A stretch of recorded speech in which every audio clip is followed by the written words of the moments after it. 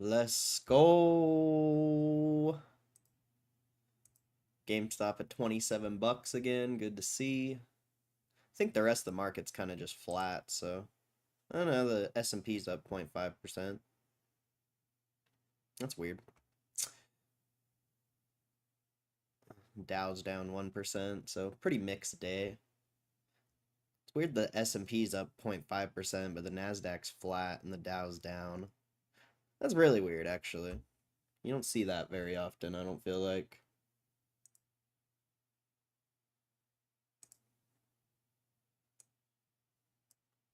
Hugh G, what's up, Hugh G? Matt Romano, what up? Second. Too slow. Too slow. What's up? What's up, Hugh G? Alex Shar. What's up, Alex Shar? How you doing, bro? How you doing? It's a good looking day. Good looking day. 27 bucks, not bad. We're breaking out of that trend, bro. That's what I'm so excited about that. I hope it actually works out, bro. You're breaking a trend that you've been following for basically I mean, if you count the first squeeze, like a long time, but at least the past, uh, almost the past year, past 10 months. I don't know. I don't know. I need a chart for this. Where is the chart?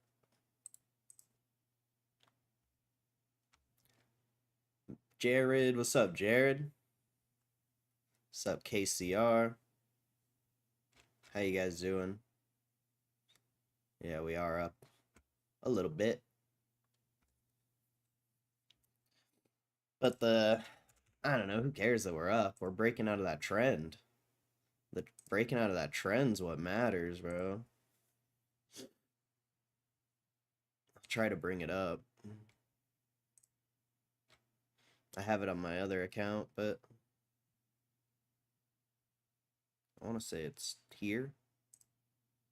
I think it's right here. God damn it. Screw trading view. Something like this line or something. Somewhere around here.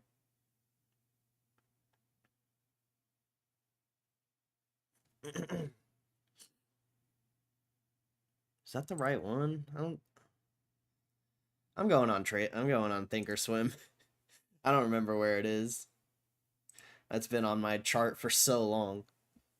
I don't remember the exactly where it is, but somewhere around there. But pretty much every time you've hit this line, you've sold off like 20 to 50%. And now you're finally like taking over that trend. You're finally going above it. So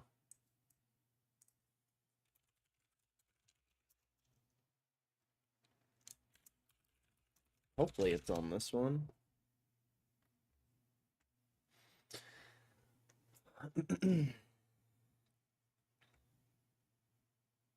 See the Cran astrology. Pops, never seen Pops here. What's up, Pops? I don't. I mean, ask anyone here how I feel about short-term price action. But welcome, Pops. Hopefully you're having a good day. Jay Crispy, what's up, Jay Crispy? What did you mean by your comment, Jay Crispy? I don't know what you meant by your comment on the last stream. You said 73,000 each or something like that. Is it this one? Well, I'm on the wrong account, but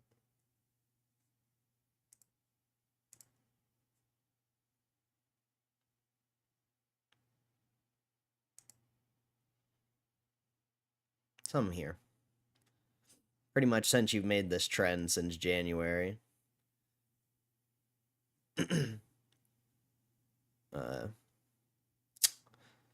On this little channel here, you formed a downtrend. You broke out of it like 4-7, 4-3, 4-4, or whatever.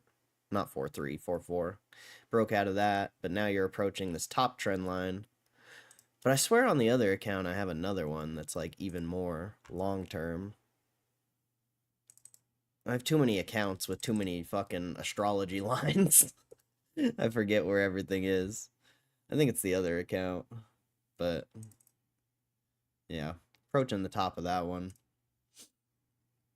Let me go on the other one. Too many astrology lines.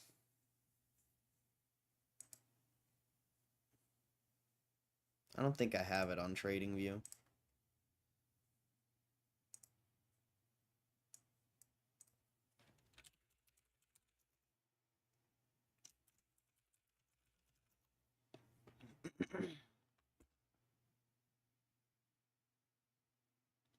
$73,000 on GLD. I've heard of that ticker before. I don't know what. I haven't looked that up in so long. Oh, gold shares. That's cool. Gold's up a lot.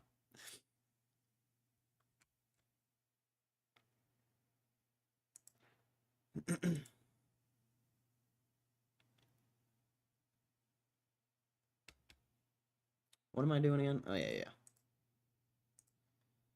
So this line, I think I showed this yesterday. But both of those lines, actually. They go all the way back to May and June. So every time you've hit one of these lines, you've sold off, here you sold off 50% or 35%. And then back here, after the earnings, you tapped it again and you sold off 27%. Obviously back here, May and June, where you got the start of the line, you sold 50%. And I think right here is like 70. Yeah, 70. So there's been huge sells off of these astrology lines multiple times. And now you're finally trading above it instead of just immediately selling off when you hit it. So you're breaking that trend.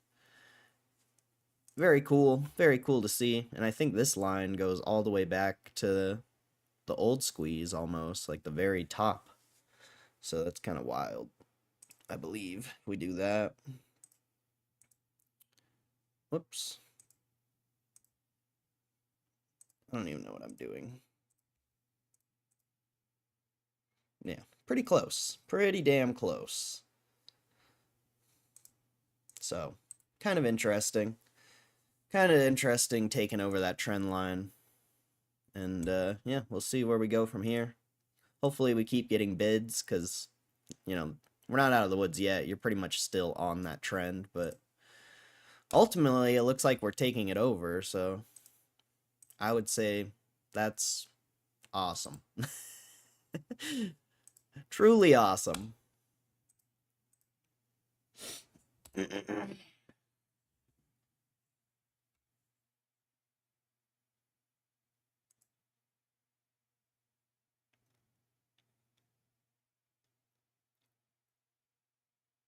$48,000 call options total on gold. They bought 17 something per contract. Last look about 9. Oh, that's cool. I don't okay. I don't pay attention to gold. I'll be honest. I really don't pay attention. Lately I don't really pay attention to much besides GameStop, but especially not gold. I'll like look at the price every now and then.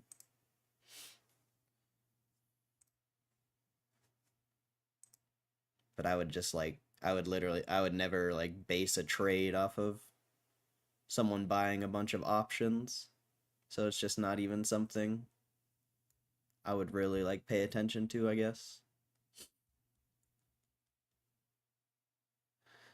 What's up, Moose again? But interesting to know. I also don't know if that's like exponential on that stock or anything like that. Like I don't pay attention to it, so to me, like, I don't know. People have a lot of money in the stock market, so it's just not even like surprising to me, because I don't know if that's like crazy or not. I don't know. I just don't pay attention to that type of thing. So I don't know how much value it brings, I guess, if that makes sense.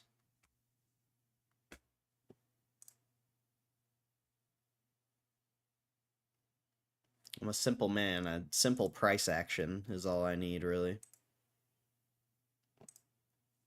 Tells all.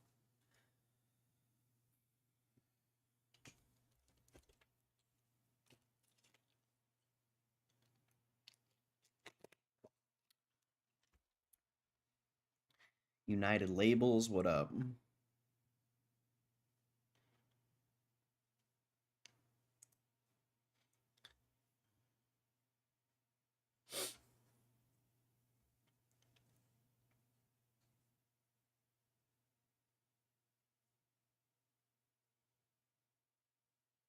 I mean, it's just, to me, it's just exciting breaking this trend. Obviously, on the other chart, I had that line that was a lot higher up, so we're not out of the woods yet, but ultimately it looks good. So, that's fun. Simple crayon astrology. Who cares? Who cares what the price is? Who cares? I think it's cool that we're breaking that trend, but ultimately, who cares? I don't think there's any news. There's this fake article. I don't know if this is real. It says GameStop plans a 4-for-1 stock split. I like looked into it, and it just doesn't even seem like a legitimate article. So I think this guy's smoking crack or something. But then there was this article. It just seems like one of those copy and paste ones. It's not that interesting. So very sad. I wish someone would like write a good article on GameStop. Benzinga ones are paywalled usually. Oh, this one's not. But this one's literally talking about a meme coin. This one, Benzinga has an article about a fucking GameStop meme coin. Like that doesn't. I don't. That's so weird, bro. That's so weird. Why'd you clap him? Oh, because AMC. Good on you. Good on you. I like that. Yeah, we don't talk about trash stocks in here on United Label. I'm sorry. We don't like AMC. We don't like trash, bankrupt companies.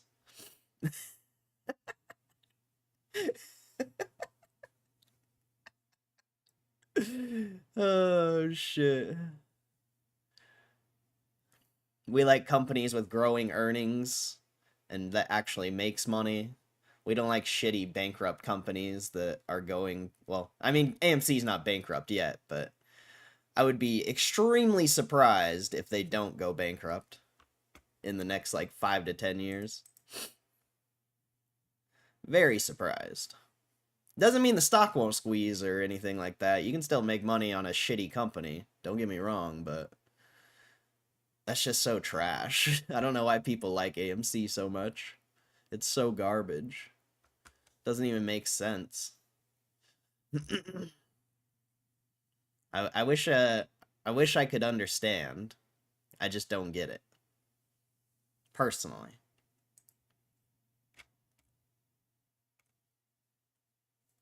Personally don't get it.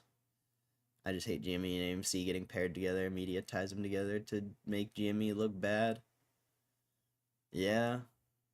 I just think it's weird that they're tied together because, like, they're not even in the same industry.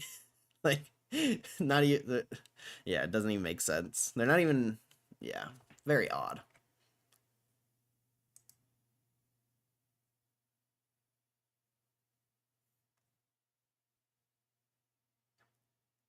Moose #1 mod, he's here to work. So funny. I didn't even get to see what he said. I mean, obviously I read it after you deleted it, but I just think that's funny that you clapped him for putting AMC in there. It's like it was a great comment, and then you put AMC. You messed up. You done messed up.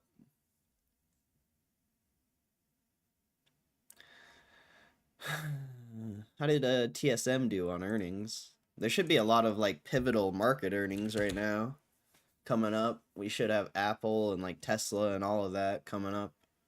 So that'll be interesting to see how it affects the market. Netflix after hours, that's going to kind of kick us off. I think I don't know what's going to happen, but I think Netflix hits $1,000 again. This is called damn. What did you guys talk about? Oh, nothing. Nothing. It was just some funny thing that happened. Moose again, have a beer in Vegas on me. Thank you, Moose. Thank you. God bless you, my friend. God bless you. I don't know if I'll drink, but I don't know. I can't promise anything, but I appreciate it. I just do not like drinking at all. So I don't even know if I'll drink straight up. I literally can't promise anything because I do not like it.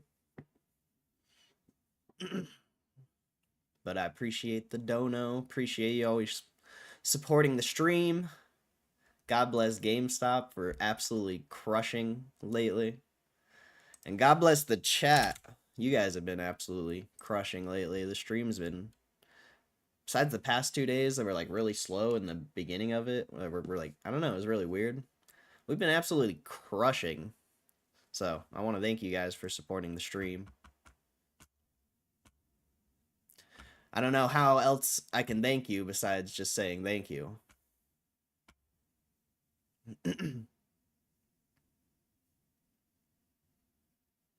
How many gold bars Costco's selling? Their plans with it? They've always been selling gold bars, but no, I haven't heard anything like special about it. I guess people are looking for commodities, limited quantities of things. I don't know. I would never want metals personally. I feel like they're kind of I just don't like metals, so I think they're kind of whack. Hence why I'm a stock guy, but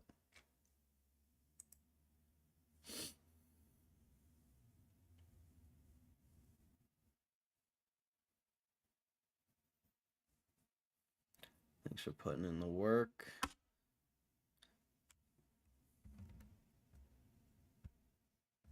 Thank you, Jay Crispy. Thank you. Sorry, I fucking smacked my hand on the fucking desk. Shit distracted me. I was like, ow. Costco sold a ton of gold bars last year. I hope everyone has a wonderful Easter, especially Moose, the best mod ever. Amen. Moose is a good mod.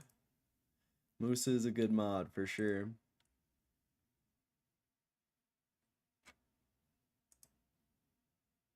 Hard to trade real gold. Well, it's just that you buy it on a premium. So like when gold was 3,000, like to buy a bar or something, you're paying like probably anywhere from 33 to like 35. I don't know the exact price. So you're paying a premium up front anyway.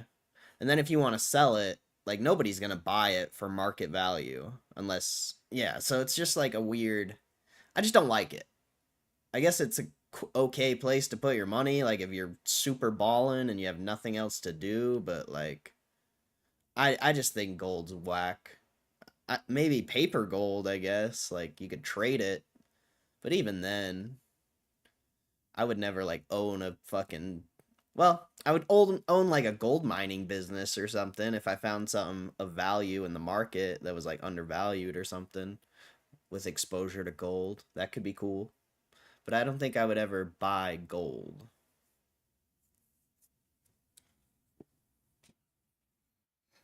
I have a silver coin.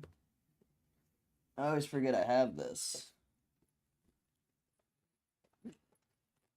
I got some silver, bro. Let's see, is it still in here? Is this it?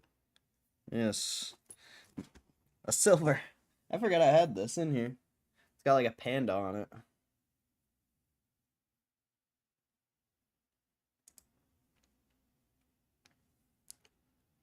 Whoa. It's kind of cool. Oh, there we go. 1 ounce.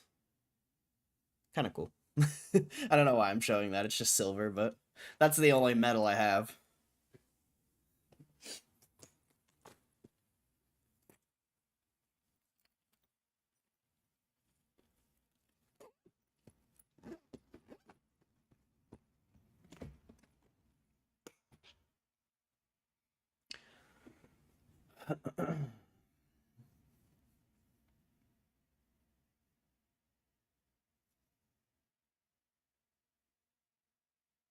Alright, AMC is gonna release a low-fat popcorn butter supplement. Bullish.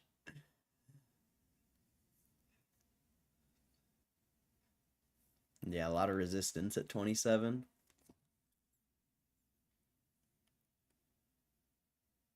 Buffett said gold sucks. People still buying it. I mean, I wouldn't say it sucks. Just for me personally, I would never want to buy it. I'm sure it'll keep going up over time.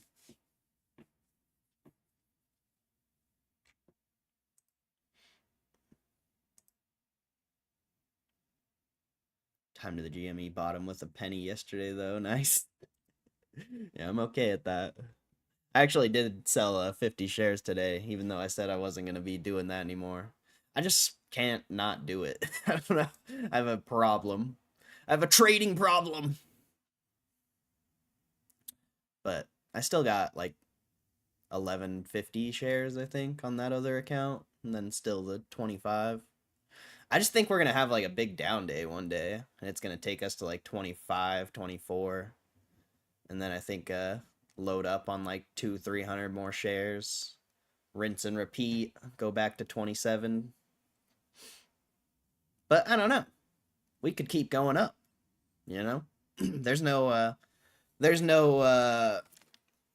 world, you know, it doesn't have to drop that way. I just have a feeling it's going to happen. Doesn't mean it's going to happen. Consistently, we've only gone up. So like,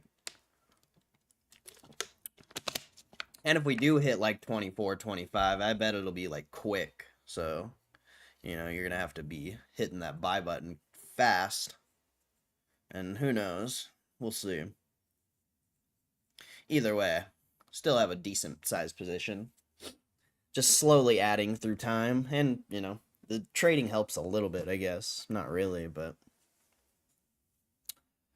a little bit. I think I sold it like 26.80 or something like that before we broke out to 27. That triple, there's a lot of resistance here. It's crazy, but we're still just crushing. Like, you did a triple top on in the morning, broke out of it. It's crazy. A lot of bids, a lot of resistance, but a lot of bids.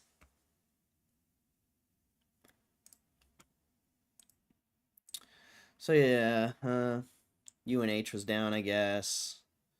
Finished off some bank earnings, but I would say Netflix is going to be worth watching after hours. I'll probably stick around for that just because Netflix is usually just what kicks off earnings. So if you have a positive Netflix earnings, that could be a good sign for everything else. Maybe not, but Netflix is usually a good start to the earnings season. The season.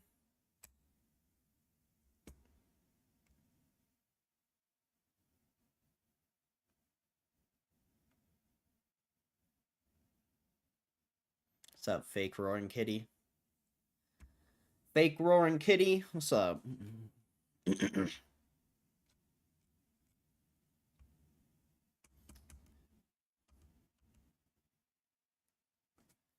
Talk about Hertz and Bill Ackman, 38% short. Hertz stock spikes. Hertz shares taking big stake. Nah. Not interested in Hertz or Bill Ackman. I bet Hertz is trash. Although I think Bill Ackman did invest in Uber pretty early on before it started like getting good. But what's the ticker? Isn't it HRTZ? I don't fucking know what this ticker is. HTZ? Is that it? Let's see what Bill Ackman sees. See what Bill Ackman sees in this fucking pile.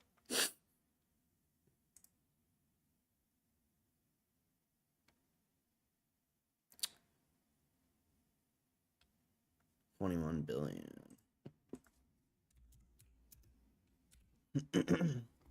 HZT. That don't work. HTZ. You lied. It's HTZ. Okay. Market cap compared to its assets is insane. So I get why I get this move. Because they have a lot of assets, and I don't know why the market cap's so low. The market cap, before this little spike here, the market cap was like $1 billion. And they got like 21 billion in assets. That's crazy. Where's their... Yeah, but they lost 2.8 billion last year, so I don't know. Like, that's a pretty declining company, but yeah, I don't know. So I'm saying, shitty companies you can make money on, but I guess they could make profit again. Who knows? Potential. They have a lot of time, a lot of assets for it to happen. But I would never buy it, I don't think. I would just buy more GameStop. GameStop's way cooler. They got solid revenues, though. They're, like, nice and steady. They just lost a lot last year for some reason. I don't know. I'm sure there's a reason why, but other than that, they were kind of crushing up until this point.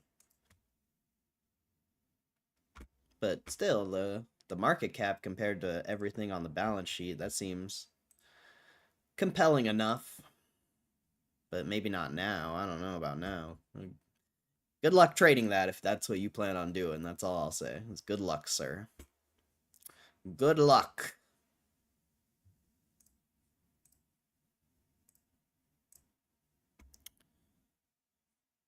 Bitcoin's just been chilling at 84K.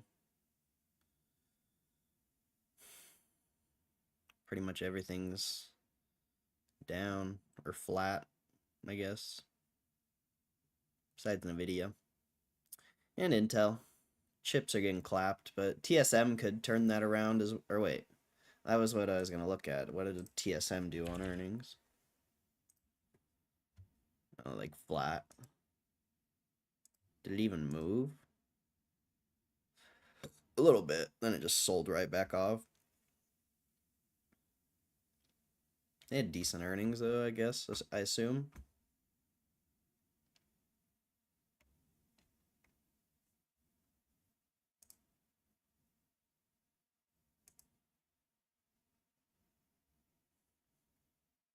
Ah, GameStop. 12 billion market cap. Let's go. Let's go. Love to see it. You love to see it.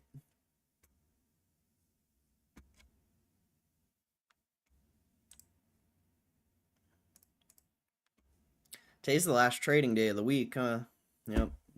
No trading tomorrow. I'm sure futures are open, but nobody watches futures except like nerds like me.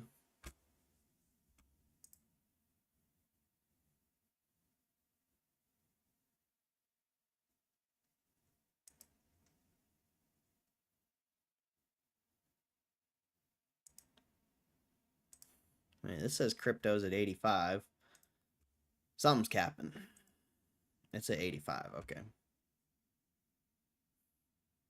See, I want to see something then. What's that SMLR at?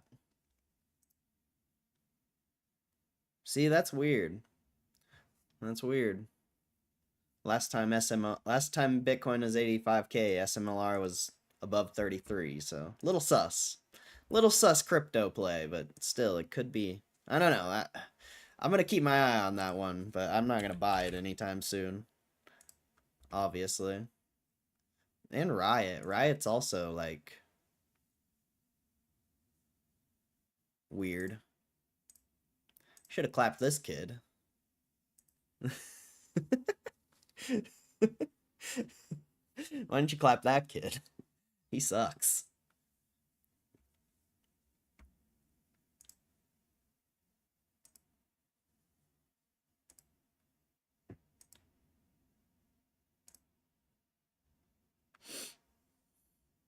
oil's back up a little bit.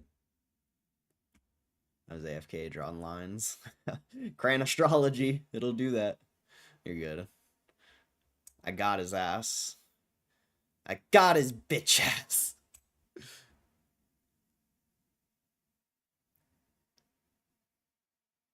What's up, Rex? Rex, you only come in here when the stock's like super bullish. It's kind of funny, but I hope you've been doing good, bro. Hope you've been doing good. God bless you, my friend.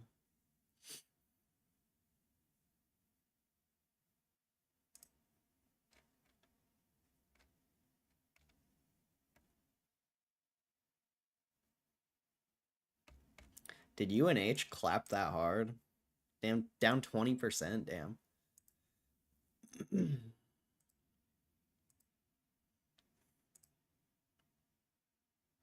I remember, like, a couple years ago, Humana dropped, like, a crazy amount off of, like, some news or, like, some earnings.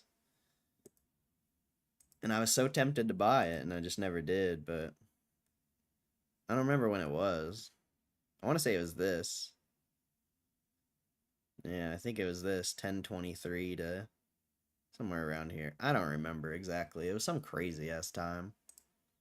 Healthcare has some weird price action. That's why, like, when I'm doing insider buying, I don't usually try to look at, like, healthcare stocks because they're just weird. That could also be why SMLR is down today, despite the crypto being up, because healthcare is getting clapped. That would make a lot of sense.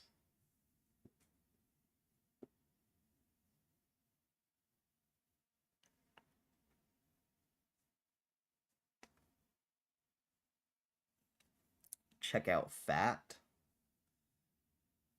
I mean, I'll look at it, but ain't no way I'm gonna buy FAT. A $42 million market cap. Yeah, I would never buy this. I'm good. I don't even want to look at it anymore. Not for me, my friend.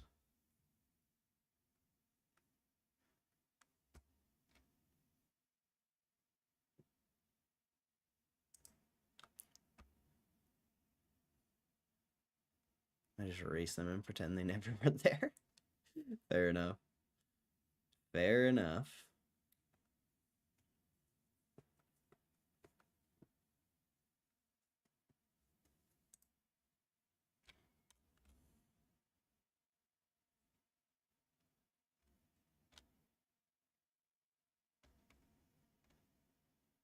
So yeah, pretty exciting stuff.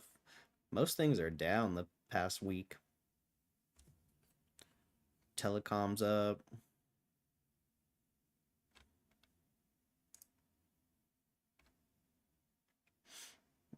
Yeah, everything's pretty clapped. It's good to own GameStop. Consumer staples are up this week. Tobacco's leading the way. Tobacco. Household products and personal care. Yeah,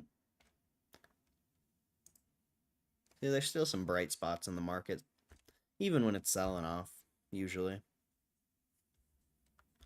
Energy's down this week. 3%. Finance is down quite a bit, 6% on the week.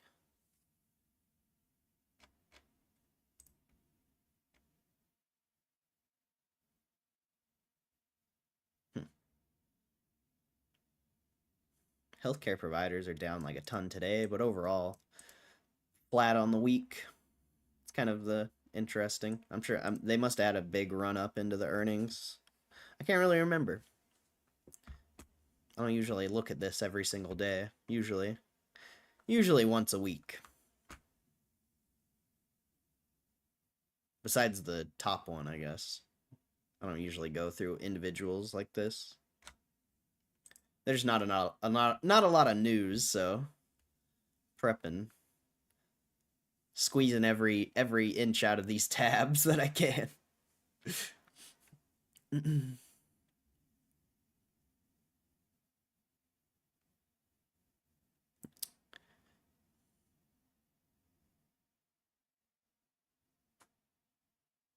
Yeah, industrial's pretty clapped.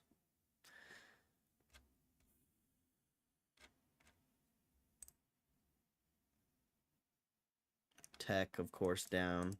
Semiconductors leading the way. Materials. Construction materials are up, but... Oh, and metals and mining. It's to be expected.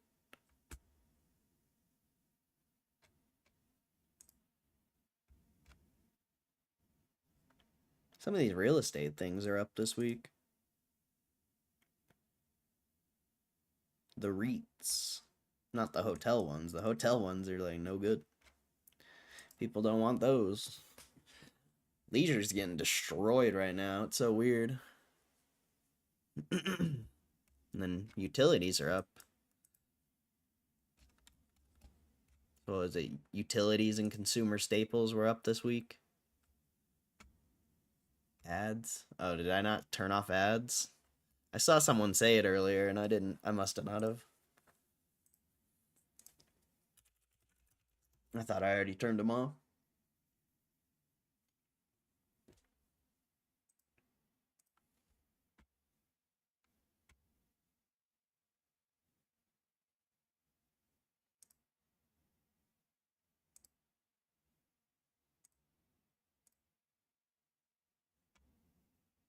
There we go. Oh yeah, shout out to Moose. Shout out to Moose. I don't even know if 750 could get you a beer there. In Vegas. You get rinsed out there.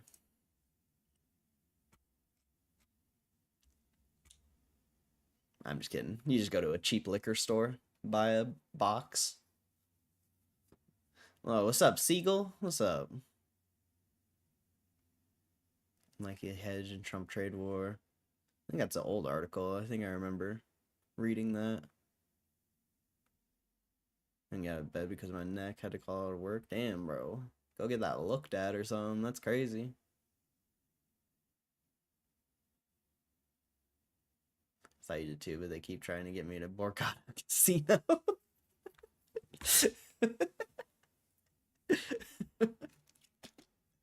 Little do you know I work for the casino.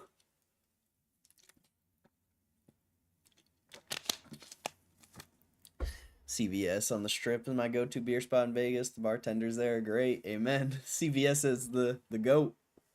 I go to Walgreens, but same difference.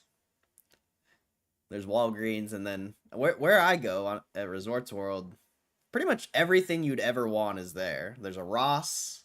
There's a Denny's if you want to eat disgusting breakfast. There's a Walgreens, liquor store, smoke shop. There's literally everything you need just right outside the door. So it's very nice. It's very nice.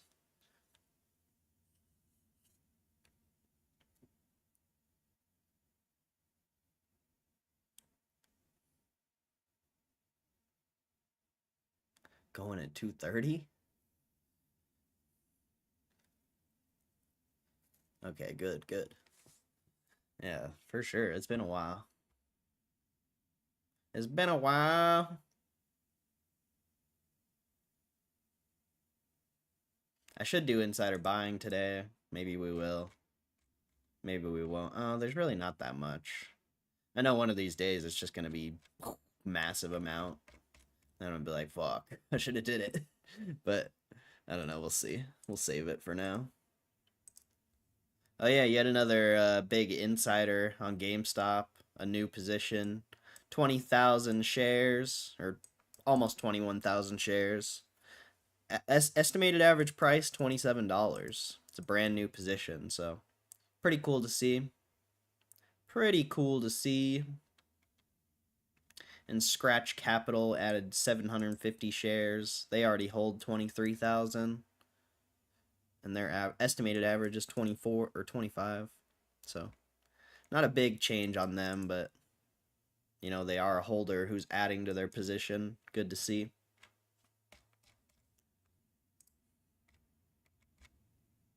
That hasn't updated yet.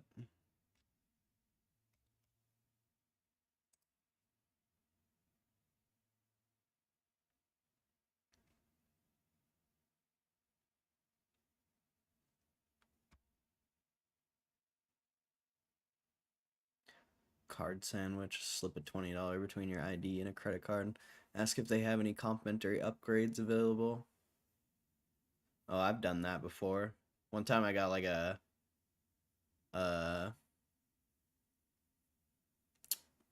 a fucking suite, bro. I had like my marathon hoodie on, and it was some black dude, and he fucking loved Nipsey Hussle, I guess. And I was like, bro, if I tip you like 50-60 bucks, will you get me a suite? Then he was like, fuck it. Or he went and talked to his manager, and he's like, if you do 80, I'll get you the suite. And I was like, all right, bet. But every other time I've tried to do that, it's never happened. They always just give me mean looks and shut me down. But I definitely always try because the suites are so nice if you can get one. And it's just, I don't know, it just feels good to be in a suite that is like a $500,000 suite on some nights, and you get it for like $100.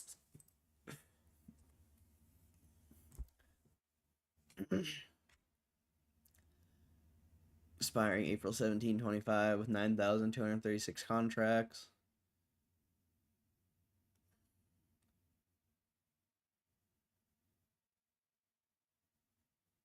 Who added on insiders? I don't know. I don't know what you mean.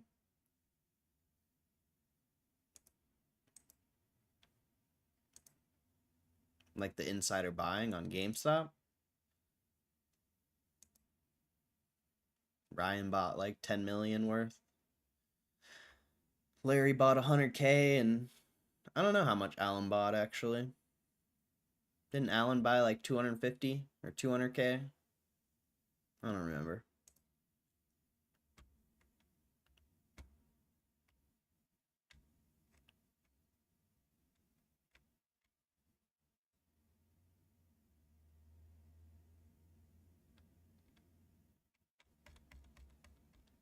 Is there really just another day of like no news?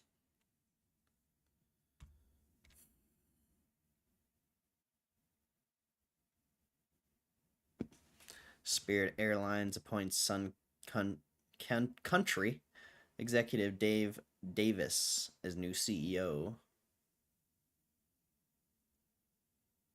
Attack got 10K GME. Oh, Atel. I don't know how much that is. Yeah, so 250.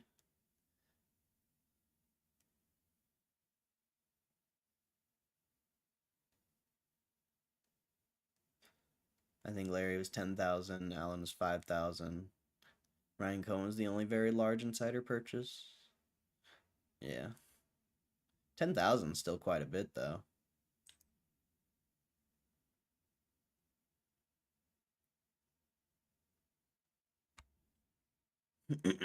Definitely. Definitely quite a bit still.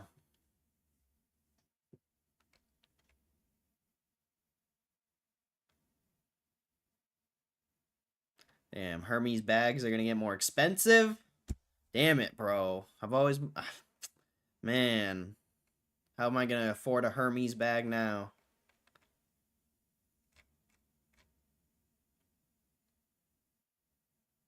Damn it, bro. They're gonna raise the price on Hermes bags.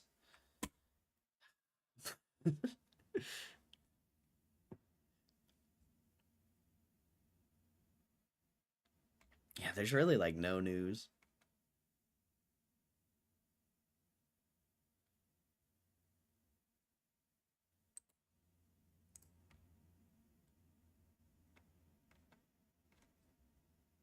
Maybe that article. Very bullish. 3 board members were all buying recently.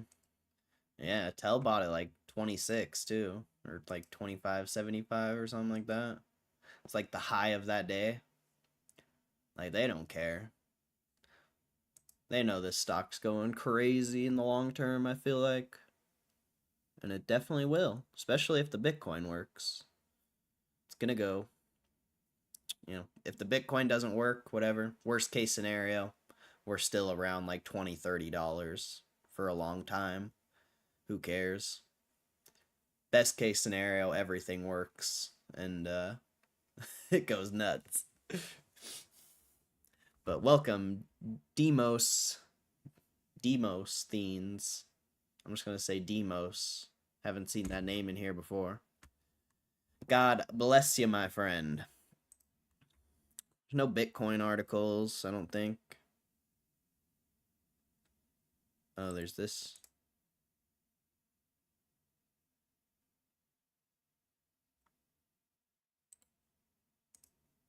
Maybe this. There's a couple Bitcoin articles.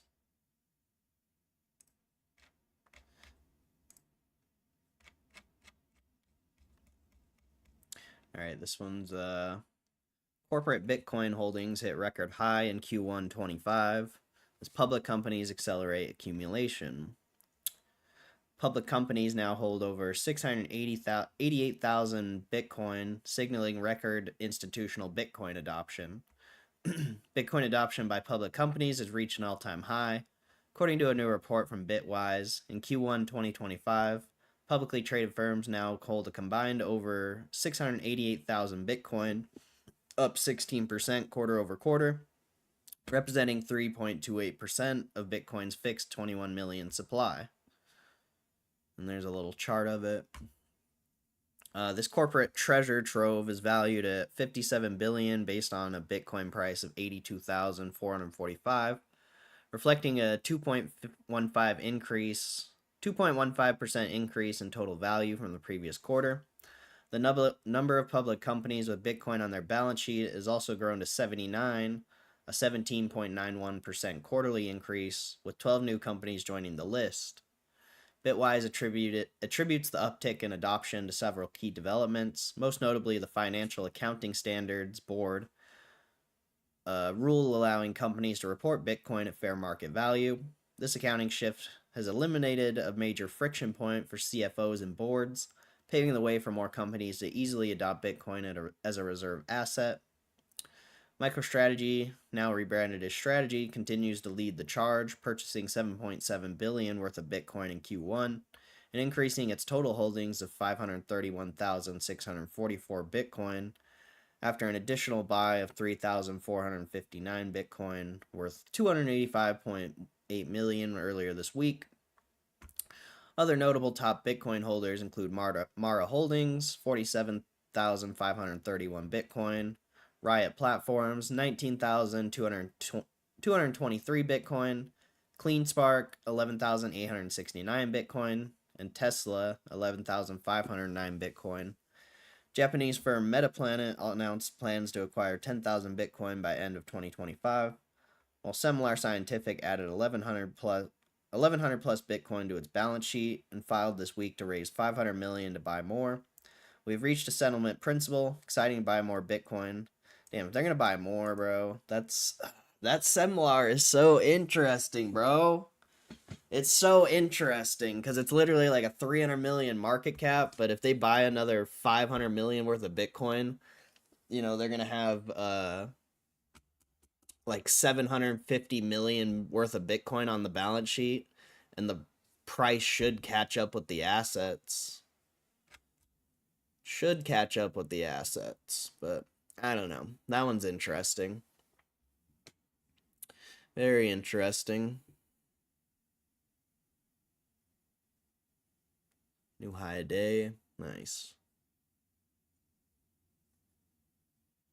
I think it's fake. I mean, go look at the balance sheet. It's not fake. It's definitely not fake. It's a real company with a real balance sheet. It's just a small version of the strategy.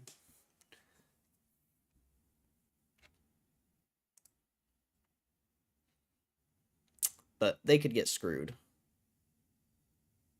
Comments above about Trump. Oh, I don't know. I'm sure it is. If you read that on Twitter, I'm sure it's fake. Good luck getting good news off of Twitter. I don't think that exists. Maybe like one in 10,000 posts you'll get a good piece of news off of Twitter.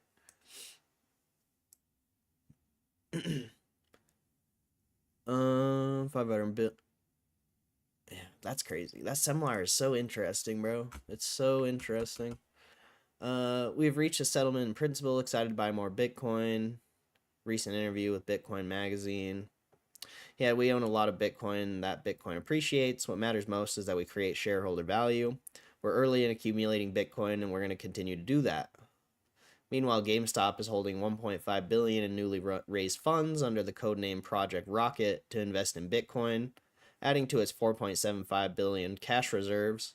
Though they haven't yet deployed the funds, their participation may further fuel corporate demand in coming quarters. With 95,431 Bitcoin purchased in Q1 alone, the report suggests this momentum is only building. Yes, sir, GameStop. They've shout out GameStop. Shout out GameStop. Oh, you really think they haven't bought yet? How much is that anyway? If assuming Ryan Cohen's a G and he bought it 76,000, like how many Bitcoin is that? 19,700. That's not bad. That's bigger than pretty much all of these holders, I think. Yeah, you're literally the third largest holder of Bitcoin if GameStop buys all of that Bitcoin, or if they bought it all at 76,000. They're literally the third largest holder, or they're basically tied with Riot. Assuming these numbers are right. I don't know if these numbers are like 100% accurate, but I assume they are. It's fucking Bitcoin Magazine. If they're getting these numbers wrong, they need to reevaluate themselves. So yeah, that's insane. And I feel like Ryan Cohen's a G. I feel like he bought it at 76, you know? You know? Ryan Cohen's a G. Like, why wouldn't he? He flex. Unless they're waiting for 69. They're just waiting for 69,000. I doubt it. I just don't think, I don't know. Bitcoin's such a weird thing right now. I just don't really see it going down ever at this point with so many people buying it. But I guess it's still possible.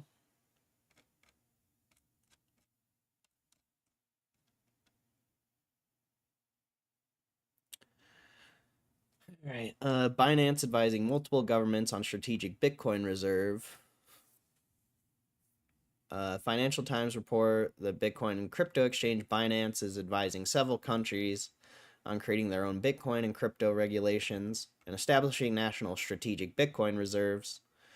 Binance CEO Richard Teng revealed that multiple governments seek the exchange's guidance on establishing strategic Bitcoin reserves and crafting digital asset policies following recent U.S. moves toward creating a national Bitcoin stockpile.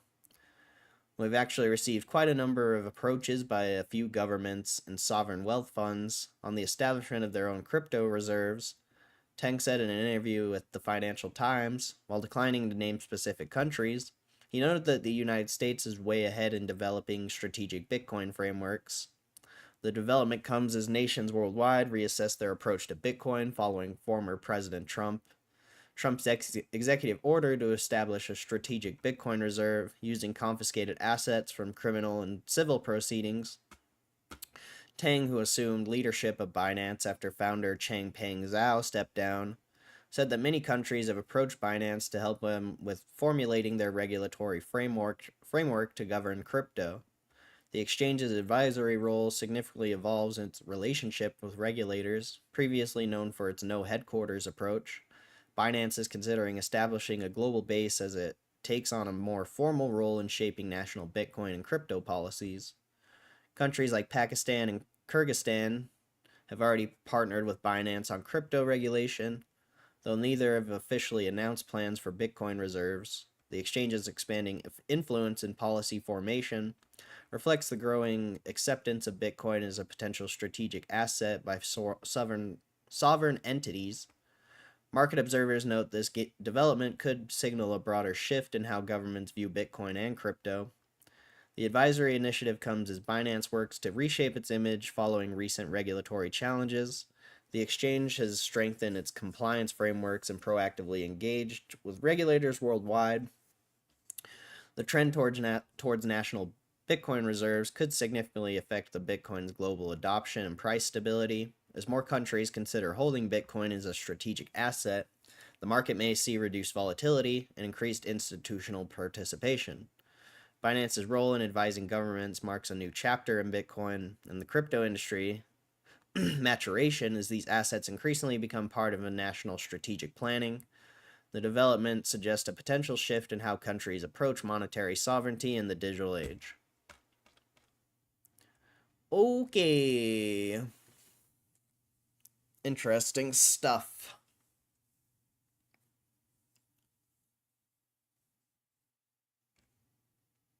What's the last thing people in the chat bought from GameStop?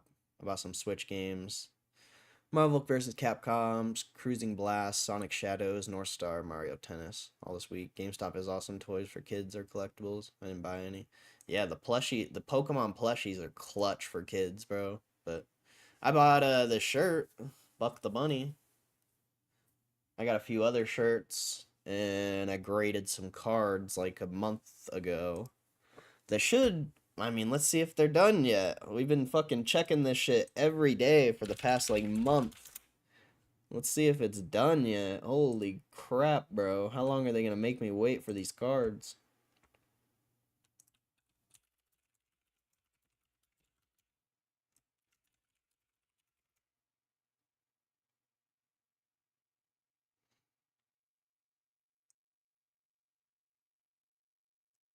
Oh, it says grading.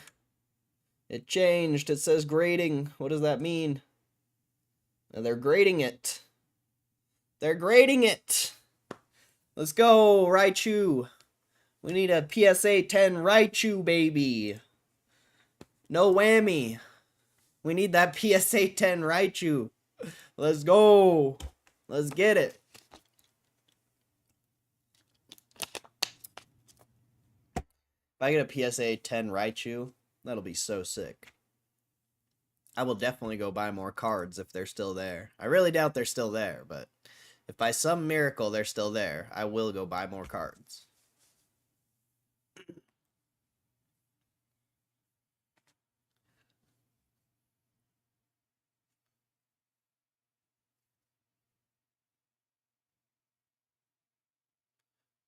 What's up, Rosh? Hello from Germany. God bless. God bless Germany. So many people all around the world in the chat. It's beautiful. It's beautiful. I love it.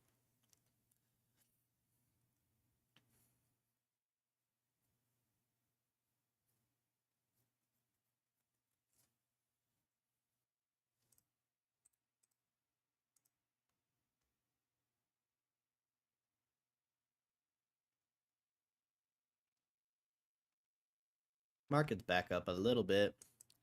Dow's still down.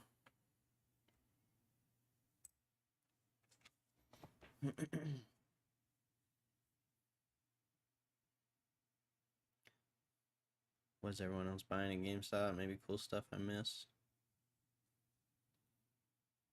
They have so much cool stuff. I mean, these hats. These hats are from GameStop. I wish these glasses were, but they don't have GameStop glasses.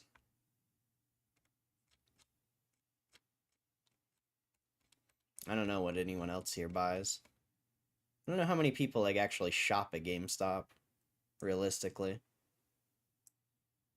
You know? There's not really much there to buy unless you're a gamer. Or you're like me and you live stream or like something and you know you want to support and have some like cool merch to wear on stream or something. Like I don't know what else you would really buy there. So, and cards, but the cards are so limited. You can't even get cards. How long ago you submit those PSAs? I think what March 8th. So it's been about 40 days. The turnaround's 45, so should be coming up. Should be coming up. I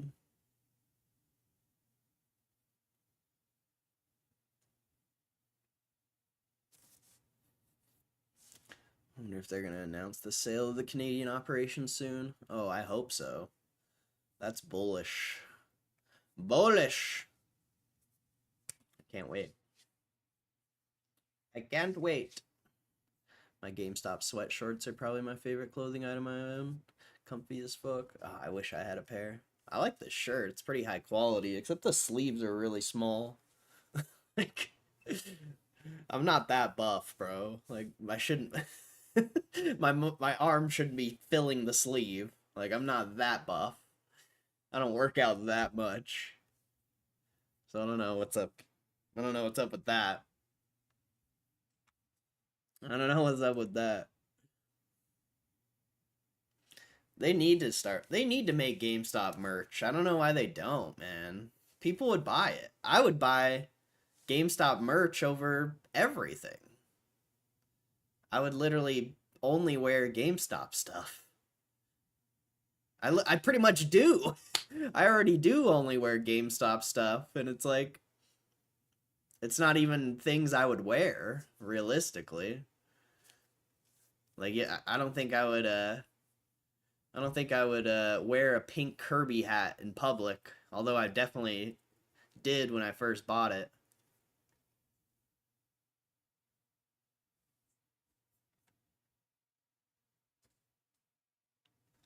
Kristen, what's up, Kristen? It's always not in stock. Wait, the Buck shirt? Or what do you mean? I got the Buck shirt and it seems semi-trash quality, kind of like an undershirt. I don't know. Doesn't feel bad. I guess I get what you mean, I guess, but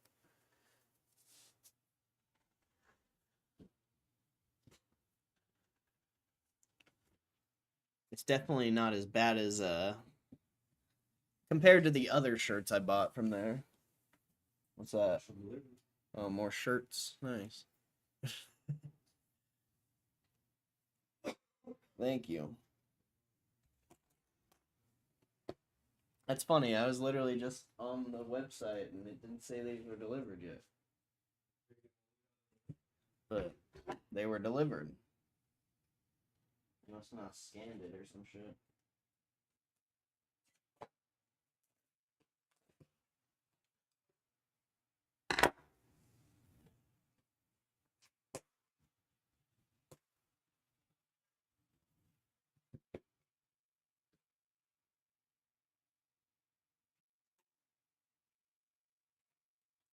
I got another unboxing for you guys. Exciting stuff.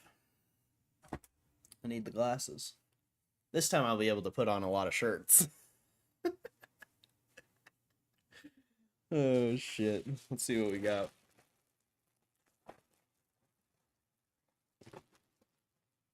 This isn't a very good unboxing.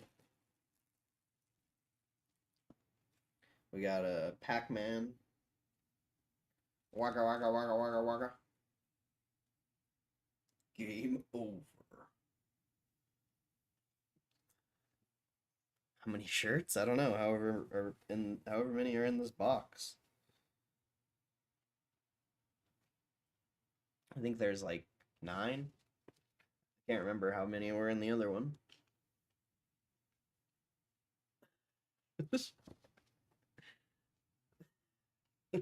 There's gonna be a lot of shirts getting put on. Oh yeah. I got that. I don't think I'm gonna put this one on, but this one's sick. This one's sick, bro. This one's a little bit of planning. This one's a little bit of planning.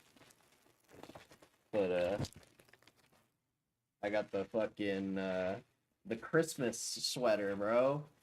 What the shit? I got the Christmas sweater. It's not the one I wanted, but it's the only one they had. I'm not putting that one on. But that's pretty cool.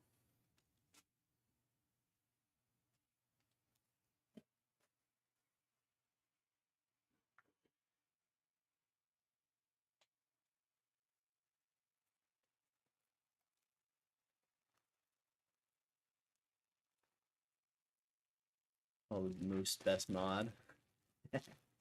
People like Moose. Moose is ruthless. People like the ruthlessness. I got this EV shirt. Oh, this is actually cooler than I thought. I thought it looked a lot different on the website, I feel like. That's a pretty badass shirt. That's pretty badass.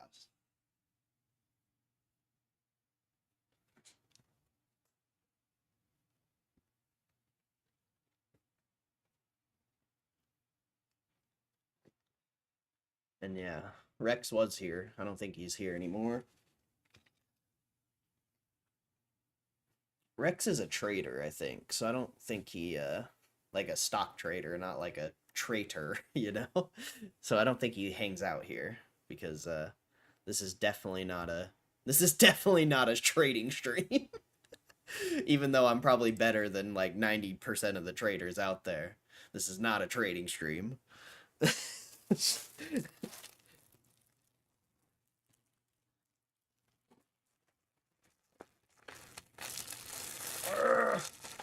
I can't open it.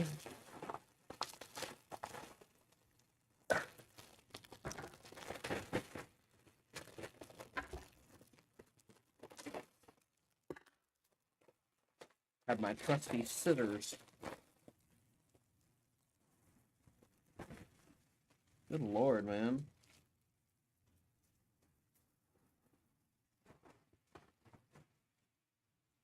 Oh yeah, all these shirts are GameStop exclusive too, which is pretty cool. You know, you only get them at GameStop. The Red Hulk. This one's okay. These shirts aren't bad. I like them. I wish they had actual GameStop shirts though. Ah, my glasses. I can't see without my glasses. I don't know how many shirts I have. This one smells weird. That one definitely needs to be washed. That shit smells so weird. What's this one? Good lord, why did I do this? Why do I just like I mean, it's mostly because you guys donate, so I want to like give back to the stream as much as I can. So I feel like having outfits make it a little more entertaining, but like, because I would never do this ever. I would never buy clothes like this. Like, here's a Kingdom Hearts shirt. This shit's pretty sick. I like this one. That one's pretty cool.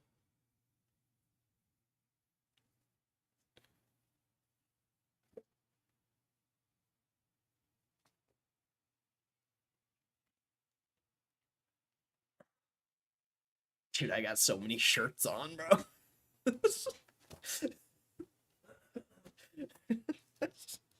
This is ridiculous. I have so many shirts.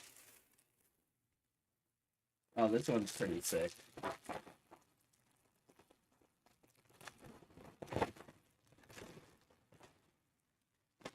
The annoying part is I have to take all these shirts off.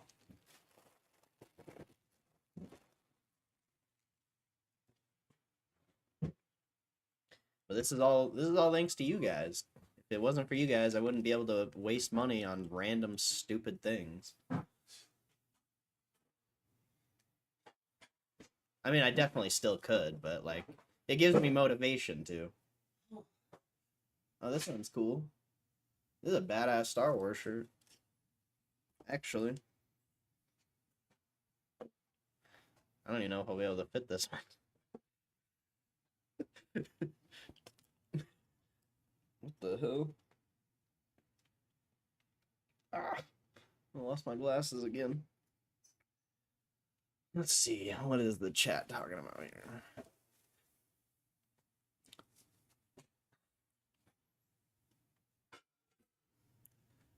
What's up? Gobble? Gob? Gob? Three of them are short squeeze plays. One traded I trust.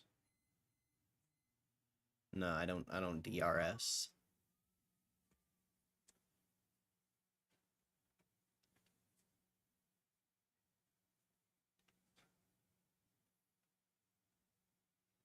You don't like my modding abilities over Moose?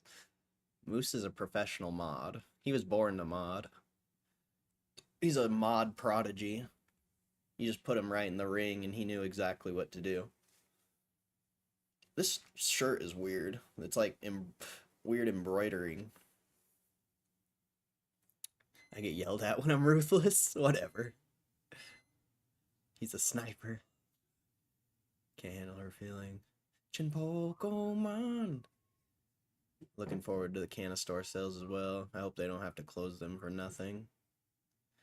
Who cares? I mean, if they have to close them for nothing, who cares? Like, it's a detriment to the business, so they can sell it for 0. Fine by me.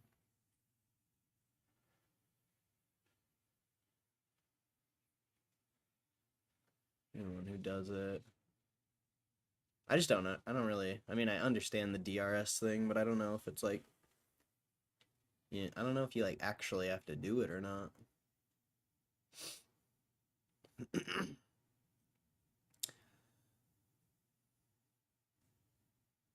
Them discontinuing GameStop apparel had me thinking that possible rebranding.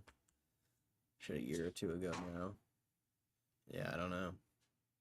Maybe there's just not that much money in it or something. I don't know.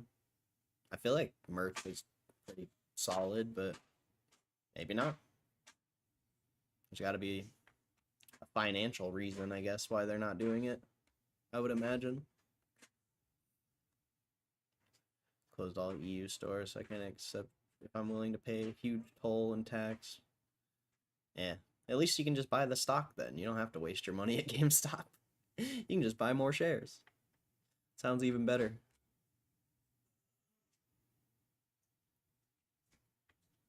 Favorite PS2 game? So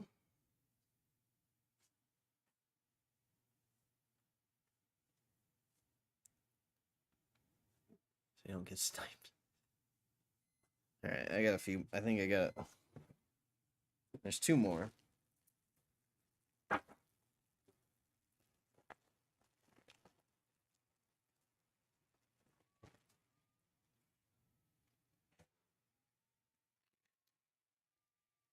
Astrobots. Game of the Year, I believe. Kind of crazy.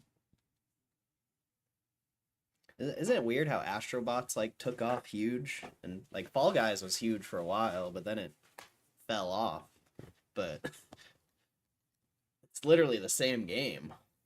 But Astrobots blew the fuck up and Fall Guys didn't. I have way too many shirts on.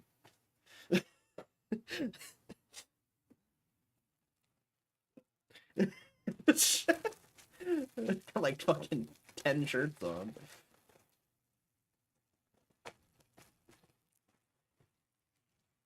Alright, final one.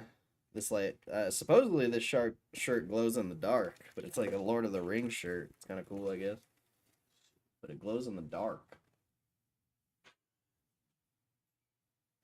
So yeah, that's the shirt apocalypse, I guess.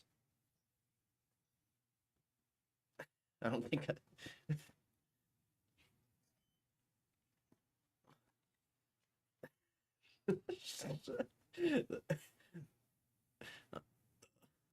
There you go.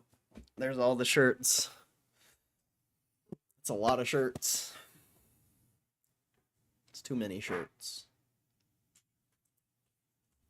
I'm definitely it's gonna get hot as fuck here in a minute, I'm sure, so I'm definitely not gonna wear these the whole rest of the stream.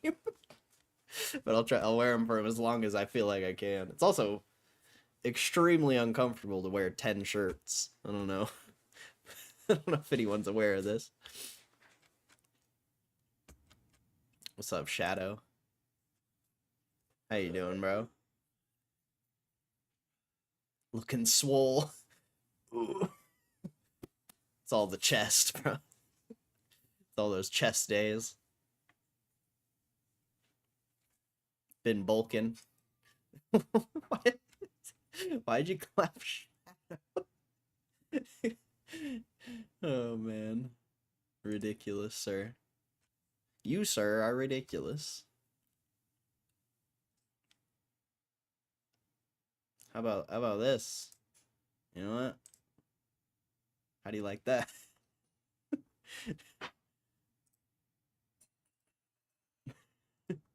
Take that.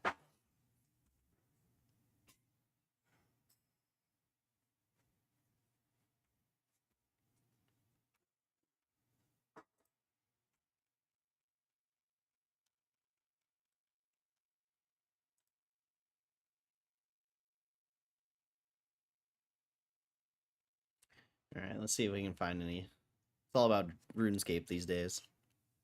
It's all I've seen on Dexerto past couple days is RuneScape. I guess either they're promoting that game like crazy or it's actually isn't it on Steam? Should be able to see how many people are playing it.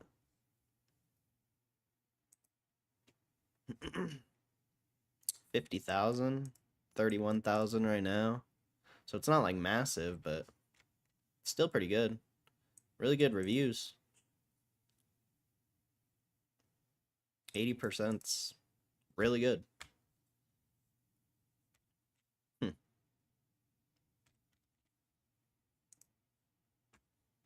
Damn, are they really gonna make me play RuneScape Dragon Wilds, bro? I'm definitely. I don't want to play it. But what if it's good? Be like starting over.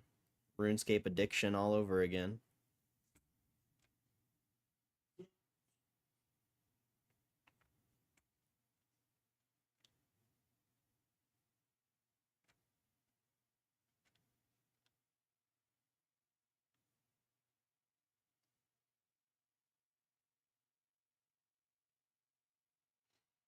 You can get a Cody Rhodes skin on Fortnite, bro. That's sick.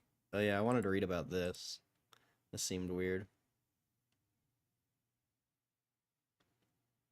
McDonald's new Sammy.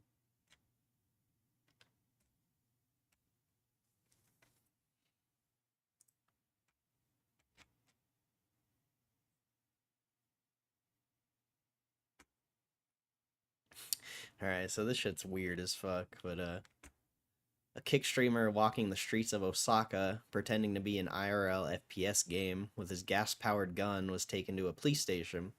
Streamers causing controversy in Japan has become a common occurrence, with many creators coming under fire for their antics in the land of the rising sun. Even Japanese streamers aren't immune to drama, as Kick's 220 Ninamaru found out as he roamed Osaka with his AKX gas blowback rifle.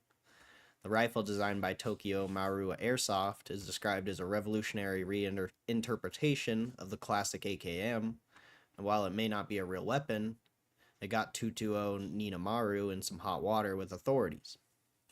During his broadcast, he ran around with a gun as his camera recorded his movements in first person, resembling a first-person shooter. This kind of content was even the premise behind the 2015 Russian action film Hardcore Henry, which was shot entirely from a first-person perspective. The streamer would walk around a mall with the gun, peek towards the entrance to the stairs leading to a subway, and make shooting noises, causing some concern for people in the area.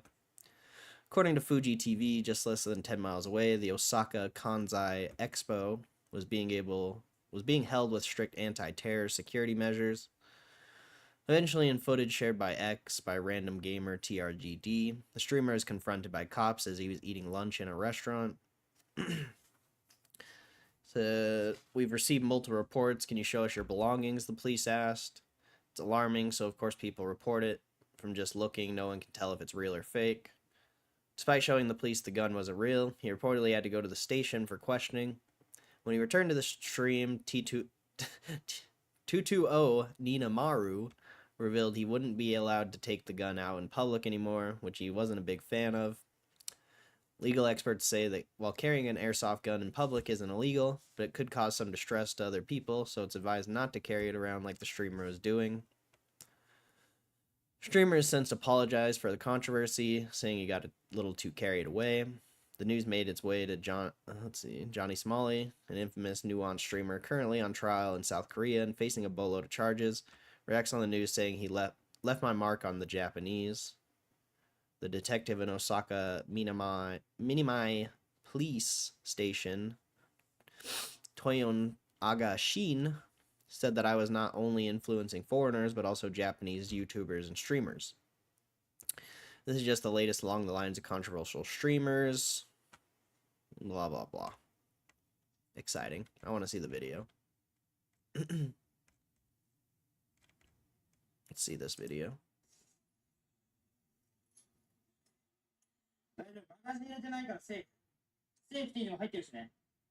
This is Toiga. Okay? This is Toiga. This is Toiga. 走ると落ちる。どう ?FPS 視点っぽく見えてるこれ。What the fuck, dude?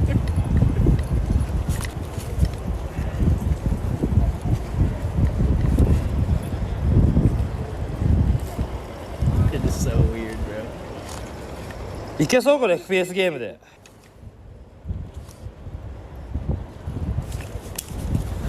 あ、それ良くないか。At least he's not like pointing it at people and stuff. He's just like pointing it at walls. Just being weird.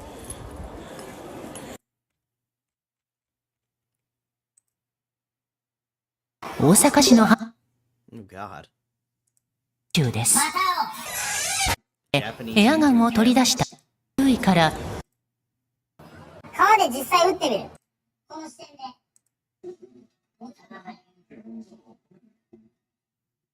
大阪府警の事情聴取を受けました。エアガンなのか、このエアガン。こよな。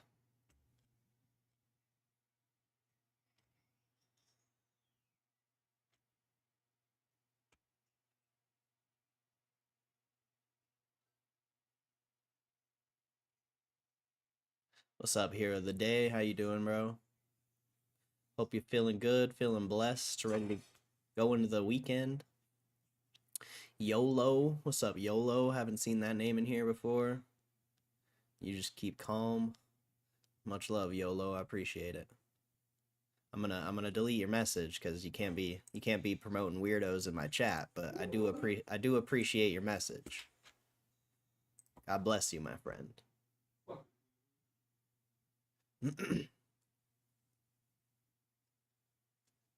You gonna get sniped? I know it. He called it. You sniped the snipe. It's like that the meme with the astronauts. You know, one's pointing the gun at the Earth, the other one's behind the other astronaut. That's what that was right there. Sniped the sniper. See what you said? It's GG, fam. Alright, bro. I gotta take all these shirts off. This is ridiculous. There's too many shirts. This shit is so uncomfortable.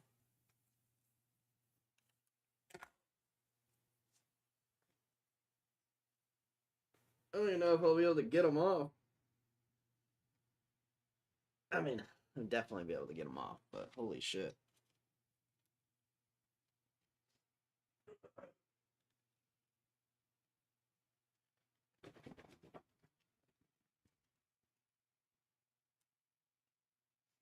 That's too many shirts.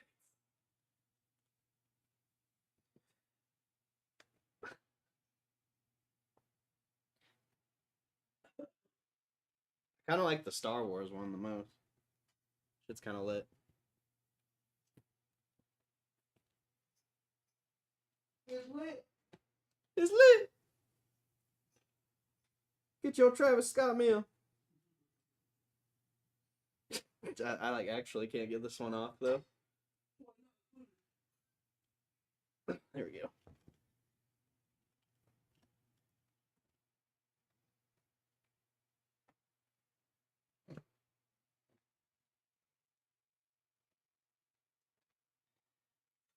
A lot of shirts.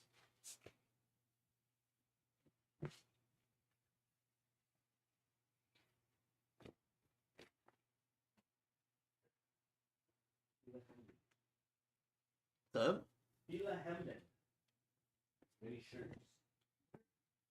just many shirts. Saw skin. Reported. Report me.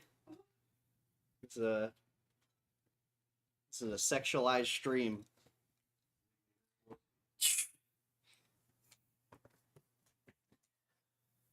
Okay. We're back. We're back.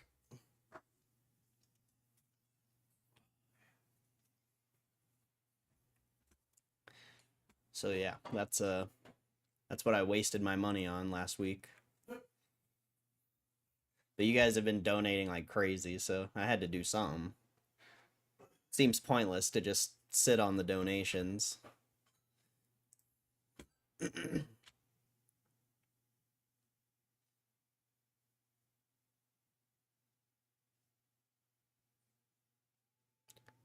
So I had an East Coast as fidelity exercise options.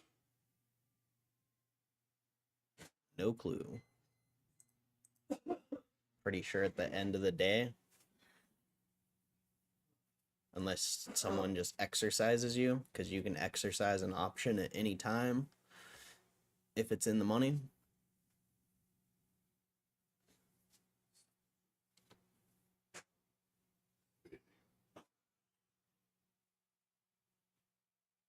Miklos, what's up, Miklos? How you doing?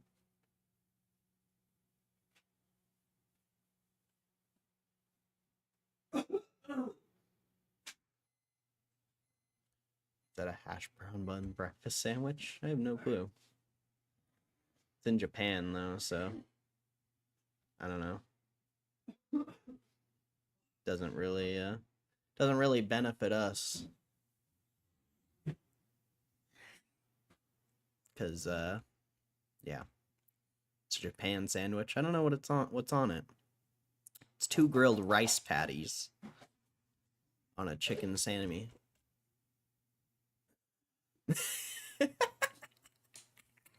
My chat is fucking grilling your ass right now.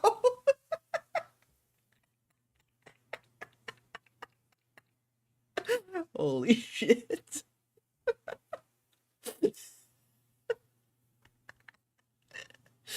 Oh my god, that's so funny. Holy shit, that's funny. I'm dead. You guys are funny.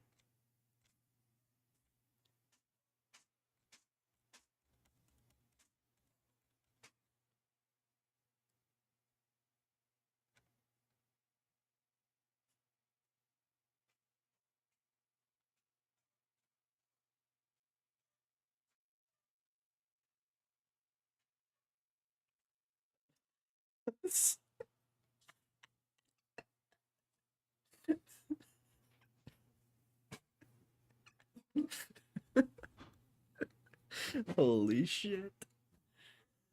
Holy shit.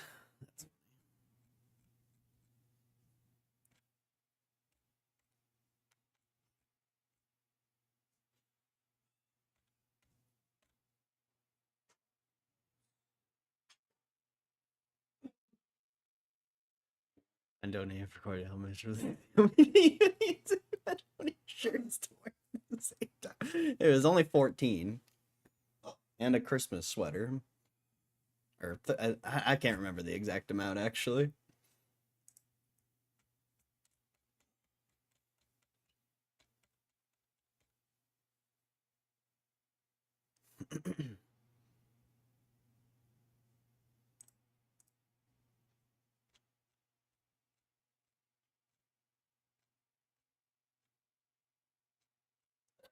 There's like no articles today. It's been pretty lame lately.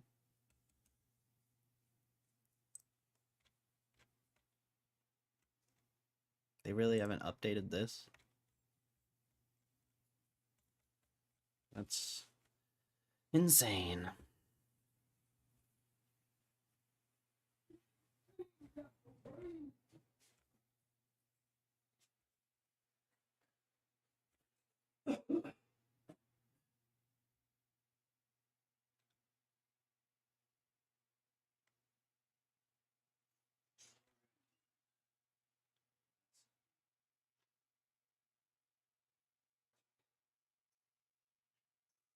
What's this? This is gonna be a good article, I think. China cracks down on autonomous car claims after fatal accident. China's authorities have banned automakers from using terms such as smart driving and autonomous driving for ads in the country. According to Reuters, the Ministry of Industry and Information Technology has tightened its rules for advertising driver assistance features following a fatal crash involving a Xiaomi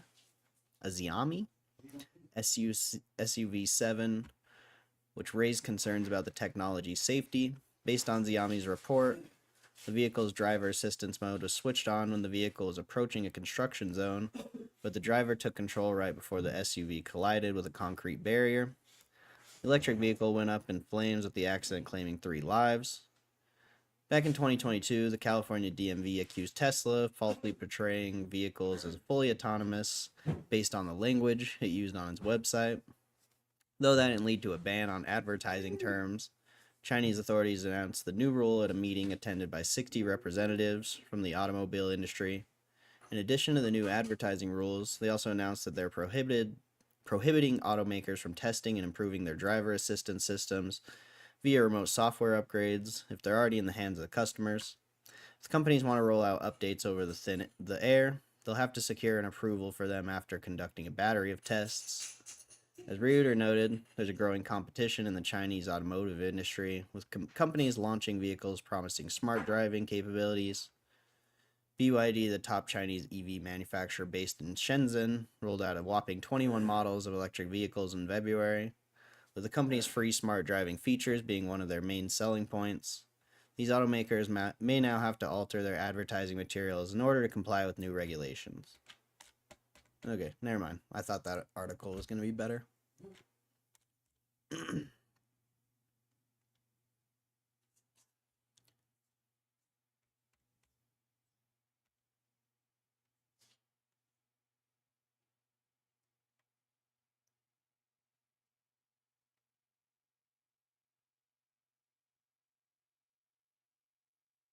Oh yeah, there's Mario Kart World Direct today or whatever.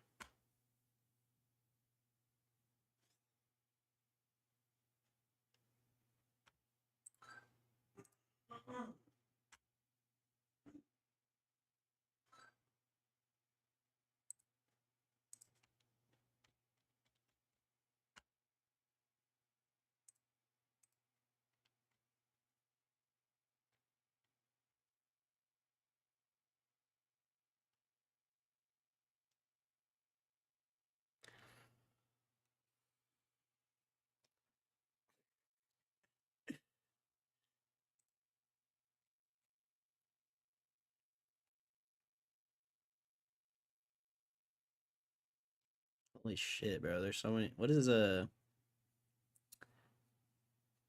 Is this a new game that just came out? This Phasmophobia Curse? Phasmophobia? Whatever it is.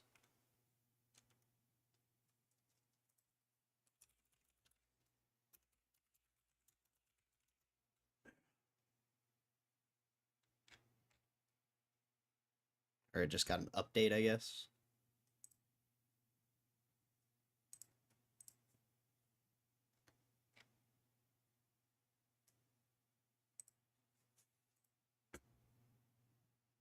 Yeah, just a new update, I guess.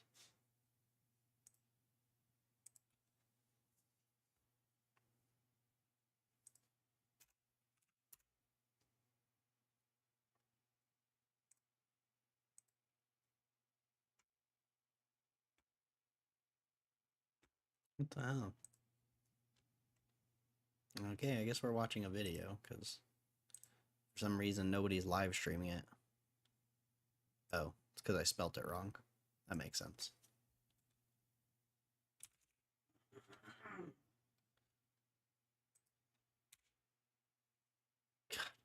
I can't type this word for some reason.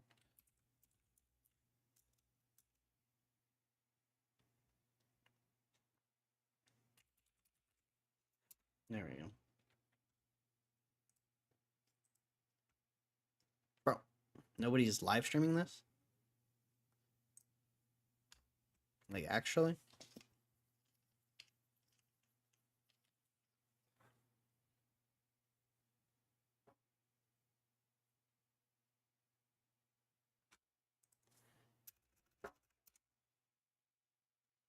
There's no way there's nobody live streaming this game. I don't believe it. Okay, there we go. It's because it's just Phasmophobia. It's not Phasmophobia's curse. Makes sense. Let's see what this guy's got. That is Counter-Strike, not Phasmophobia. I think if they do a fast video movie, they have to add CJs, right? As a cast. For sure, 100%, man. That's. Oh, fucking forgot it. Come like on, you in can my see it on face. the image. You can What? literally see the dots on my photo, and it doesn't count. CJ. CJ fix. I don't see it on the photo. It's not me, bro. God damn. That show was probably loud. When they go, it's dirty water. Oh, that must mean it's a wraith or a spirit. But then, like, movie edition. The whole thing. Someone turn on the basement light. I don't remember. Yo, Brookie, thank you for that 1,000 biddies. I think it roamed. I think I it don't get changed the coast. point of this game. There's 14 here. Yup, it's in this hallway now. Oh, hi! I got it. Oh. What the heck? Alright, not a phantom. Not a Good. banshee, not a Nice. Goryo. Not a phantom, not a banshee, not a Goryo. Alright. Poltergeist, demon, Obake, the mimic. We have to psycho or CJ. Fucking. Hello. Can you next time? Can we do some workplace harassment?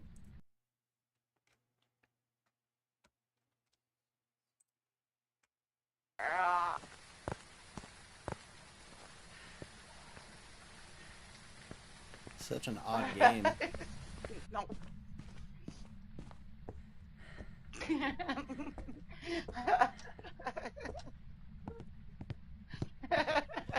Learned to 6ix9ine's mom probably got the credit card statement and saw 600 in donos, and that was asses grounded.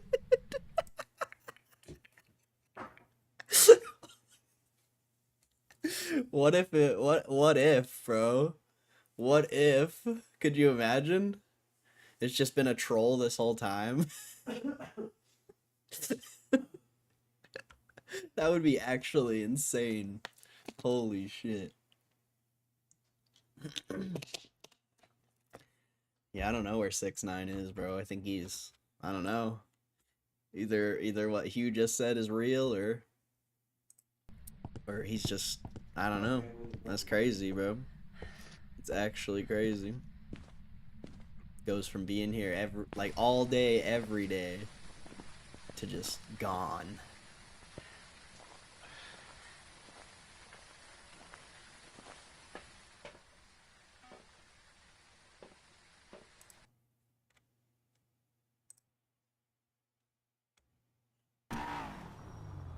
This guy's playing Grand Theft Auto. Forgot to unblock him? Nah. I don't think anyone's blocked right now. Pretty sure I cleared everyone. I'll check, but there ain't no way.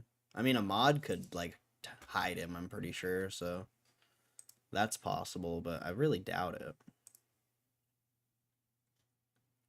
Nah, there's nobody blocked on the stream now. I even unblocked the fucking the weird people.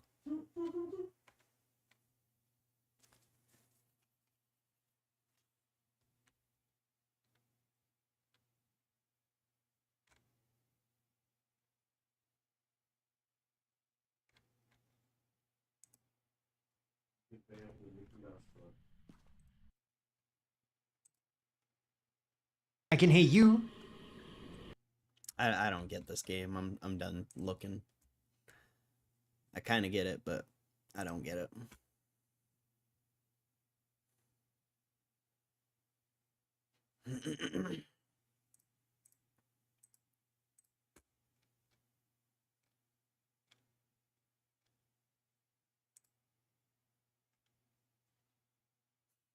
Dude, there's so many RuneScape articles. It's crazy.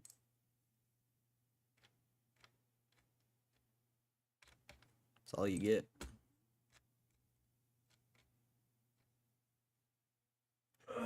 Playing RuneScape right now. Nice. Good game. I've only seen a couple of streamers playing it. Karsten Bow, what's up? Haven't seen that name in here before.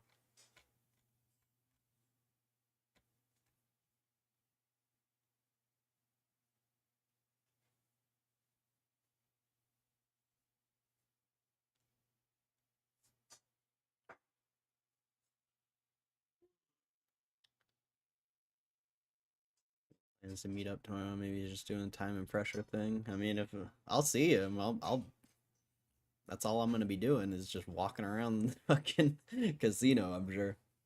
So I'll see him if he's there. Ain't no doubt. But who knows?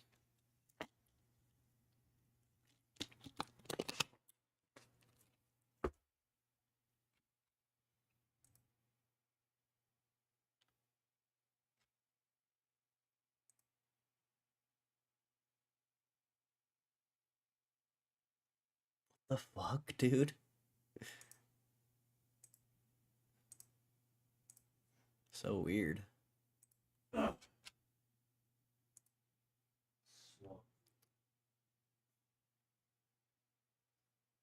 Video.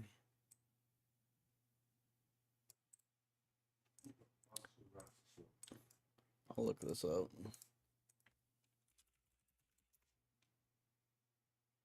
The video game donkey, huh? Never heard of him. I don't know, I've gotten suggested that One, video. two. I just didn't watch it.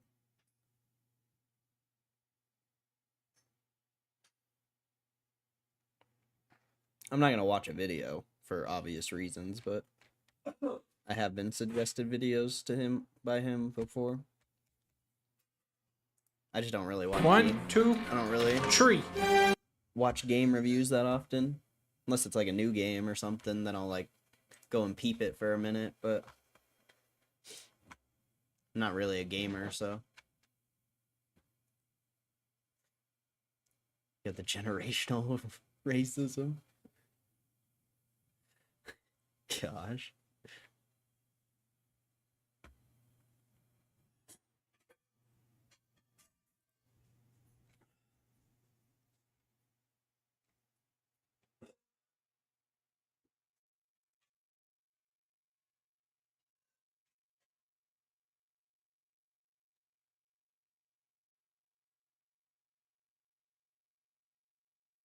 Wow.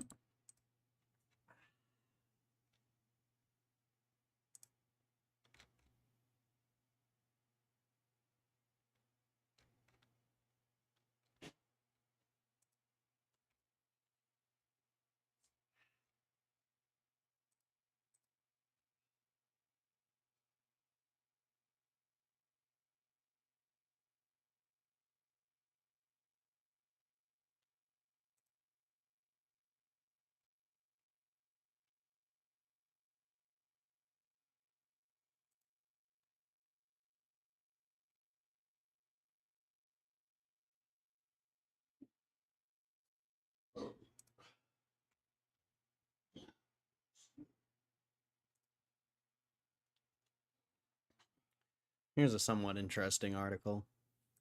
RuneScape Dragon Wilds is dethroned Schedule 1 in the fight for Steam's top-selling game list. Since the dawn of time, a battle has been raging between two equally powerful but opposing concepts.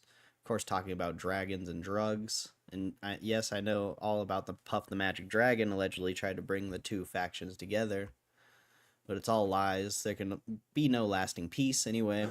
For now, at least, dragons are on top, specifically at the top of the Steam's top-selling games list, where RuneScape Dragon Wilds has dethroned Schedule 1. Of course, Schedule 1 has enjoyed plenty of time at the top already. The early access drug dealer sim seems to have really gripped folk, including myself. It's exactly what a good sim needs, a fun premise, an engaging escalation and complexity and risk and drugs. But now it's RuneScape Dragon Wilds' time to shine. Unlike Schedule 1, I've not yet had time to check it out, though I'm not remotely surprised to see something that combines such a popular and enduring MMO with the trendiest of trendy genres racking up the sales. Some of my fellow PCG pals have been having a good time with it too. Lauren says its build mode is easily the best she's played since Valhelm, which is extremely high praise. And the other day we all got very excited when Molly showed us how magic makes chopping down trees a dawdle, letting you fling a magical spinning axe in front of you, where it then chops down all the trees in a row. Lovely stuff. I mostly play survival crafting diversions, begrudgingly, though there are a few I genuinely like. But there's some stuff in here that actually sounds like my jam, and so far the response on Steam has been pretty good, netting the early access game a mostly positive rating.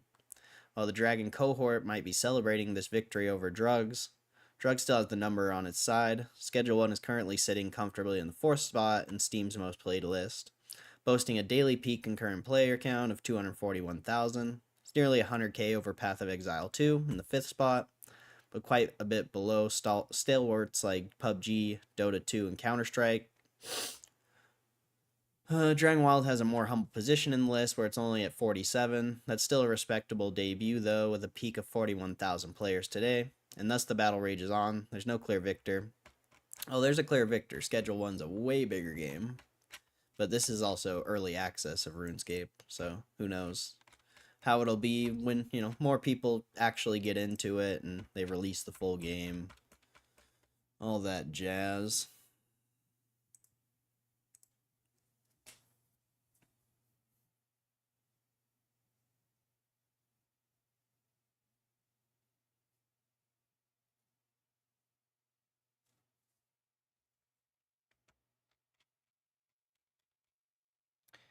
Apple Intelligence is busted on Meta's iOS app.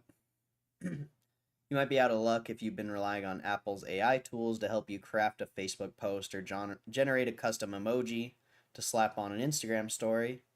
As first reported by Sorcerer Hat Tech, Apple Intelligence features are not currently functional on Meta's iOS app, including Facebook, Instagram, WhatsApp, or Threads. Engadget has confirmed that the Apple Intelligence isn't working in the apps at the time of the writing. As things stand, along with writing tools, Apple Intelligence features such as Genmoji aren't working in Meta's app, while people were previously able to include keyboard stickers and Memoji in Instagram stories. That's no longer the case. Developers can opt out of using Apple Intelligence in their iOS apps, and Meta may have done just that. Perhaps it's looking to nudge folks to use its own Meta AI tools in Facebook. Engadget has contacted Meta and Apple for comment.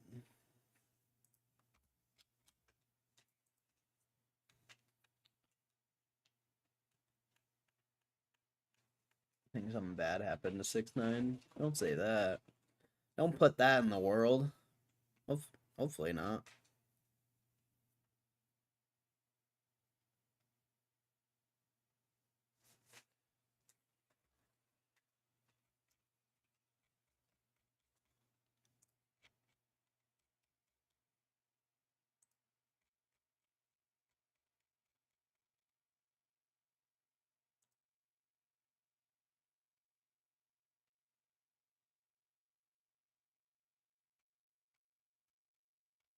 Yeah, I don't know.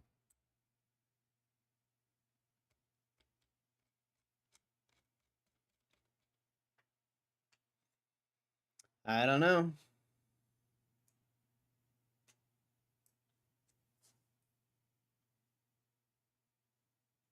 I guess it's just, I don't know. I've just seen a lot of people come and go throughout the time of streaming, so I guess it's not like, I just can't think it's like anything bad. I just, sometimes people move on to other things. Who knows?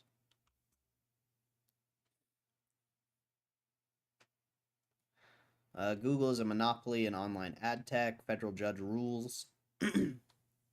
Federal judge has ruled that Google is a monopolist in online advertising.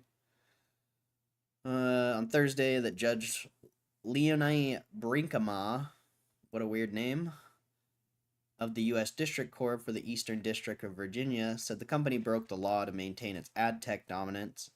In addition to depriving rivals of the ability to compete, the exclusionary conduct substantially harmed Google's publisher customers.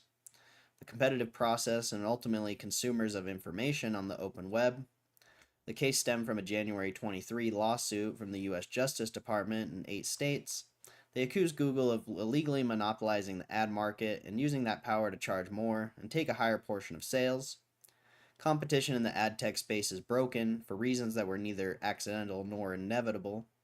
Government said in its complaint, one industry behemoth, Google, has corrupted legitimate competition in the ad tech industry by engaging in a systematic campaign to seize control of the wide swath of high-tech tools used by publishers, advertisers, and brokers to facilitate digital advertising.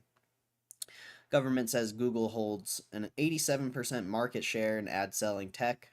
The judge also dismissed a portion of the government's case. We won half of this case, and we will appeal the other half, Leanne Mulholland, Google Vice President of Regulatory Affairs, wrote in a statement, the court found that our advertiser tools and our acquisitions, such as DoubleClick, don't harm competition. We disagree with the court's decision regarding our publisher tools.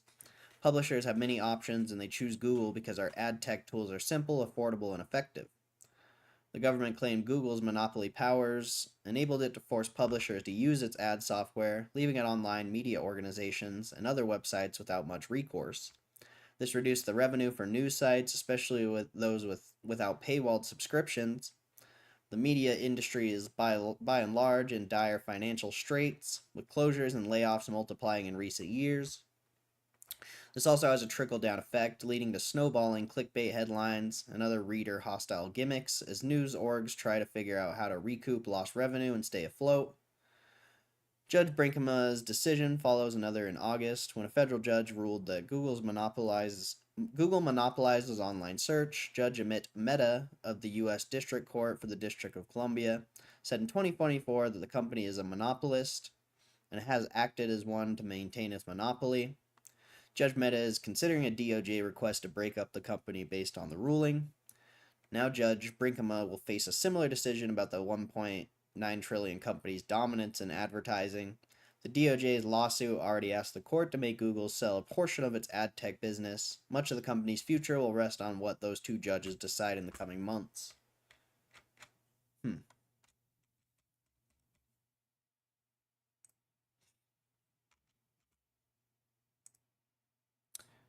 The last GameStop buy yesterday, I think. I think I sold. I don't remember. I buy and sell all the time, so it's hard to remember.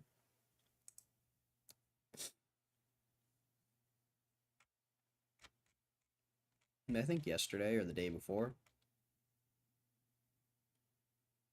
And I always buy in lots of 50, so you know, that's pretty simple.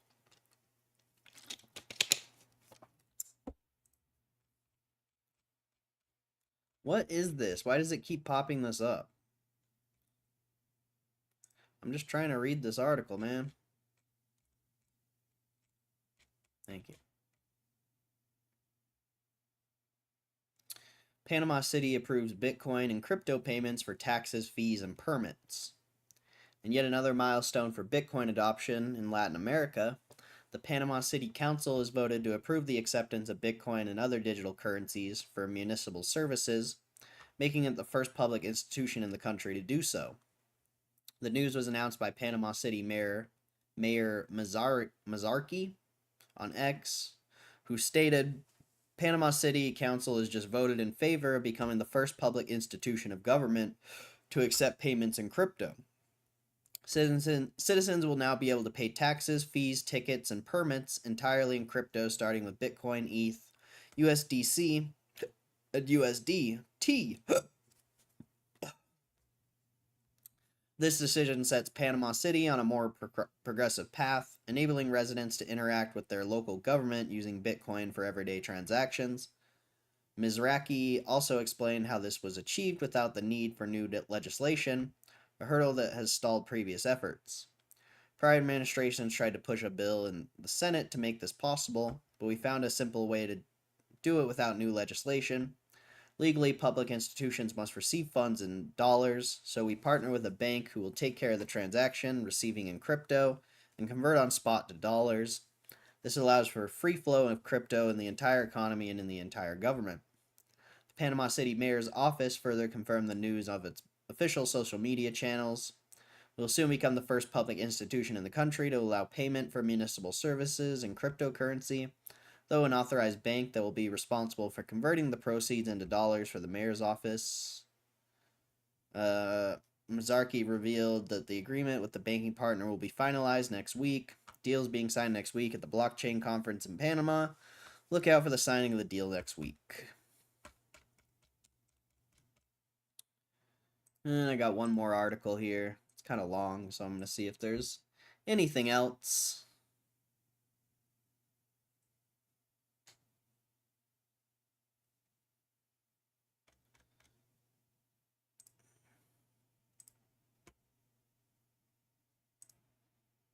So what do you guys think? Do you think we're actually going to get news on 420? Or is that just some tinfoil? Is that like really, like people are really betting on that? They're like really serious about 420?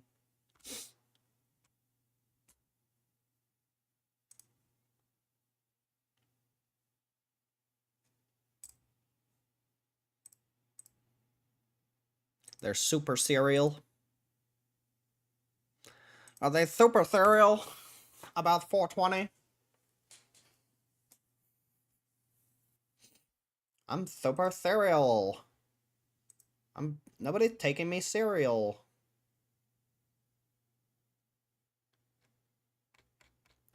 Nobody's taking me serial.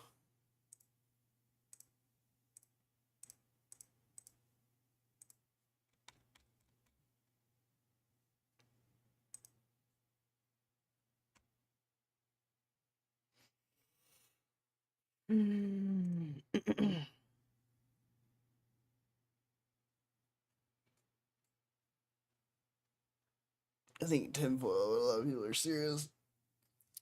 Might be a dip. We'll see, I guess. We'll see. I just don't, like, I don't know. I just can't take the dates seriously. So, who knows?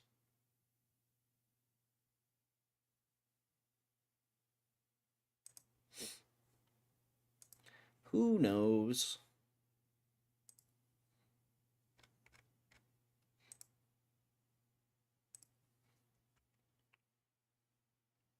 No dates, just up.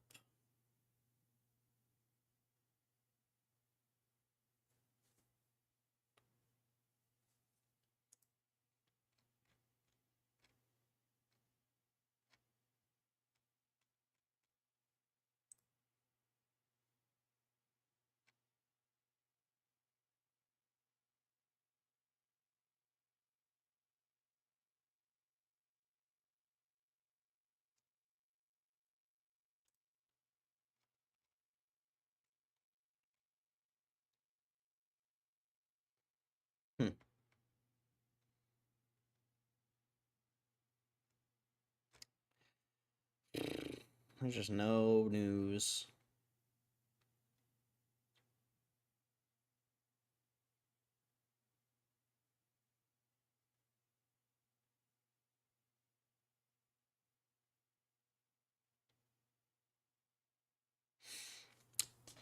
Interested to see Netflix earnings. That'll be cool.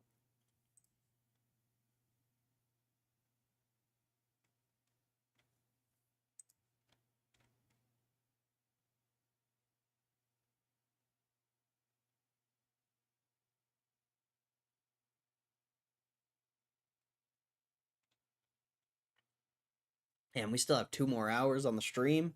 There ain't even nothing to read about or anything. Man. I mean, there's things to read about, but nothing like interesting to me.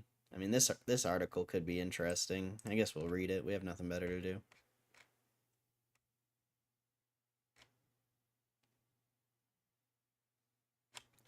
Oh yeah, KFC released chicken flavored toothpaste. It sold out. That's so weird. TikTok's adding community notes. RuneScape. Maybe I'll play RuneScape. Isn't it like $30 for RuneScape?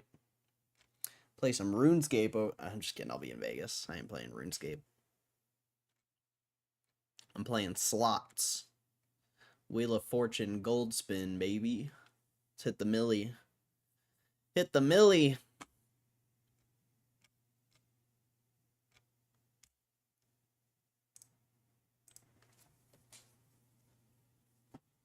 Hit the millie.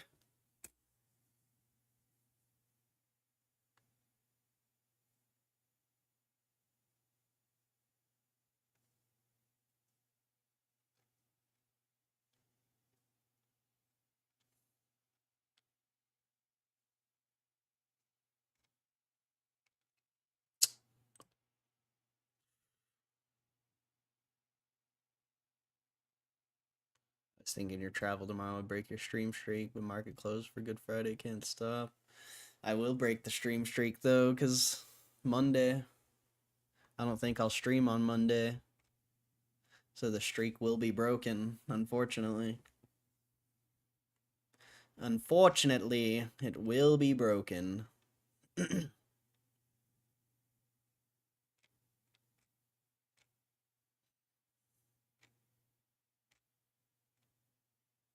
Unless I can stream while I'm there. I don't know if I'll be able to, though.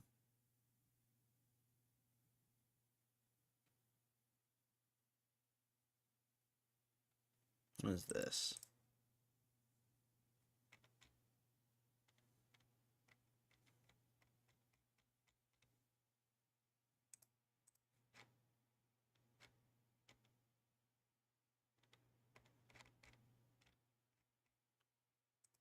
Some weak-ass news, bro.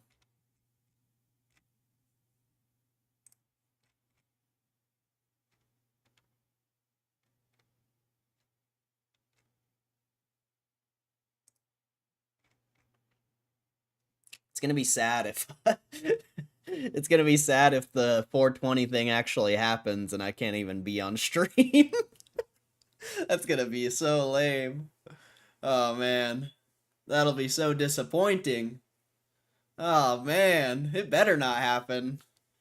Oh man, that sucks to even think about.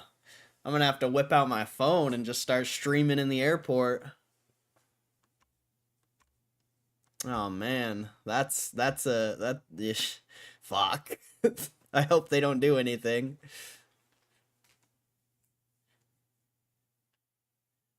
No stream tomorrow because Good Friday. Yeah, I only stream when the stock market's open. Just because it just fits with the schedule, honestly. I want to start streaming more, but we'll see.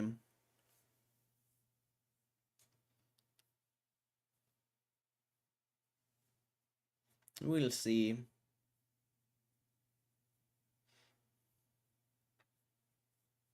But it's also, you know, it's a GameStop stream, so like people are interested in GameStop during the market, not really. Not really when it's closed, I don't think. I don't think really people care about stocks during the weekend unless you're like a super nerd.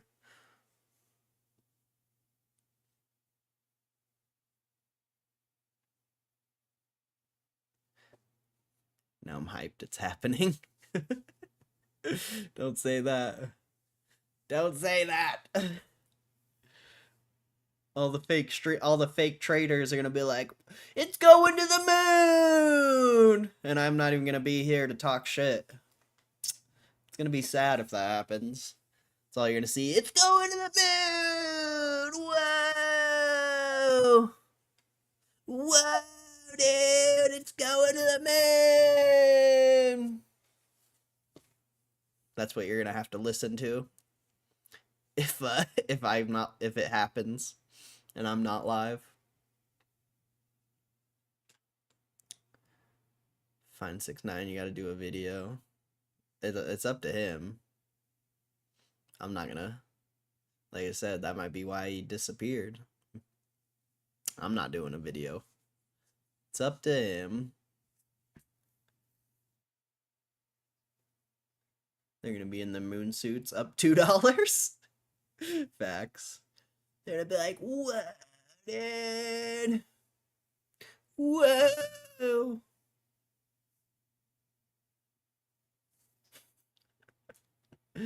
Oh shit. I think I don't think there's gonna be a Roaring Kitty post, but it would be funny if they said they bought the Bitcoin on 420, or they just announce it. That would be funny. I would much prefer that than a fucking stupid tweet. Honestly, I don't give a shit about a tweet.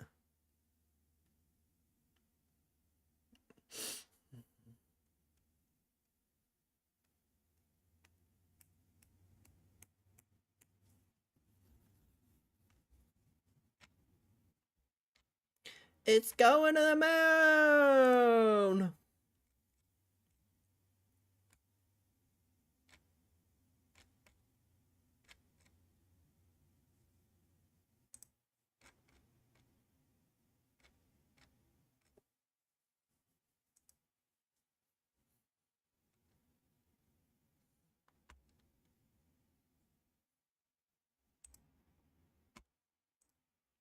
Yeah, there's really no news. There's this little weird article. The family of a missing teenager has accused YouTuber Bullhorn Betty of stalking and harassment while she made videos about the case. 15-year-old Sebastian Rogers went missing back in February 24, and his case quickly gained national attention. Celebrity bounty hunter Dog Chapman joined the search, and many began covering the case on social media platforms, TikTok and YouTube. I am the dog, the big bad dog. That guy's still around.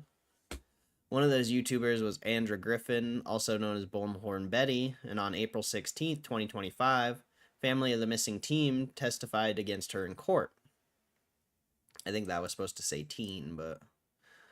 according to WKRN, Sebastian's mom and step-grandparents claim that since the boy went missing, the YouTuber has stalked and harassed them. The family has received multiple protections orders against Griffin, but Roger's mom and stepfather testified against her on April 16th, claiming that she had violated the terms of the 3 orders. WKRN also states that court documents seen by the publication reveal that the YouTuber has 6 violations related to the protection orders. It is also alleged that she went live on her channel in August 24 to talk about the family and included their full names and hashtags on the stream. Griffin is reporting a bunch of lies, said Christopher, Sebastian's stepdad. She's harassing me, harassing my family. An attorney representing Bullhorn Betty, however, argues that her coverage of the missing boy is protected by the First Amendment. He said there has been some actions by Miss Griffin to direct to the petitioners, and the statute clearly says it's only a violation if the defendant knowingly does that.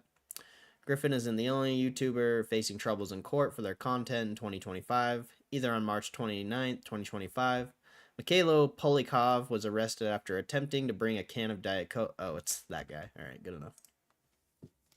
Good enough, good enough. Wikipedia offers AI developers a training data set to maybe get scrapper bots off its back. Wikipedia has been struggling with the impact that AI crawlers, bots that are scraping text and multimedia from the encyclopedia to train generative artificial intelligence models have been having on its servers, leading to increased costs and slower load times for human users in some case. Perhaps in an effort to stop the bots from pummeling the public Wikipedia website and soaking up too much bandwidth, the Wikipedia Foundation, which manages Wikipedia's data, is offering AI developers a data set they can freely use. The organization has teamed up with Kaggle, a data science platform, to offer up a beta release of a structured data set in both English and French. According to Google, which owns Kaggle, the dataset is formatted for machine learning to make it more useful for training, development, and data science. Wikipedia Enterprise notes that the dataset includes abstract, short descriptions, info box style, key value data, image links, and clearly segmented article sections. There are no references or other non-prose elements, such as video clips. The lack of references could make the issue of attribution for information in the dataset somewhat foggy. However, Wikipedia Enterprise a part of the Wikipedia Foundation that seeks to make Wikipedia data available through APIs, says that the content in the dataset is freely licensed under Creative Commons, the public domain, and so on, since it's all from Wikipedia. Alright, then there's this article. I don't even know if I want to read it, but we'll see. China targets U.S. services and other areas as it decries meaningless tariff hikes on goods. China last week announced it was done retaliating against Trump's tariffs, saying any further increases by the U.S. would be a joke, and Beijing would ignore them. Instead of continuing on focus on tariff goods, however, China has chosen to resort to other measures, including steps targeting the American service sector. Trump has jacked up U.S. levies on select goods from China by up to 245%, after several rounds of tit-for-tat measures with Beijing in recent weeks. Before calling it a meaningless numbers game, China last week imposed additional duties on imports from the U.S. of up to 125%.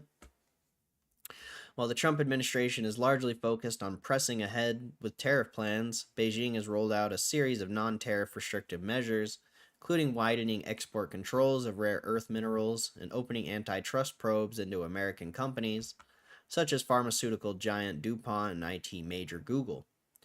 Before the latest escalation, in February, Beijing had put dozens of U.S. businesses on a so-called unreliable entity list, which would restrict or ban firms from trading with or investing in China. American firms such as PVH and parent company of Tommy Hilfiger and Illumina, a gene sequencing equipment provider, were among those added to the list. Its tightening of exports of critical mineral elements will require Chinese companies to secure special licenses for exporting these resources, effectively restricting U.S. access to the key minerals needed for semiconductors, missile defense systems, and solar cells.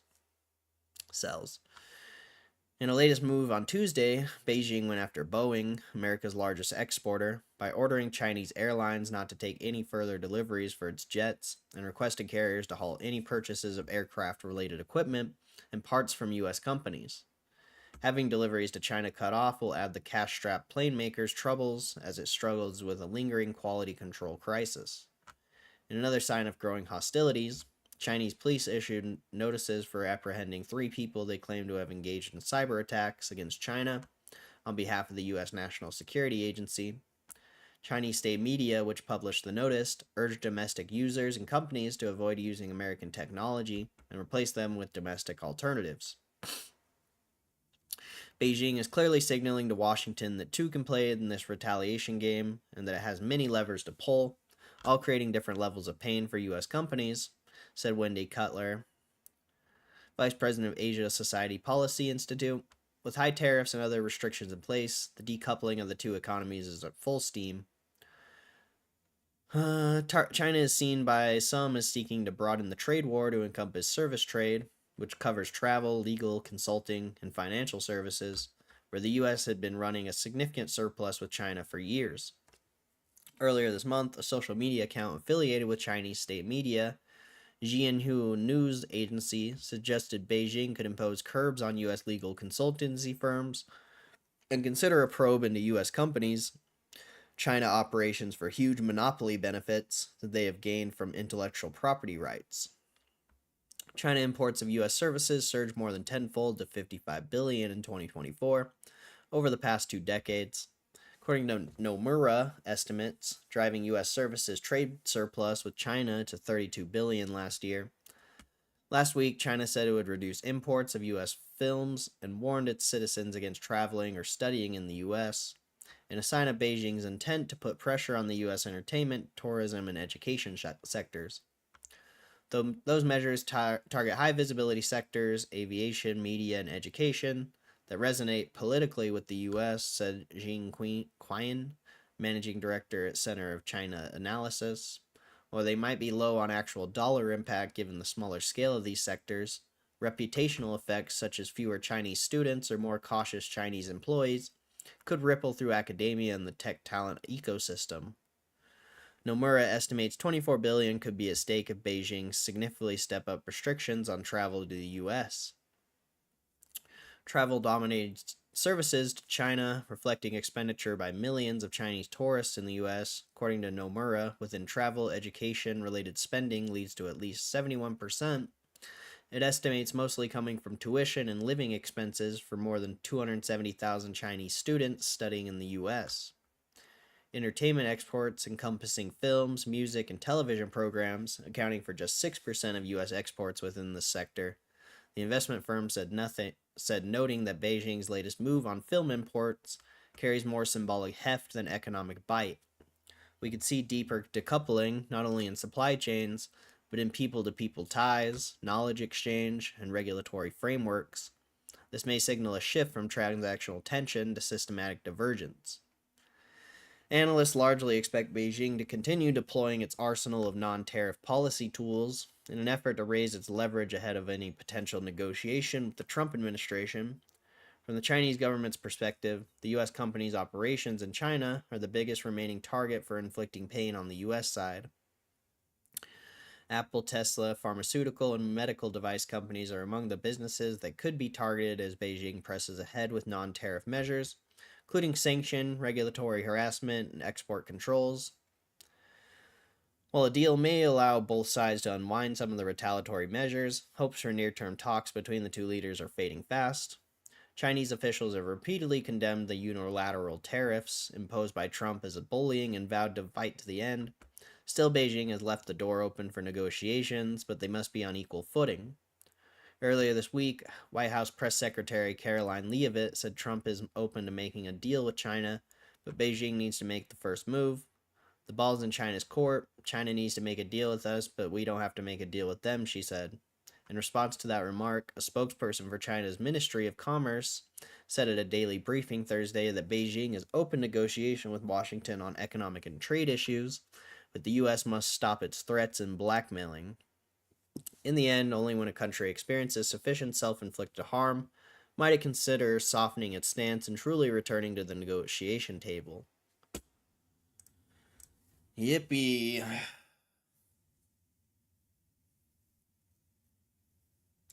Craziest people are all over the world in this chat. We all get similar stock market news. And it's because there's not a lot. The stock market's, though it's a big industry, it's relatively kind of small. So there's not a lot going on. And I'm sure you get fed, whatever the algorithm wants to feed you. I'm sure there's people out there who like only trade metals and they get a lot more like commodity type news. Really, it's all what you seek out. There's so much other news out there. But at the same time, it's still a pretty small industry.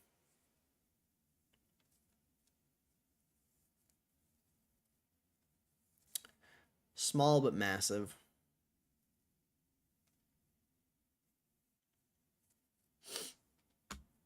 So yeah, there's literally no more articles to read. So I don't know what we're gonna do now. What's up, Elvis? Elvis. What's up? Hitting that like button. Thank you, Elvis. See how the stream's doing. 20 people right here. 20 people, not bad. Pretty good amount for a relatively slow market day.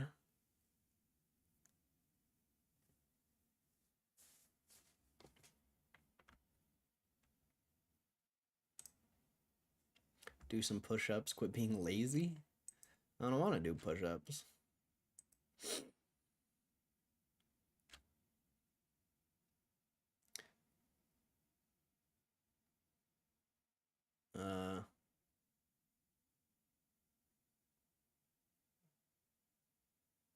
I don't know what you mean, Gob.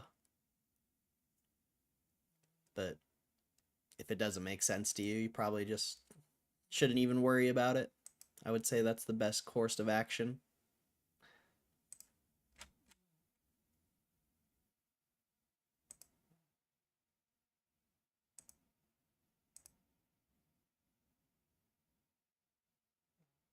Favorite bear.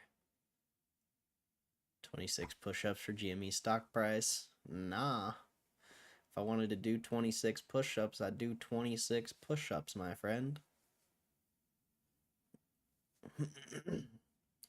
I'm just chilling.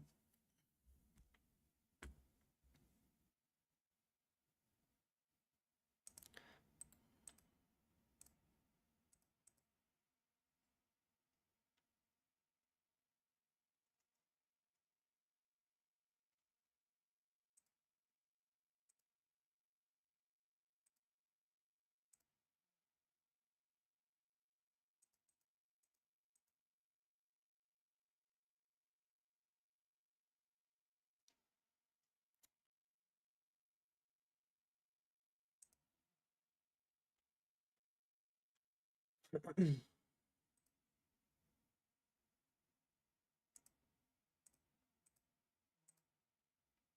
there's really no news, I might throw up some Roaring Kitty for a little bit.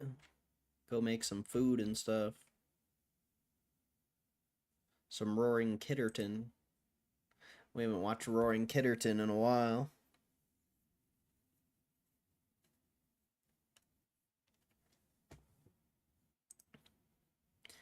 I don't know why the news has just been so dead lately. So whack. Like we're only 2 hours and not even 30 minutes into the stream, and we're already out of like news to read. Like that's crazy, man. That's actually crazy. Got another buy, 750 shares, just added into the position. Luis, what's up, Luis? Pal terms up next year. It doesn't matter who's there. They do the same thing. Sure, I don't think it'll matter who the chairman is. And I think it's possible he could get reelected. I don't know. But ultimately, I don't think it matters who the chairman is.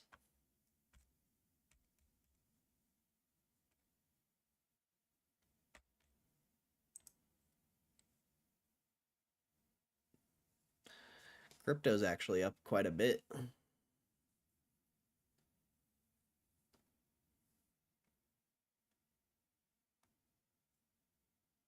Doing quite well. Oh, the market's up quite a bit too. S&P up almost 1%. The Dow's still down though. The Dow hasn't really moved at all.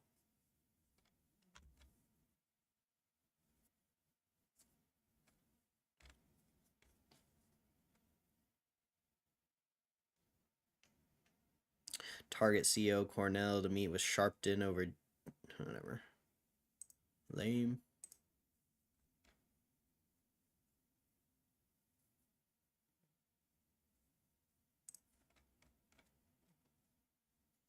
Yeah, this is ridiculous, man. There's literally nothing. This is ridiculous. Guess I should have started playing RuneScape.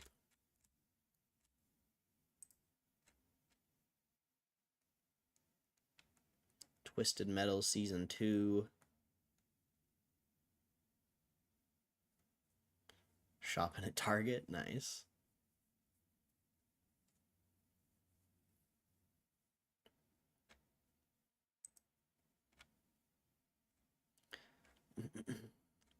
Well, I'm going to be throwing up some Roaring Kitty here in a minute, because there's no news. So ridiculous.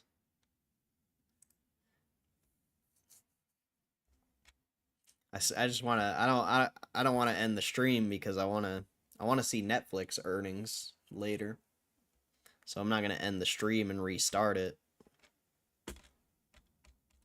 But we'll take a commercial break, even though it's not really a commercial. It's a cat-mercial, I guess. I don't know. A cat-mercial.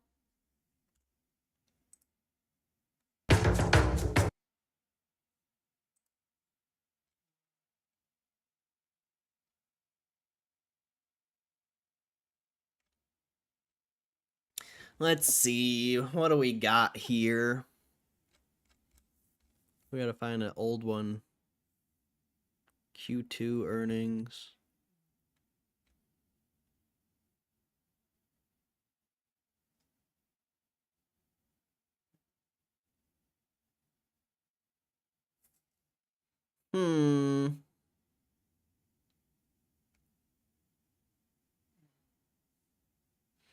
Let's watch this. I don't know which one to watch.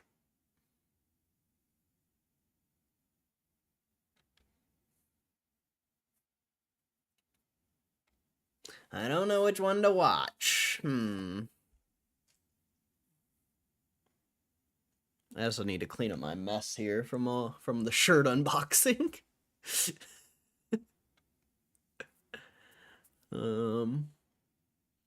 I don't know.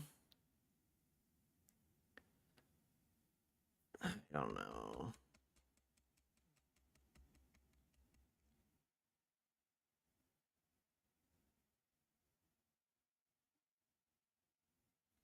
Let's check this one out. This one seems like it could be interesting. I don't know.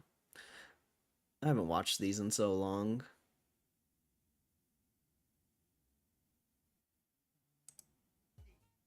What up? Cheers, everybody. Happy Friday for the few of us willing to do some stock research on a Friday night, right? Crazy us. Actually, it's nice to take a little bit of a breather on the GameStop craziness, huh? It's settled down a bit. Of course, we'll talk some GameStop today. The update, like I was talking about all week, the importance of where it was going to end up by the end of the week. So we'll touch base on that. But what's happened since the last stream, right? The market's kind of sold off a little bit. Oh, you know what? I haven't even looked at S&P 500 chart yet.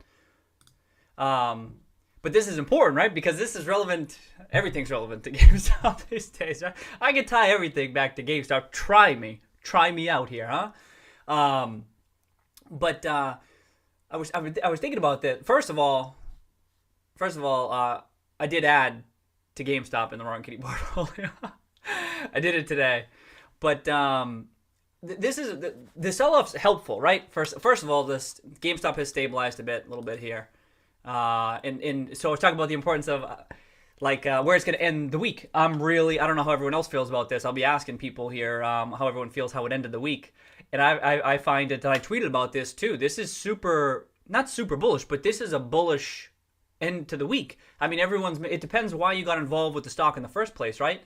Like I said, there's different ways, there's different plays within a portfolio depending on what your play is for GameStop. Some people may be disappointed that it kind of just stabilized here a bit for a couple of days and didn't keep on going up, didn't continue going parabolic. That's not my play. And my play is, I've been involved with this for a long time. There we go. Hyperbole Kid is just that GME held strong. And that's kind of what I'm getting at here, is that it's important for a younger me would have kind of overlooked this type of thing. And it's important not to read too much into this stuff, right? This is all marginal analysis that we're doing. If you're curious about the fundamental case for GameStop, right, check out the other videos, right? The videos, and I know we talk about it on the stream and stuff. That's the thesis. That's the longer term thesis. So this shorter term stuff, when I'm tweeting about it and all, whatever I was, I forget what I mentioned in the tweet, but this is marginal stuff. It's like bolt on. Like, all right, let's take a peek at this. Let's see how it's going, and then because we're trying to validate the move, right? And so just that's a reminder for everybody. I don't tweet about that stuff very frequently, but there's not much else going on with respect to Gme. So I'm like, let me keep an eye on this. What the hell did I say? Legit. I know I was talking about how the very short term move, and that was yesterday, right? Yeah. So what I was saying was this pertained to today too. I didn't dig into the numbers. I wasn't paying attention. But how the S&P 500 and the Russell were down, and GME was holding its own, and then it went green on the day. Didn't it go green? Yeah. So this is the thing, is that this is important because relatively speaking, it held up well to Hyperbole Kid's point. And this is another reason this is important, is because I talked about come the end of the week, it's going to really matter where it ends up. It's going to be more important where it ends up because of this chart. If I back out just a little bit and you see this week chart, this looks really good. To end the week at this point, after it went it was the first 2 days, right? It was those first 2 days where it really went up aggressively, right? Boom, boom. And then maybe people who are bearish on GameStop, this is a fake move. This is a fake out. Don't fall for it.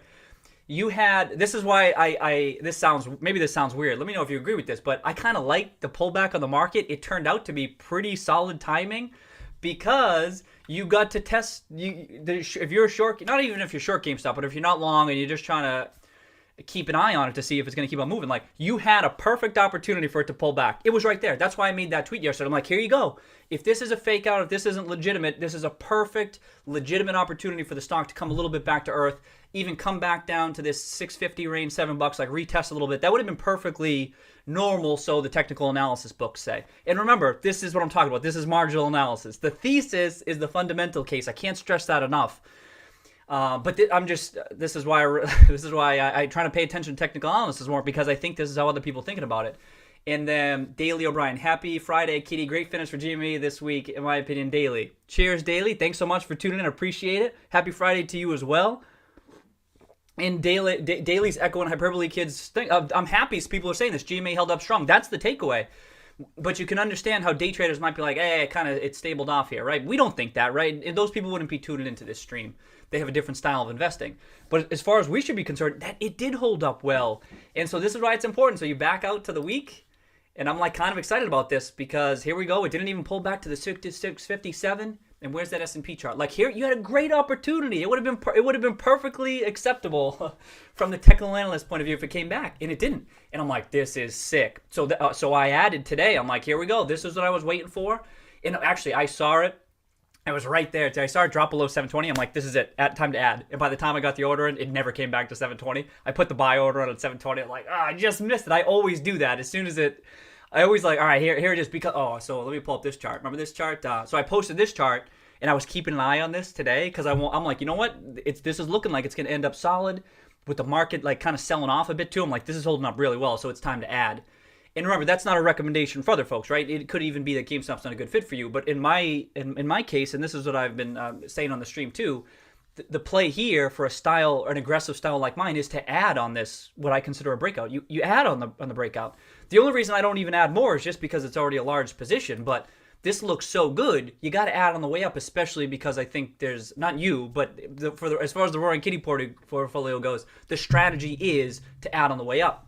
And so I kind of dragged my feet a little bit because, like I said on the stream, I'm just watching what's happening here too, and I want to see what it does. And then when the market's selling off, I'm like, this is perfect. This is what I was tweeting. I'm like, you got to keep an eye on this, even if you don't do anything, but watch what GameStop does relative to the market. And then it held up, and I'm like, perfect. And then it never, so it did dip a little bit below. Remember I had this chart? I'm like, let me keep an eye on this. Bear in mind, I don't know what I'm doing. This is just something I'm keeping an eye on. I'm like, let me see what's happening. And it was like, boom, boom, boom, boom. And it's like held up really well. There were other stocks too. I'm like, what are other stocks doing? It's not like every stock sold off hard. It looked like small caps kind of held up pretty well. And Hyperbole Kid said, I did buy in further when it hit lower sevens. Congrats to you. If you were keeping an eye on this too, this would have been helpful. So as it turned out. But props to you. That low sevens is looking like it could be a good opportunity to buy. And Hyperbole Kid also asked, was wondering if Cohen is still buying in daily up until earnings. We all are, right? We're all wondering that. Yeah, I made that tweet a couple days ago that it looked like there might be a standing buy order coming in all the time. Maybe not even just him, but other folks too. Like if you're short or whatever, you got to just toss that buy order out, gobble up the shares. It could be him. And I did a little bit more research. I mean, we were talking all about when would he have to file if he buys up more, right? We talked at length about a lot of people talking about that on Seeking Alpha as well. It's a really important discussion. And what it appears to be the case, what it appears to be is, just a heads up, is that at this point he owns 9.6% as far as we know. Even if he gets to 9.9%, he wouldn't have to file because that wouldn't be a 1%. That's not 1% of the shares outstanding. He would only need to file an amendment if it was more than 1% of the shares outstanding, which 9.6 to 9.9 is not. If he breaches 10%, if he breaches 9.9% and he gets to 10%, what he'll have to do is file a Form 3. As an outside shareholder who owns more than 10%, he needs to file a Form 3 to say, hey, I'm officially an insider now, right? But he has 10 days to do that. And I know lots of people have been talking about that. But it's that Form 3 that I have like, oh, yeah. They need to do the Form 3 first. And thereafter, it's Form 4. Form 4. They file the Form 4 just like we just saw this with Xerox, right? With Carl Icahn. You file the Form 4. You're just like you're an insider. Then you have to file the Form 4 every 2 days. So you have the transaction, and then you file 2 days.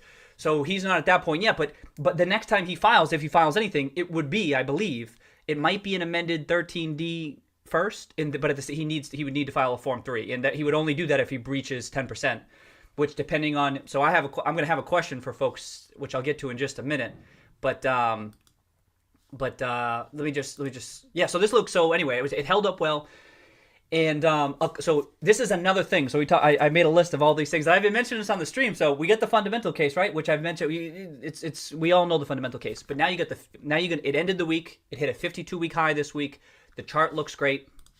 It's gonna hit. People are gonna do their weekly. The technical. I'm talking about technical analysts here. They're gonna do their weekly review of which charts looks good. And then what they're also going to do is a comparative analysis. Which stocks held up well in this sell-off? Just like we're noticing everyone saying here, hey, GME held up well. Now other people are going to notice that too. So that relative performance, relative strength, if you will, whatever you want to call it, doesn't matter. It held up better than the rest of the market. And in addition, it was a perfect opportunity for it to sell off and give back its gain, and this didn't. So this is this is what I'm talking about. You know how I always talk about how I'm worried about confirmation bias. Here's a perfect example of, am I just seeing bullishness wherever I want to see it? But I'm being as objective as I possibly can, reading the tea leaves still. This is why I say it's still marginal analysis. Make no mistake. It's not like the stock couldn't pull back on Tuesday. It absolutely could pull back on Tuesday. That's not the point. My point is just that what's unfolding here, what limited more information we have of Thursday's price action and Friday's price action. We have nothing else, right? That's what we have of. But that price is telling us, hey, heads up, the market's kind of substantiating this. And now I think other people are going to take notice. And that added variable now is that GameStop held up relatively well. And I even noticed today, too, I don't know if other people noticed this, but if we pull up Seeking Alpha, there was an article today. Well, there was another one of those options article that those are pretty good articles, by the way. Where was it? Seeking Alpha Catalyst Watch. Did anyone see this article? No, wait, which article was it? Was it this one? I don't think it was that one. There's an article out there where, what the hell was it? Was it Seeking Alpha where they talk about Catalyst? Maybe it's this one. Maybe it is. But they talk about GameStop is listed as a top performer. Where the hell did I see that? Anyone see that? It was somewhere. But it said GameStop was a top performer, like the top 100 stocks, relatively speaking. Again, nothing to do with the fundamentals, which is what we're all here for. But I'm like, it's already hitting people's radar. It's hitting people's radar this week. And it's like, now I think it's going to start, people are going to even more start to notice. I think this is why I bought and whatever. And I'm just trying to be objective here. It could still pull back on Tuesday. It could pull back into earnings. Maybe people think it's overdone. That can absolutely happen. I'm just saying so far, what I saw these past couple days was slightly more bullish than bearish, and especially because of this pull. This is a big pullback. It looks like it's coming back to a little bit of support there, I would think. Hyperbole Kid asked, "Is it true that Sony is having a PS5 announcement on the day of GME earnings?" That appears to be the case. As far as I can tell, it's a rumor, but it's But I looked that up again today, and it says September 9th. I saw it at some another website.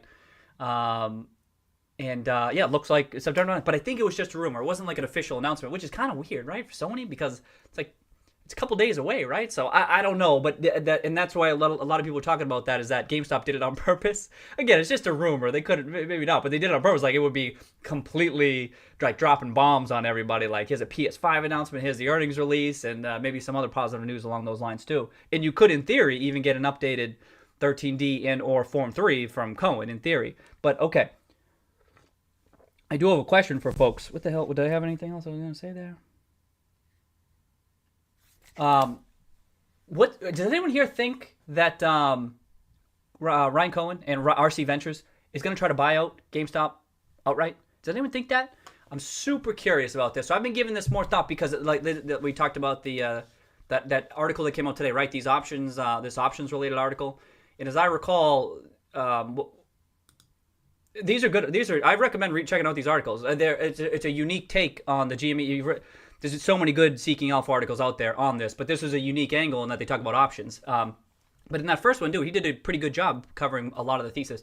But in this one, I think, if I recall correctly, he kind of gets to the out of the money, deep out of the money options, right? But one thing to bear in mind is if there were to be this is why I asked this, if there were to be an outright takeout of the company, or an outright purchase of the company, you got to be careful of what that price might be. You know what I mean? Hyperbole Kid says yes, or at least a strong strategic partner. You know, but it matters whether or not. So so a couple of things I agree. First of all, as a GME investor, I imagine that there's much more upside if it stays public and no one takes it out private at this cheap price, because then it kind of caps the upside for OPMIs like us. If you're an OPMI. You don't really get to, and it gets taken private at 12, 13, 14, 15 bucks, whatever it is. You don't get to reap all the upside. This is why companies are taken private. But it couldn't at all. This could also feed into the whole short squeeze narrative. I have no idea. I mean, I have no idea if there were a buy. Let's say there were a takeout offer, right? Where are you gonna get all the shares? Where do all the shares come from? You know what I mean? I can't stress this enough. This is above me. I don't know, but they wouldn't have to track them down. And then you see how much the fund zone of GME, right? Wouldn't they? Let's say there were a takeout offer. Don't they like automatically vote yes? Like that. So that's just something I was thinking about because I didn't originally think he was going to buy it out. I think I even said that on the stream. Like I leaned toward he's not going to buy it out. He has no history of that. His experience was like kind of co-founding companies and stuff. But then I'm like, damn, would he? And I talked to some folks. Some folks don't think so, but some folks do. And I'm kind of it's something to consider, especially in the context in particular of this article. If you're doing out of the money calls, it's just something to be aware of. Hyperbole Kid. I think one of the board members is a chief from PetSmart, and they bought Chewy. No, right there. Yeah, so he's got a. I mean, I don't know if they're friends, but they're. Yeah. Pets and gaming, Eagle Fanatical. Yeah, so there's a lot of overlap there. I sent out, hey, Hyperbole Kid, check out my Twitter. I posted a whole bunch about that. You're spot on. There's a lot of comparisons there between Chewy and GameStop. It's the same. You replace. Did you say that? Replace pets with gaming. In his interviews, it's the same thing. It's the same game plan. But anyway, just one thing I was thinking about. I still lean toward it's not necessarily likely a takeout, but something to consider, especially in the case of options. But the stock still looks like a buy for the Roaring Kitty portfolio. Not necessarily for you, right? I'm always going to say that, but it still looks super promising. I'd have to say, my perspective for what it's worth, and again, for my style of investing, I'm kind of as bullish as I've been on the stock. I mean, because I feel, and again, Ryan Cohen hasn't solved anything yet. That's why I say there is some legitimacy. There should be some short interest in the company. There's no guarantee they turn it around. But now I feel as though, like Ryan Cohen's involvement, like there's going to be a legit. We always talk about that vision. I think I mentioned it in my videos too. Like someone needs to just put together a narrative that there's something here, and the stock price should even potentially quickly revert closer to fair value. And I think Ryan Cohen has the. Can do that. I think he can. After we did that research last Friday, a week ago today, and after seeing all that stuff, I think he might be able to change that narrative in short order too. And so now I'm like pretty bullish. Now, of course, it's almost doubled. It did double, right? Yesterday it went to 850, didn't it? Didn't it go to like 850 yesterday? That was kind of crazy. Briefly, like in the morning, yeah, 845. I was like, oh, and then it did end green, but like that's bullish. That's good news. And so look how overbought this is too. If I back out on the daily, how overbought is this on the day? Look at back 8 years. Look at this. Look, oh, sorry, I'm in the way. Look at this. This is over 8 years from 2013, the last call. It hasn't been this overbought since the last consoles. And and again, this isn't our usual strategy. This isn't the Roaring Kitty strategy. But this, I'm telling you, people care about this. So the books say this is going to hit people's radar. Our stock being this overbought in a chart that looks like this. I really lean toward predicting short-term stock moves, it's a fool's errand. It really is. But if I had to, and you're like, what's it going to do next week? I have to say it's going to go up. I feel like it's going to go up into earnings. It's just that's speculation. I mean, it's pure speculation. But the way I interpret these types of things, trying to read the technical analysis as best I can. Again, I don't know what the hell I'm doing, but I think that this looks really, really good. And then if we back out to the weekly, I just got to see this. I didn't do it yet. Okay, so it just barely is kissing that, but it breached it, and it breached 70. The overbought territory is 70, and if they got some technical analysts, they put it in a screener and they say which stocks hit overbought for the first time this week. This is gonna look. It's not hugely overbought on the weekly, right? But it got there, and that's why I think that you're gonna see some follow through, and then if you have the quarterly earnings, I mean, everyone's not talking about the quarterly earnings. What are they gonna announce? And then if they just finish it off here with some a beat, well, I mean, they're gonna have some. I suspect they're gonna have some positive earnings from if they did that sell leaseback. I assume that was at a gain, but they'll adjust for that. And I don't know how the market will interpret that. But then the additional cash and stuff. But then how they operated, that's what's important, right? And I don't really know. and I'm not going to take the time to come up with precise forecasts. I've said that. It's that's marginal analysis too that I don't feel like doing. Reading the charts is easy, or trying to read them. So that's what I mean. Then we're right up. Then we're Zenit's earnings. It's Wednesday, so then we'll have to see. But what I'll be keeping, I mean, how many times have I say this? I'm keeping an eye on the share buybacks, right? But also, and I know everyone's saying this, keep an eye out for if Cohen files something. If he files something, he could just add to his position too. It's not like he has to take it private. Maybe if he, it would be I think as a GME investor, I think the potentially optimal scenario would be if he added to his stake and he got a bit heavier in the position, but didn't buy it outright. I think that's what would probably be best. And I have to say right now that's probably my base case. That's what happens. But that's your guess is as good as mine, really. It's not like I don't know much more than you've seen on this stream or whatever. I lean toward that seems the more likely path because buying companies outright isn't that common. But that's the thing. He co-founded Chewy, so that's kind of his experience is running things. He gets more control of the business if he really wanted to do it. But he could also come on as an advisor, and he could be on the board too. But that's the thing, he could come on the board. I don't know. There's a lot of different paths this could take. And the only thing to do is to toss them out there, talk about them for a couple minutes, and move on. You go crazy if you keep on talking about it. Well, so that's all I got. That's all I got to say about that. But right, markets close Monday. I'm probably just a heads up to folks. I'm not going to do this stream on Monday. So heads up on that, just because the market's closed Monday, right? I'm pretty sure the market's closed on Monday, so I probably won't do the stream Monday. But then let's see what happens Tuesday. But right now I was planning on doing the stream Wednesday too, but I'll be tweeting about stuff, so I'll be keeping my eye on stuff. I'm really curious about how it opens up after people digest this a long weekend too. Daily O'Brien, shorts have to be banking on bad earnings or something, right? Shorts still at 95%, unbelievable. I have no idea, Daily. Yeah, what the heck? I don't know. I've seen some of the figures out there that say the shorts have been adding or maintained. I don't know how accurate that is, and it's hard for me to put a lot of stock in that. I don't know. I see those Market Watch figures that they update, that I expect an updated figure in about 2 weeks. But this is what I mean. You see that's why I tweeted that. I'm like, I'm like trying to have some fun with this, right? But I can't imagine. I wish more shorts or someone even bearish for GME were more outspoken right now. Like legit, I wish they were outspoken or even critiquing my stuff. Like I wish they were kind of jumping back in there. Oh, and the other thing too. Sorry, wasn't there an analyst upgrade? There was an analyst upgrade. I don't know who this. I don't know who they are. It was somewhere. They upgraded from like 6 to 9 or something like that. That's another thing that will hit people's radar. You start seeing upgrades. It all starts. It's waterfall effect. It all starts happening and they compound and then it hits everyone's radar. And even though it's just an analyst estimate, which I don't care about, who cares? It doesn't matter. That's almost. I say marginal. That's almost negligible. There, you can't put too much stock into what they're saying. I mean, nevertheless, other people, it will hit people's radar. We talked about optics, right? The optics of this situation. Who was it? Steven was saying if they do something, or a couple folks said something, if they just do something small and it hits people's radar and people are talking about it, that could have a positive impact on price, because once people put their rose-colored glasses on, then it's like they just start seeing things in a different light.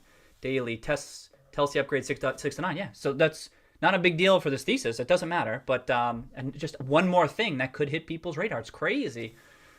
And so that's why I interpret it as bullish. But we'll see. We'll see. You can't predict these short-term moves. When I say I lean that way, I'm like 55, 60, 65%. Not 100%. Nowhere close to it. Yeah, was there anything else? Yeah, so I'm curious about if you have, what the likelihood of a outright buyout would be. It doesn't have any background in it. He wouldn't do it by himself. There'd be other people or firms in on it. But that's the thing. Like all these funds. So this is the thing too. This is the closest I've seen. So people talk about short squeezes, right? When people talk about short squeezes, everyone will use the VW example, right? They use the VW example, and it's because it's a storybook short squeeze on a stock, and it's just a crazy fundamental scenario. And whenever so many people talk about short squeezes over the years, not just GameStop, I am always thinking it's nothing like VW. VW is a very particular case where Porsche was getting involved with it, and they had some options too, and they were going to take it private. And then it turned out there was only like 6% of the float left, something real small.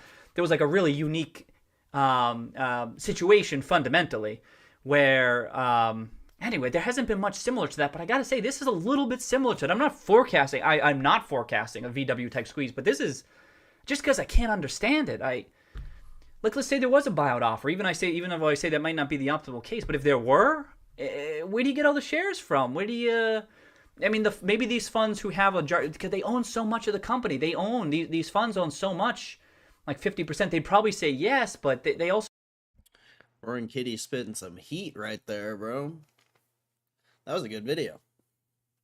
That was only 26 minutes of it. Or, you know, however much I skipped too. 25 minutes or something. It's a good video. There's a lot of things.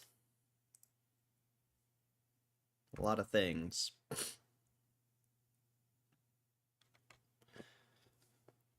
It's the hour of power. We can keep watching this if you want. I don't care. I'll look for some. I'll leave it playing while I look for more news. How about that? also have to get the shares. They're probably the ones who, this is the thing in my mind, they've enabled the shorting, so they might have a greater chance of getting the shares back, and they might, I don't know. But yeah, we'll have to see. I'm super curious. Next week, really. I can't wait to What's up, Short Fridays? How you doing, bro? see how this unfolds for educational reasons, right? Talk about super educational, but as far as like the setup, I think I haven't seen anything like this before. But to Daly's point, yeah, let's say they are still at 95% plus. What the hell? How? This is what I mean. Where are the bit like? I want to hear more about the bear case right now. Given the, I haven't heard anyone trumpeting the bear case since the Ryan Cohen filing. It's like they all went silent. I'm not saying that they're wrong because of that, because but like I want, and then in the context of the chart, and then is it just the same thesis? But I want to hear a bear come out and say, I'm not nervous about Ryan Cohen taking a stake. I don't care if he takes it private. It's like, if you're 100% short, 100% short interest is 100% of the float is short, you'd need to be concerned about a buyout, right? You need to be super concerned, even more concerned than people who own deep out of the money options, right? Because then you know what I mean? It's like VW type squeeze. You got to get those shares somewhere, and I'm still not sure that they could. Maybe they can track them down. I just don't know. I don't know, and so we'll have to see. We got to see how it unfolds. And if it's too, like, if there's probably many more people out there, so much more knowledgeable that I don't know, but I assume there's many other people who do know how this could unfold, or whether or not a short squeeze is likely, or whether they can track down their shares. But it's hard to track down. It's hard to track down those types of people who know that information and can share it and stuff. Hyperbole Kid says, the folks I know who are bearish keep saying brick and mortar is main reason can't survive in digital world. And that's a legitimate bear case, right? That's why I say, but it's specifically the short. It's the remaining short. It's the short argument, which is a little bit different than like the long-term bear. You can be a bear on a stock and not be short. You know what I mean? Or especially at this level. That's what I was trying to say in my tweets. It's specifically the level of short interest that blows my mind. I'm okay with like 10, 20, even 30% short interest until Ryan Cohen like proves himself. But you can't. As far in the context of GME, one of the worst investments I can see right now as it relates to it, you can play it so many ways: long the stock, long options, play puts, short the company, blah blah blah. But is remaining short right now at 100% short interest of the 100% of the float, over 100% of the float. I think that is really risky. Like I would say, don't do that before I necessarily buy the stock. What's up, Kristen? You know what I mean? It's so risky, and I can't imagine a human being on the other side being like, you know what? Yeah, this is a good trade. Yeah, let's keep this trade on. No, don't unwind it. It's going to come back down, and it's going to come back, go down to zero. Like, it could go up much higher before it goes to, even if it does, even if you're long-term, this is the kind of the short squeeze. Like, even if you're right, even if that long-term secular bear case is right, in the meantime, so much can go wrong. And that's what I mean. I wish the short figures that we have were totally up. I want to read about this. This looks interesting. All right. A brain implant cleared by FDA for precision neuroscience, a Musk Neuralink rival. Neurotech startup Precision Neuroscience on Thursday announced that a core component of its brain implant system has been approved by the U.S. Food and Drug Administration, a major win for the 4-year-old company. Precision is building a brain-computer interface, or a BCI, which is a system that decodes neural signals and translates them into commands for external technologies. The company's BCI will initially be used to help patients with severe paralysis restore function such as speech and movement, according to its website. Only part of Precision Systems was approved by the FDA on Thursday, but it marks a first full regulatory clearance granted to a company developing a wireless BCI, Precision said in a release. Other prominent startups in the space includes Elon Musk's Neuralink and Synchron, which is backed by Amazon founder Jeff Bezos and Microsoft co-founder Bill Gates. This is a foundational movement for Precision, Dr. Benjamin Rappaport, Precision's co-founder and chief science officer, said in a statement. Rappaport also helped co-found Musk's Neuralink in 2017 before departing the following year. The piece of Precision system that the FDA approved is called the Layer 7 cortical interface. The microelectrode array is thinner than a human hair, the microelectrode array is thinner than a human hair and resembles a piece of yellow Scotch tape. Each array is made up of 1,024 electrodes that can record, monitor, and stimulate electrical activity on the brain's surface. When it is placed on the brain, Precision says it can conform to the surface without damaging any tissue. The FDA authorized Layer 7 to be implanted in the patients for up to 30 days, and Precision will be able to market the technology for use in clinical settings. This means surgeons will be able to use the array during procedures to map brain signals, for instance. It is not Precision's end goal for the technology, but it will help the company generate revenue in the near term. Precision has temporarily implanted the Layer 7 in 37 patients so far, and CNBC observed one case at the Mount Sinai Hospital in New York last April. Until this point, the implementations have taken place for short periods, often a matter of minutes or hours, on patients who are already undergoing brain surgery for a medical reason. Now, because of the FDA clearance, the company will be able to collect data for much longer periods of time. This regulatory clearance will exponentially increase our access to diverse, high-quality data, which will help us to build BCI systems that work more effectively. That's insane. Quite insane.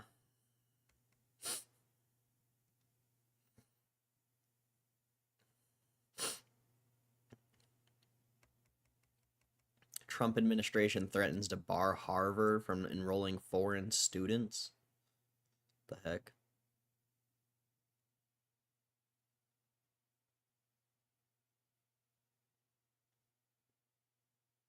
What's up, Luis? I'll put Kitty back on. I just wanted to read that article real quick. It seemed like it would be a lot more interesting than it was. To date, and I could fully trust them, but I don't.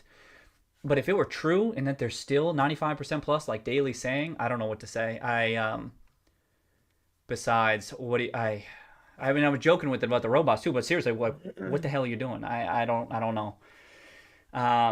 Maybe they're right. They're not definitely wrong. This is what I mean. But I just, from my expertise, this is super risky, and I can't even imagine being on the other side of it, which gives myself comfort, not necessarily you. You might not even own it, but rarely do I feel this uncomfortable about the other side of one of my positions. You see all the positions in the Royal Kitty portfolio, right? Oh, we can check this. Oh, so you can see. So check this. So now it's up to in the Royal Kitty portfolio. It's almost 30%. It's almost 30%. I'm gonna ruin my credibility if I'm wrong about it. Yeah.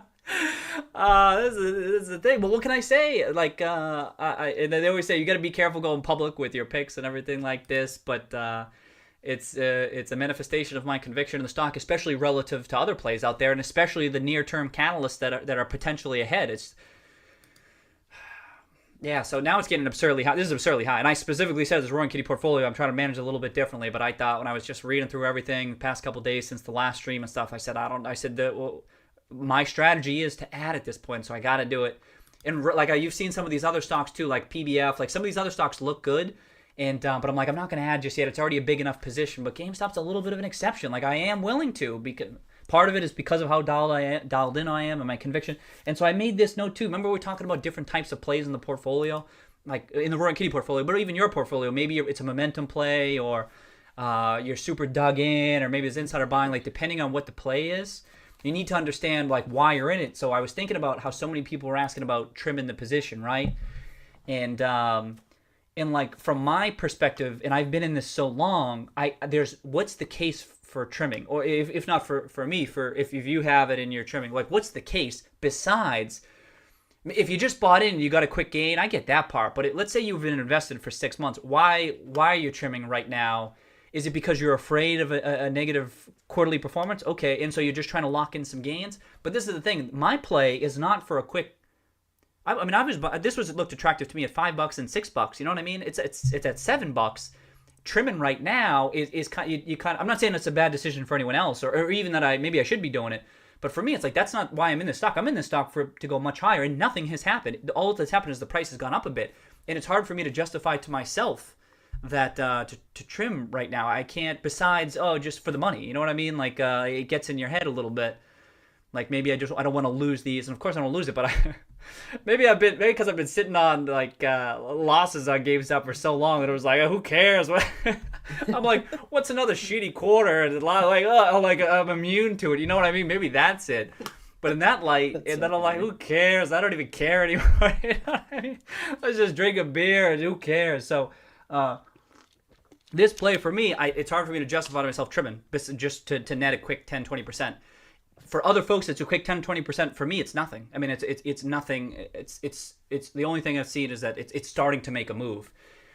And even though earnings, and like I said though, my guess, it's speculation, but I lean toward, no matter what the earnings are, no matter what the announcements are, I lean more toward it's going to be up the next day. And in this light, it's hard. But that's not to say I won't necessarily trim on Tuesday or Wednesday. Let's see what happens. This is why it's almost kind of a little. I don't want to say a good thing, right? But is it helpful for some folks that it like stabilized a little bit? Like you catch your breath and just kick back and just be like, let me think about this some more, digest it. Sometimes things go so quick and you're like, I gotta go. This was like March and April. You're like, I gotta move. And now you're like, all right, let's just reassess. Let's look at the weekly charts. Let's see what other people are seeing. Take your time, review everything. And it's not, if it were at like 10 right now, maybe I'd be like, yeah, I should probably trim I should probably trim just because, you know? But it's an easy decision with it being mid-sevens. I'm like, nah, I don't care. What was I going to say? So that was another thing I was just going to say. The play, right, is just you got to trust your thesis. Whatever your thesis is. If your thesis is already played out, you're like, I just want that quick 20% squeeze on the Ryan Cohen news. You got it. Props. Nice job. And you can sell out, and you don't have to worry. You don't have the same type of thinking that I do because you're playing it different. But for me, that was I just made a note that I wanted to mention that. Understand why the price is moving, right? Like it was a 13D. It was a 13D, and people were talking about it. Nothing else really happened. All this other stuff that happened over the past 12 months, I don't think it's been fully priced in yet. So it's hard for me to. I saw some people commented here actually. Sorry. Daily. When were they expecting to cover? It was $4 at 3 months. I know. So I think to Hyperbole Kid's point, I know when were they expecting to cover? I think. If I recall correctly, when Barry wrote his letter, wasn't it like 60% interest at the time? And at the time, he was like, this is a crazy amount of short interest. He's like, this is a crazy amount of short interest. Now we're at 100%. I think what happened, Daily, as part of it, is more people piled on in the $6, $5, $4 range. I think more shorts have piled on. So, Daily, I think some of them aren't even sitting on big gains. I think they were betting on it going kaput. This is why I think there's some 100% speculation. I am so out of the loop here. There's probably some people who hear my commentary, they're like laughing at me, like I'm such a noob, I'm such an idiot about this stuff. But like that's why I think like it's just I say robots. It's like just automated algorithms like doing it because I think they just made a calculated bet based on how this chart was looking, based on the secular risks and the leverage ratios. I know Barry mentioned that, and they just like put the trade on. And they're not they're not like tweaking the model according to what's unfolding. In the Black-Scholes model is like there's flaws with the Black-Scholes model, and I feel as though options were mispriced quite significantly. Like this is an easy stream. I see why people just watch videos all the time. Like you literally have to do nothing. I could just let Roaring Kitty talk for me. I don't even have to ever say a word ever again. It's part of this. Do you want to talk about like robots and algorithms? Like I think some of the numbers they do bad with the tail risk. You know what I mean? And So I think a lot of them, I think more people piled on daily, and then I think those original shorts were betting on zero. They were planning on this going bankrupt. Some people were talking about bankruptcy, which was always crazy to me. I thought it was so highly unlikely. The company had way too many levers to pull. Really bankrupt companies, it's a different type of a balance sheet. I've seen it so many times. I've been invested in it so many times. And I'm like, it would be highly unlikely that they go bankrupt. So that was part of their thesis too. So I think they were betting on zero. They still might, and the thesis is the justification for remaining some short. Like I said, some short interest would make sense to me is because it is a longer term zero. That people are thinking that, but you can't. What are you gonna hold it for 5 years, 10 years, get that zero? That's what I mean. Will short join this stream and start yelling at me, and will you yell like join the stream and tell me I'm crazy? Like I want that. Hyperbole kid. When Sony and PS5 will have a version with this, it freaked out those bears. You thought no? That's what I thought too. Hyperbole kid. They announced that in June of last year, didn't they? It was announced. It was announced at the same time GameStop. What's up, Doug TV? How you doing, bro? Was creating that they're going to have discs, and even that Microsoft exec came out and goes, "Oh, millions of people want discs." And the shorts went higher. The shorts went higher. They didn't care. This is why I included it in the video. I'm like, are people not reading it? Like, are you that confident? You got Microsoft talking about how millions of people will still want discs. They formally announced that the consoles are going to have discs. And then some people have been mentioning that these are good points too. These games could be. There's so many reasons that people might continue buying discs, right? That like they thought it was going to that there would have been a legit case if there were no disc playing consoles. Then I'm like, I might not have even got in. I probably wouldn't have even got into it. The case of bankruptcy would have been much higher. It would have been much tougher to turn around, but because they have discs, and I think they're going to be around for a couple of years, this gives GameStop the opportunity to reinvent itself. Whereas without that, they might not have been able to reinvent itself. They might not have gone bankrupt. They still had enough levers that they could like maybe cash out or something like that and stabilize stuff, but it might not have been a huge upside. But once they announced they had the disc, and then the shorts kept going up, I'm like, what is going on for what is it? Almost a year now. I feel like I'm taking crazy pills. I feel like Anyway, but maybe we'll know soon enough. I feel like the long thesis for GameStop, it needs to be quite a bit higher by the end of this year or in the next 6 months. It needs to be quite a bit higher. There's something off here. You know what I mean? Like it was always part of my thesis that it needs to the console cycle. The new consoles need to. I don't mean act as a short squeeze. The short squeeze is never a major part of my thesis, but that it needs to catalyze interest in the stock, that it at least needs to bounce. And if it doesn't bounce, even with the consoles and everyone talking about it and stuff, that's a tough environment. So it at least needs to go higher on that front. But yeah, now I'm rambling. I know. Future Hyperbole Kid says future guidance from GME on earnings day is key to what reaction and stock price will be. You think they're going to give guidance? Well, I mean, I don't know what guidance they're going to. They haven't given guidance all year. I don't know. I don't know why they're suddenly going to be able to give guidance. What more do they have? They did give liquidity guidance, right?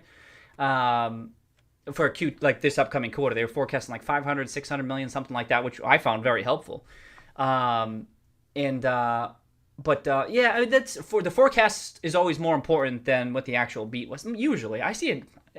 I believe that, right? But sometimes I see it work the other way too. So what do you know? Everything's an experiment. All right, I have 2 articles I found, and yeah, there's just like nothing today. It's so weird. All right, YouTube's huge new thumbnail change has viewers wanting to punch their screen.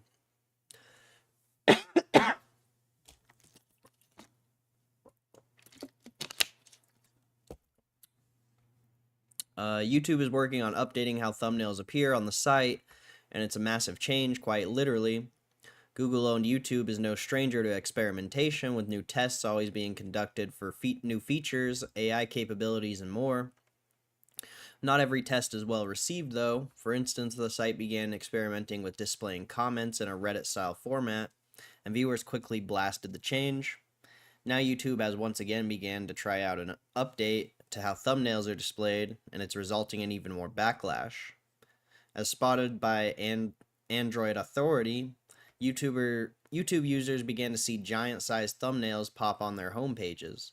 Why are the thumbnails suddenly huge? A viewer wrote on Reddit. This is 100% zoom, as well as I just went on YouTube, and suddenly the thumbnails are absurdly large for no reason. Is this a bug or a new UI design? An attached screenshot showed gigantic thumbnails with just 2 videos appearing in each row, taking up most of the screen. Is this real? Others were infuriated by this change, with many baffled by Google's decision making. I was about to go completely mad. What the hell is YouTube even doing with a 2x1 thumbnail layout? They must be trolling. Some commented how the browser extensions and plugins help solve the issue and revert the thumbnails to their previous smaller size and more appreciated state. It's crazy that an extension does a better job than a multi-million-dollar company. Given their response to this test, don't be surprised to see YouTube rethink this UI change. After all, it's not like users had any major complaints with the way the homepage looked before this latest update. Not much, man. Trying to hustle this weekend, make the extra money, keep buying for the bubble burst. Nice. Did they really update the UI? I haven't noticed. I guess it's probably for desktop, huh? Because the phone one looks the same. Or maybe it's, maybe they did update it. I don't... Seems normal to me, isn't it? I don't know. I kind of forgot whether it's normal or not. Anyway. Discord is scanning users' faces and IDs in Australia and the UK to experiment with age verification features. Damn, this is a long article about this. Maybe I don't want to read this. It's not that crazy.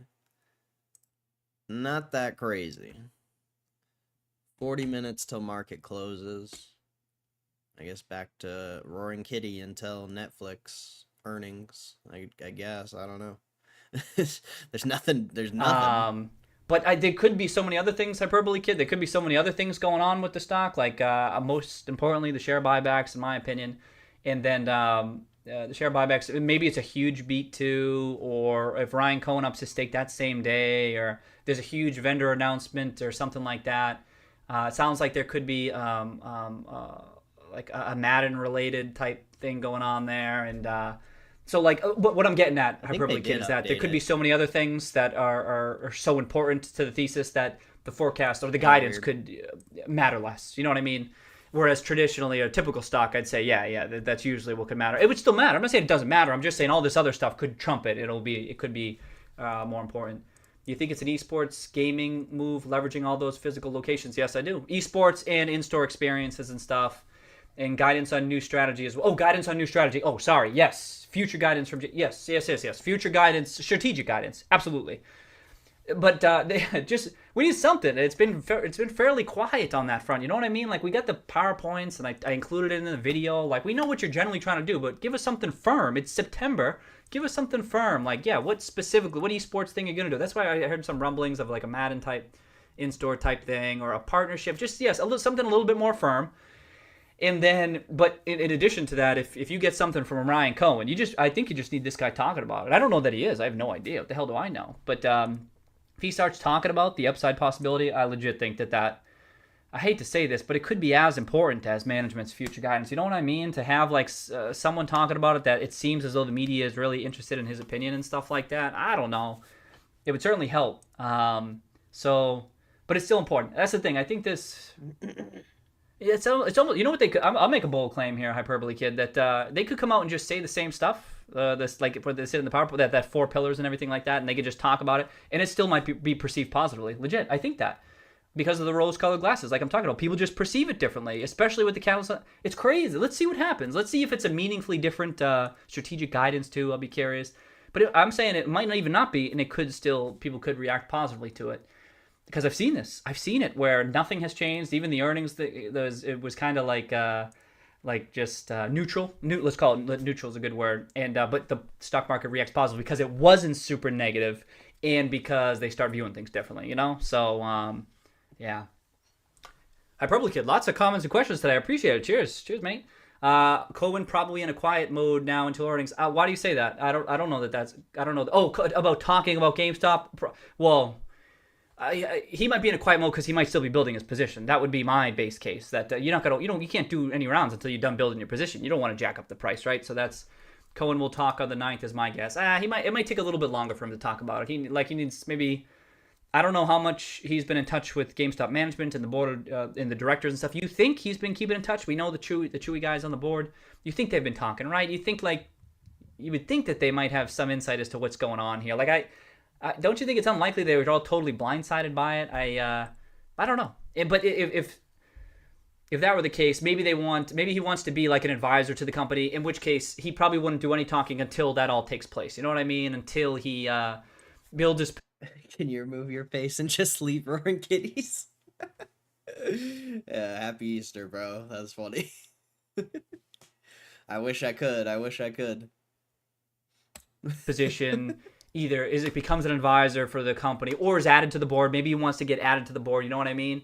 And so I doubt he would be doing any rounds until it reaches that point. You know what I mean? So there's no urgency on that. I just mean that would be something to look out for if you're a GameStop. If you're long GameStop and this dude starts going around, you saw his website there where was it? Look, if he starts doing this. Which I don't expect him to, but like this, and he was doing it for Chewy, right? Because Chewy had just went public, and this was all in June of 2019.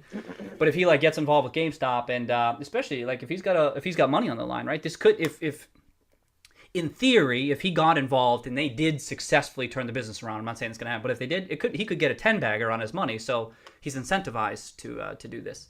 But yeah, I don't expect it anytime soon. I'm just saying it's something to look out for, because if he did, that'd be sick, huh? For the longs, not for the shorts. Shit.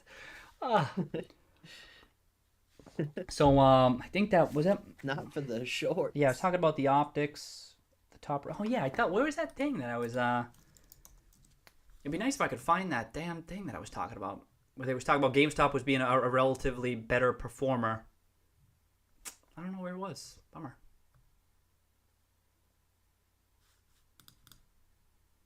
It doesn't matter. Your long GameStop. I guess. Oh, and then one final thing, huh? We were laughing about After Hours. Do you see how ridiculous After Hours action is now? I'm glad we were watching it that day too. Kitty just interrupted me. I was in the middle of reading your sentence. He's like, hey, wait. Hold up a second. Hold on, I'm not done talking yet. I am not done talking.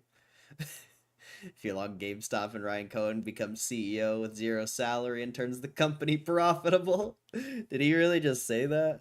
I don't know. I kind of wasn't listening that much.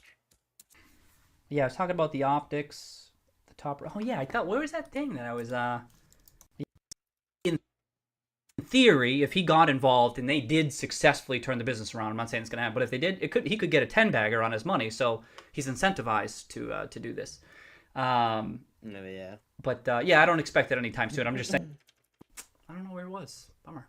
It doesn't mean anything. And then it doesn't matter. Remember the board and turns it around. I get. Oh, and Now then one he's a final thing. Huh? CEO. We were laughing about After Hours. Do you see how ridiculous After Hours action is now? I'm glad we were watching it that day too, because it doesn't mean anything. It doesn't mean anything. And then you had, and not just for GME, but also for the market. I believe the market was up. Last night. Like it was down at first, but then it was up, and it looked super green. I believe futures were. It was like up over 1%, and then it crashed today. It like you cannot pay too much. You just do it for fun. But like that After Hours type stuff. Oh, you know what? I came across a pretty cool site that this is what I would check if you do want to check out After Hour action. You go to this After Hours. Someone posted this today on. Sorry, I forget. I think they posted this on Seeking Alpha or something. But what you'd want to check. Oh, this is kind of small. Let me zoom in a little bit. You'd want to check out WAP. Not WAP. Not WAP. Not WAP. I'm not talking WAP. I'm talking WAP. The volume weighted average price After Hours. And that's so you don't get thrown off by those small odd lot purchases. You might see it down like 20% because one share traded hands or something. But I'll probably check here from now. This. All right. I'm over roaring kitty. I'm sorry. We listened to enough. When Ryan Cohen became CEO and the stock kept dipping down to the teens, that's when I started going hard. Really? I wasn't even in the game. I'm late to the party. Fashionably late.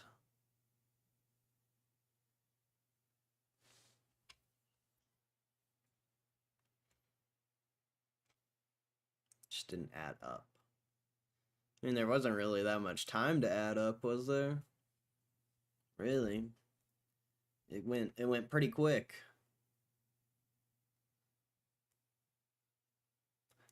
I guess besides in the middle of it when it went from like 60 to 18, that would have been a good time to add.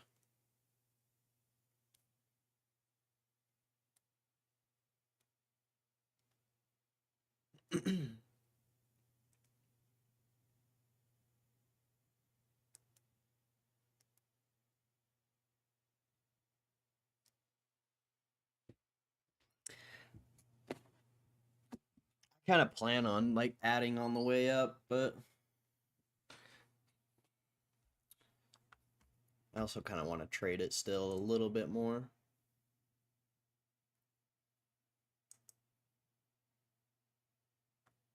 I just don't see I don't know, I just don't really see it going below 20 at this point. It almost seems I know it's not impossible, it's definitely possible, but yeah, it just doesn't seem likely.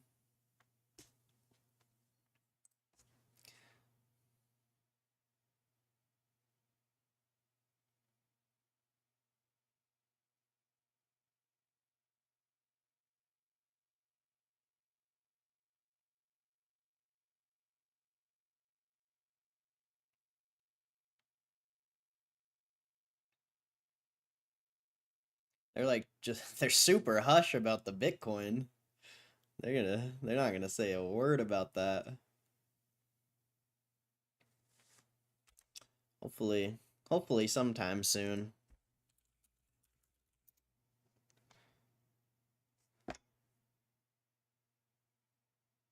I might take some profits if it goes to 40, but I would sell my OG shares, so it'd technically be a loss for taxes. Oh yeah, that wouldn't be the worst idea.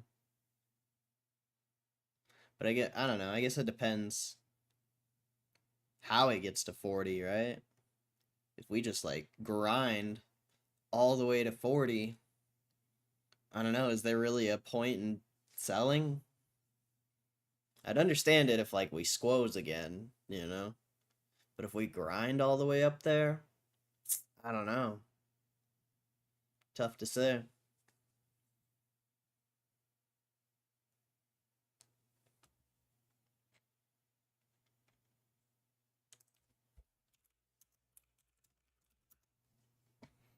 Not even I mean, it is a quadruple for some of your shares, but yeah, I don't know.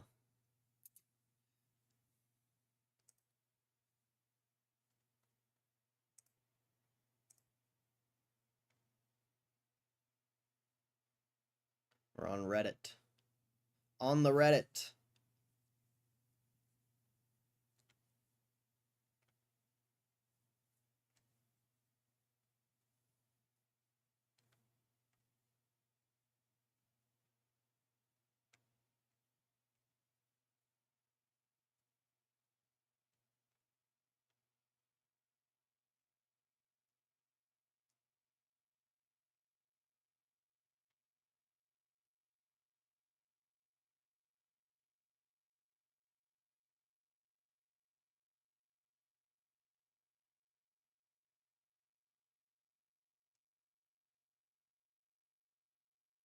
Holy cow.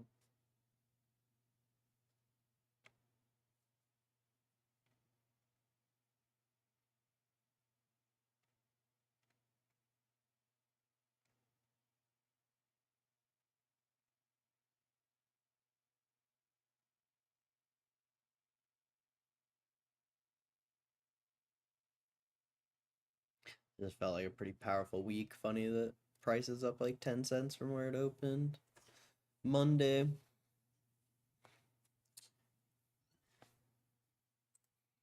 Yeah. The overall market hasn't really done much either, though. Still kind of got that a lot of volatility. But either way, I mean, the longer we're trading in the 20s, I feel like the better. And You hit a new high, 27.20 or whatever, or yeah, you triple topped this week, I think, at 27.20 or something like that. But if you break out of that, that's gonna be sick. A lot of people are gonna be shorting off of that triple top, so you know if the bulls are really in control, they're gonna get absolutely wrecked.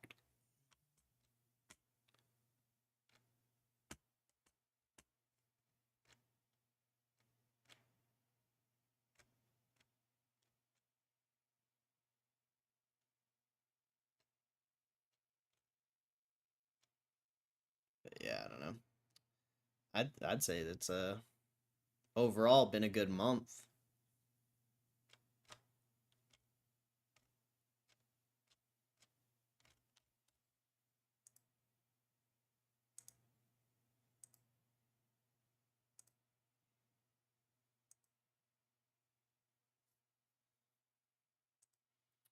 We'll see though.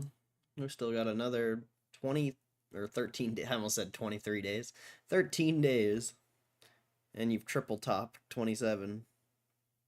Which 27's been huge resistance for a while. And it was support. So yeah.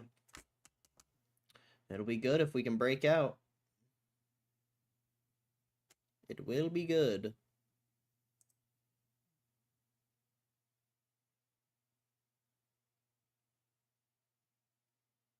Yeah, just like anytime you break above 27 or break below it, you tend to get a bigger size move. Or a continuation, I guess I should say. Of some sort.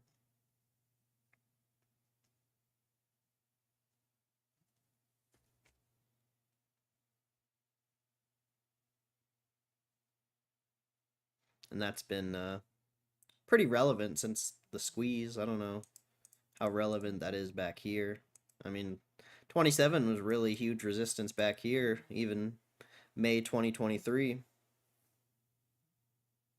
Either resulted in a decent sized sell off, or you would break through it and hit a usually it seems like it would squeezes up quite a bit. But yeah, 27's been pretty relevant for quite some time.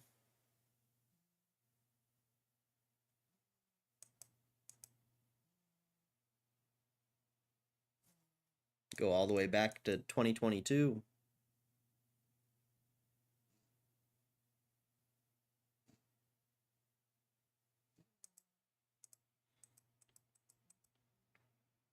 You know, good price to be at though. And holding it, not just selling off immediately. Trading volume on this price. Rather than just skipping it like it usually does. I think we've read about this before, but Temu and Shein are raising prices in the United States next week. Temu and Shein have announced that they're raising prices in the United States due to global trade rules and tariffs. This is just going to be about tariffs. I don't want to read about this, but yeah, never mind. Never mind, I'm not reading that. You get it. You get it. United States is getting rid of the de minimis tariff exemption that allowed products under 800 to avoid tariffs entirely.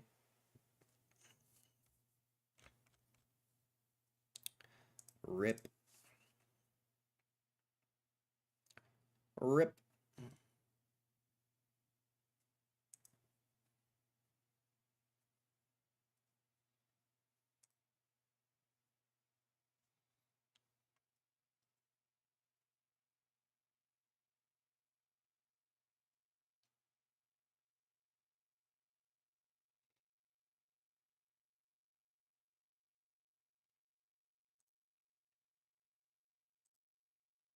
Yeah, I don't know. I'm pretty bullish though.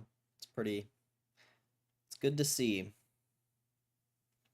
You know, pretty volatile stock, so who knows what the next month will bring, but could be good. Could be positive.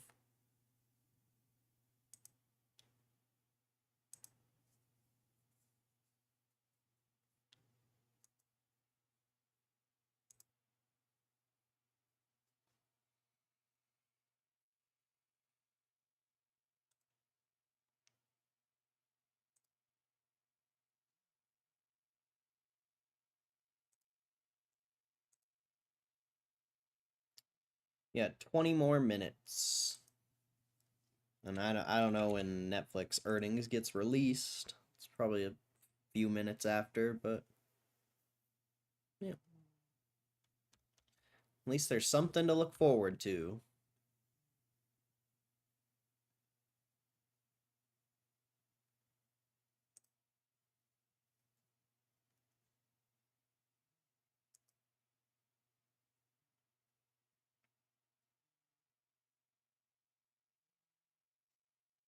S&P looks whatever. Not bad, not good. Would be better if we were bidding right now.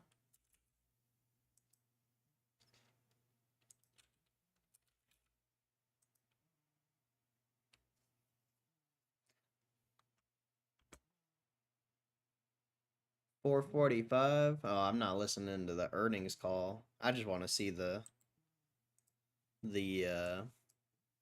whatever. The report. Ain't no way I'm gonna listen to the earnings call. No way. I only did the NVIDIA one because I thought people would be interested in it. And it wasn't really that interesting. So I don't think I'll do a... Unless it's a GameStop one, I don't think I'll ever do a earnings call ever again. Regular trading hours will resume Sunday, April 20th. 420, bro. 420.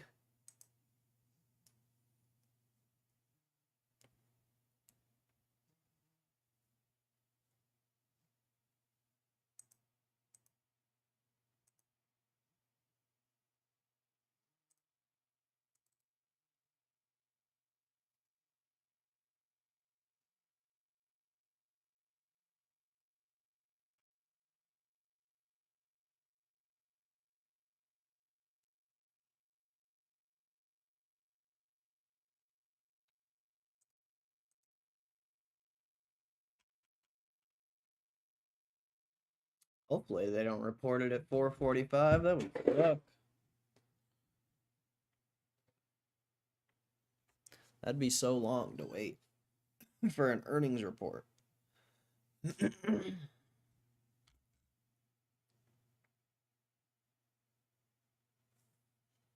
Lots of 420 hype for a kitty tweet. Eh. I don't know why people get excited about tweets. I want to see Ryan Cohen say they bought Bitcoin or some other news. I don't understand the hype on tweets. Like the last 5 tweets Roaring Kitty did, the stock barely moved. So I don't know. I just don't get it. Wouldn't it be way more exciting if Ryan Cohen said something or the business said something?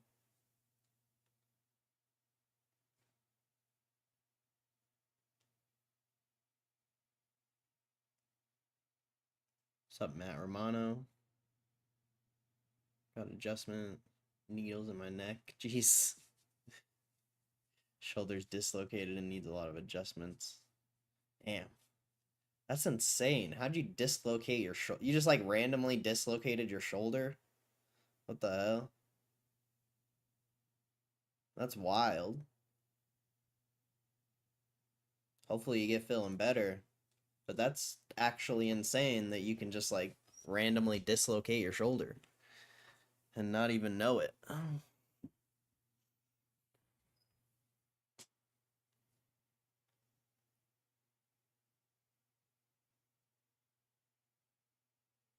Tweets, meh. YOLO update. Even that, like, who cares? Ryan Cohen just bought a $10 million position and the stock barely moved. Well, I mean, it's up quite a bit, but still, I don't know. I guess I just don't care about tweets, I guess. Or like that kind of thing. Like I want to see the business progress. Personally.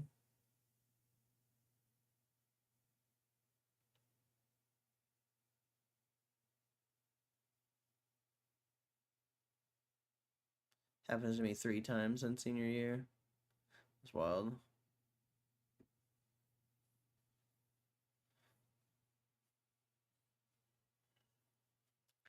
Shocked Ryan Cohen didn't say anything about buying Bitcoin.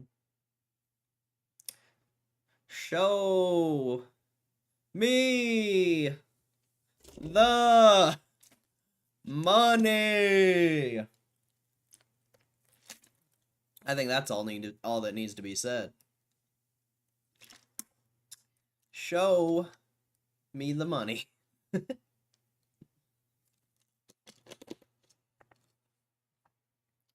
Just kidding, I don't know. Ryan Cohen's gonna show you the money though.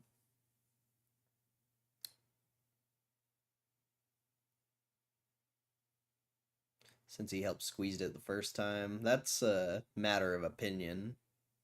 I don't think Roaring Kitty squeezed the stock. Very large opinion there.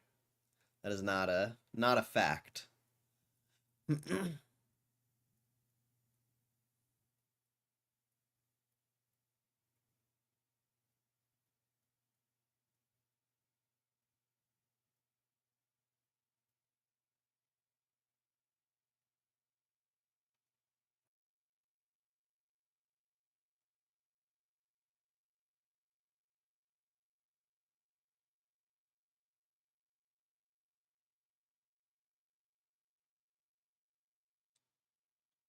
Bear thesis has already been shook, just waiting for the world to realize it. Yeah, pretty much. Everything's slow. Everyone's slow. I think just there's still that huge narrative on GameStop that it's just GameStop.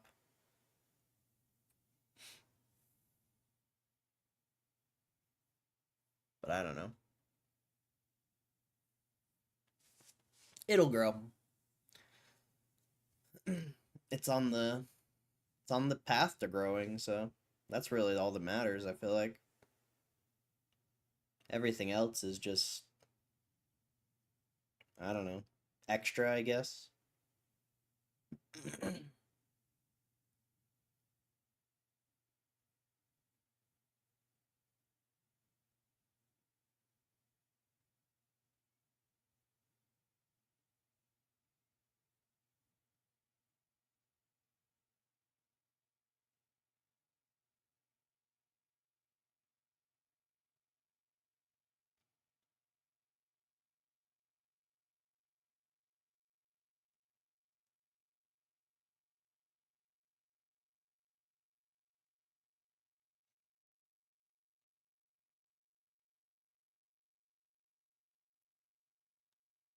I would argue most people are waiting on the Bitcoin announcement who like actually have money to throw at this stock. Anyone who's waiting on Roaring Kitty is most likely already in the stock and not gonna buy more.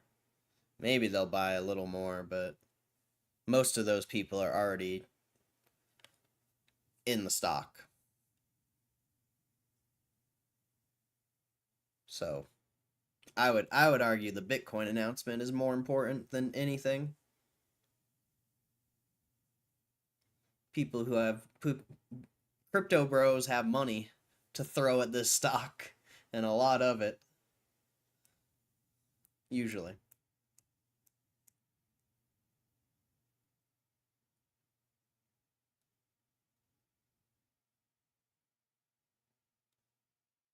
Fun plans for Easter. Just some degenerate gambling. WrestleMania.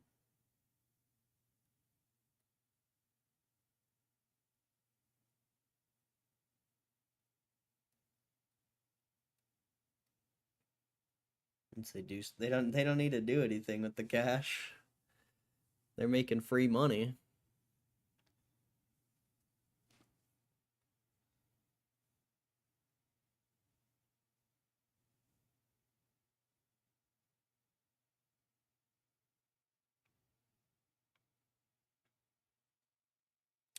free 200 million a year just holding cash. I'd really disagree with saying they have to do anything with the cash. I really disagree with that.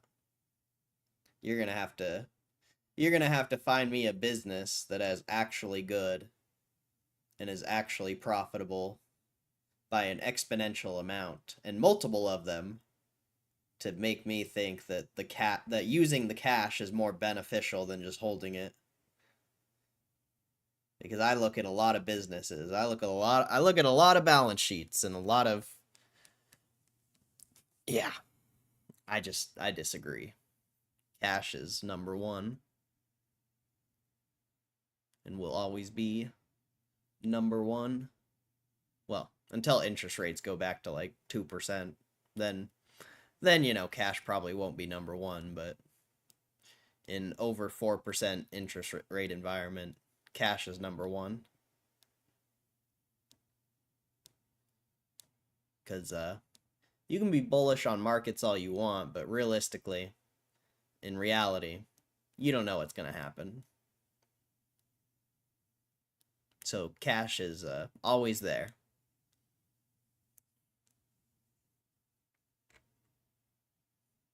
Sounds like my kind of Easter. Yeah, WrestleMania should be sick, bro. John Cena's last WrestleMania, supposedly. Allegedly. John Cena's last WrestleMania. Should be a good time. John Cena was my favorite wrestler back in the day, so it'll be dope to, 15 years later, revisit.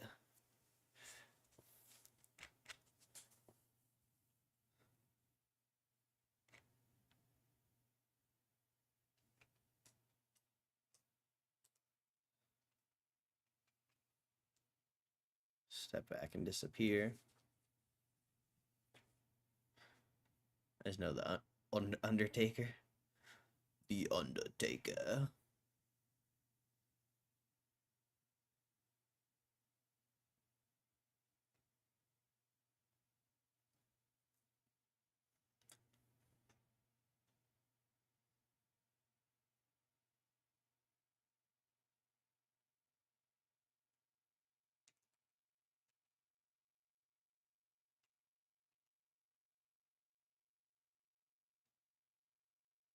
Under the current interest rates, an investment made in today's economic climate must bear a higher return threshold.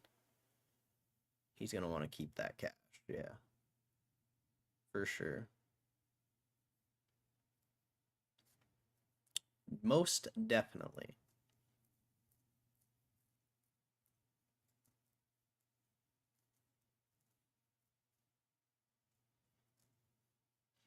And even if they, even if they miss out on gains, they don't put it all in Bitcoin or something. I definitely don't think they need to buy like another business or something like that unless they truly believe that they can turn it around.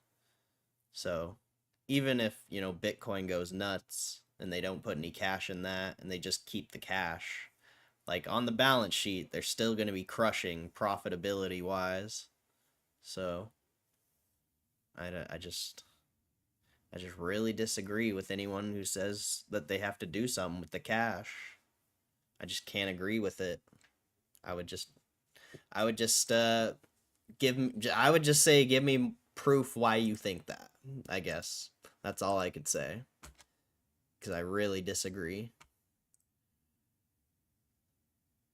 Rey Mysterio and Eddie Guarmo. I mean, you spelt their names wrong, but close. Eddie Guerrero is a legend.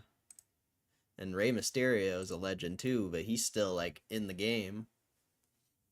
What's up, Kristen?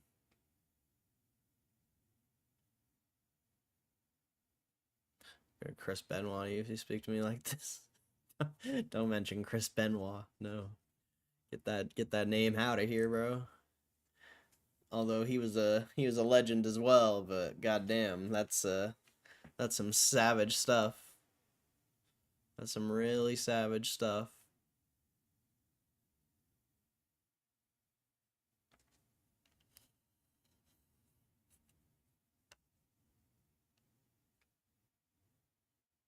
WWF ice cream bars.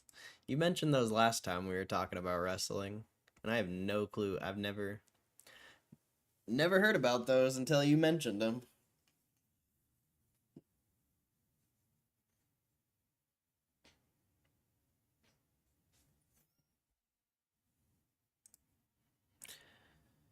You have 5 more minutes till market close. Hopefully, hopefully everyone has a good Easter. Still gonna be sticking around for Netflix earnings, but you know.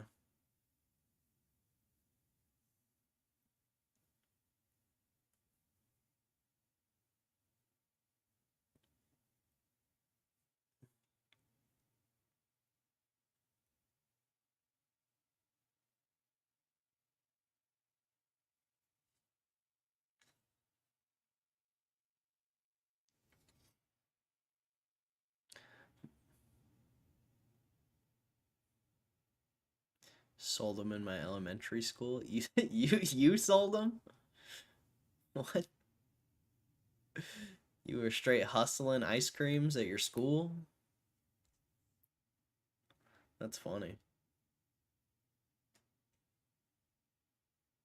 A hustler. The school did? Interesting.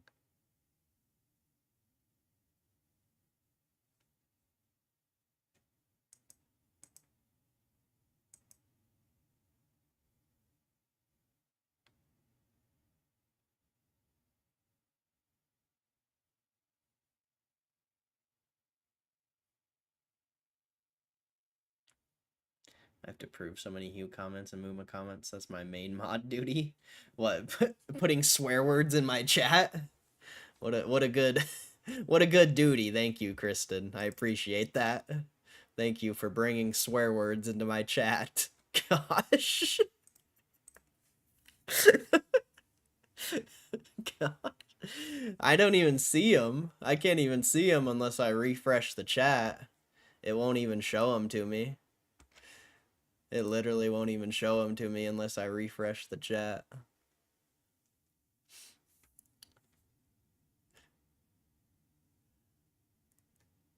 Selling ice cream sandwiches. Nothing I do is right. Oh, I'm just joking with you. I just think that's funny. You're the one who said it, not me. That shit just makes me laugh.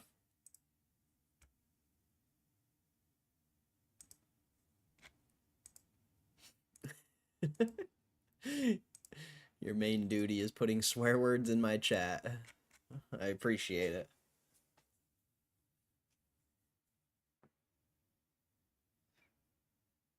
Because you act like a boyfriend does. They always disappointed. Oh, shit. I wish. I need a sugar mama. Can we? Can we just make it official? I won't allow 90% of their chats. Fair enough. Fair enough. No, you can approve them. It's fine. I just don't think I don't see them, like, literally. Like the one he just posted. Like, concerted effort not to swear, and you telling me I'm still cursing. And yeah, like, I didn't see that message until I refreshed the chat, which I never refresh the chat. So, like, if you ever have a swear word in your message and it gets, like, approved or something, I probably just don't see it. Because I never be refreshing the chat. And then if a mod approves it, like, it doesn't show up unless I refresh. And it doesn't show up for me because I don't know why. It's weird. It's honestly stupid. And I can't make myself a mod for some reason. It doesn't let you. Like, yeah, it literally makes no fucking sense.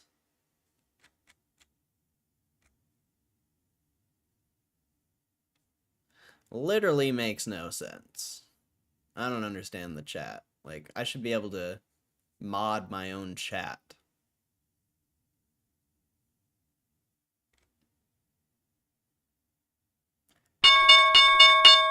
Ding, ding, ding, ding. Oh, yeah, I turned the bell back on. Let's go. Ding, ding, ding, ding, ding, ding, ding, ding, ding. Let's go. Another beautiful day. If you do what I say, stop yelling at me and trust me. Ugh, the do what I say part is tough. I think we'll have to negotiate on that one, but the other two, I think I'm cool with the other two. The bell was fired. Yeah, for some reason that hasn't been on for years. I haven't heard that bell in years. I didn't hear no bell. You hanging around for news? I'm hanging around for Netflix earnings, actually. Bell got me hyped, no doubt. I bet we'll leave the bell. I actually like the bell. I forgot what happened to it, really. All right, let's see what these Netflix earnings have to offer. It's already kind of popping, but I don't think the earnings are out yet. We're gonna hit 1,000. You gonna hit 1,000 on Netflix, I believe. Oh no, that's not all-time highs, but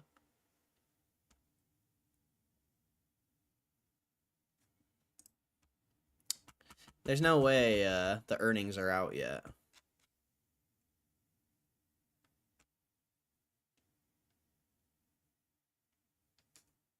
The new ding word we discussed? There's a new ding word? What? I don't remember that.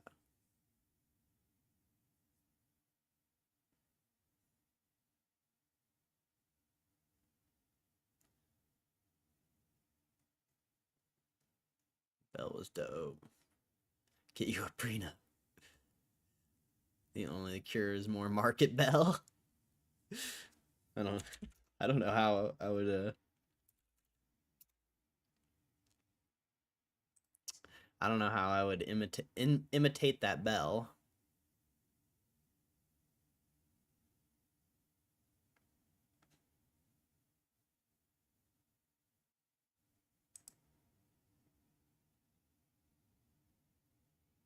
There are a lot of stipulations. That's a good one. Hey, GameStop's going up, I think. No, maybe not. I don't know why Robinhood's at 26.90 and my account's not moving. Oh wait, it's cuz this is frozen, huh? Oh no, it's not frozen. All right, where's my Netflix earnings at? And how do I check them? Probably CNBC, probably gonna be the best bet. Most likely. Get a breaking news. Place your bets, place your bets. Where do you think the Netflix is gonna go today?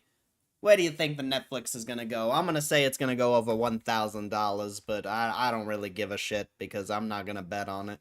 Place your bets, place your bets. Where do you think the Netflix is gonna go? I think the Netflix is gonna hit $1,000. Anybody else think Netflix is gonna hit $1,000? 1,000 smackaroonies. 1,000 smacka across your faces. Yeah, I don't know. I don't know what's going on.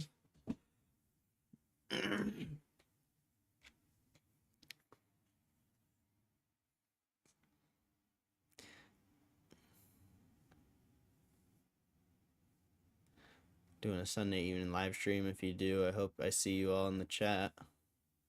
That'd be crazy. I won't be there, sadly.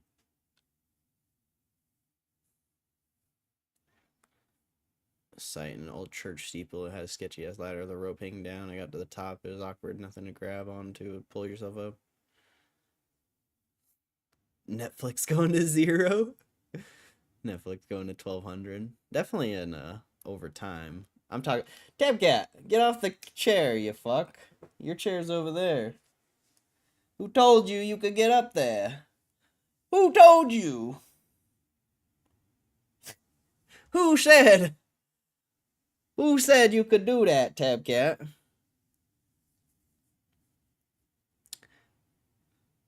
Like, oh, that's what the rope's for. So I grab the rope, try to pull myself up, but I start falling back. Then I hear this loud ass church bell.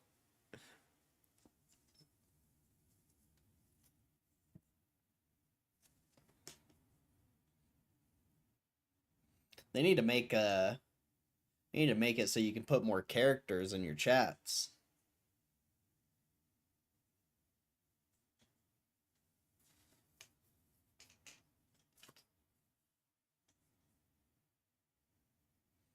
The Beast from Beauty and the Beast.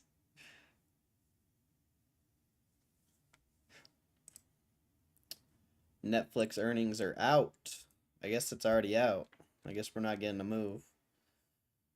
They destroyed on their earnings per share, 6.61 versus 5.71. And their revenues, they beat by a little bit, 10.54 billion versus 10.51 billion.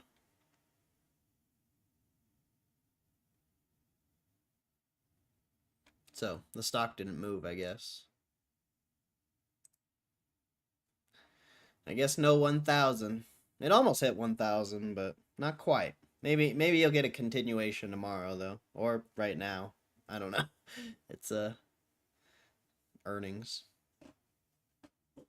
It's earnings stings. Some earnings stings.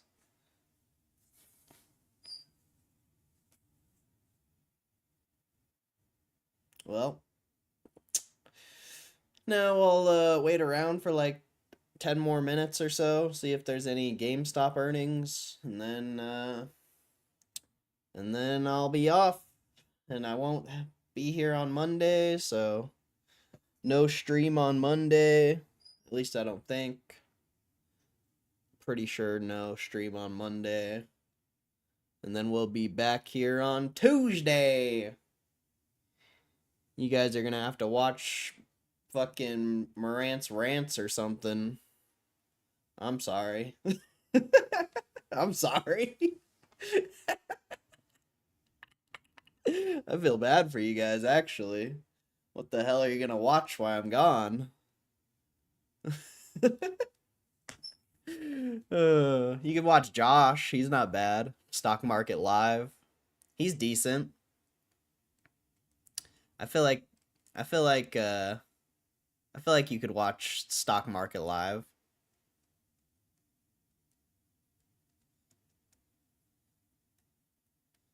How long am I gone? I can't handle it.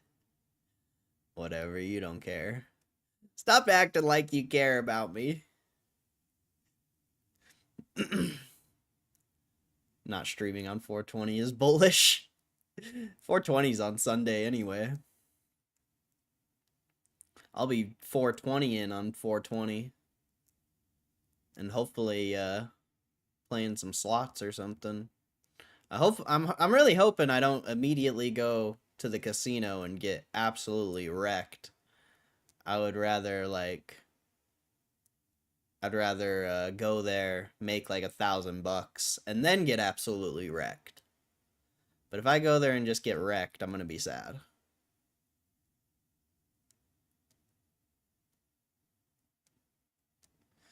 Hey, look, it might hit 1,000.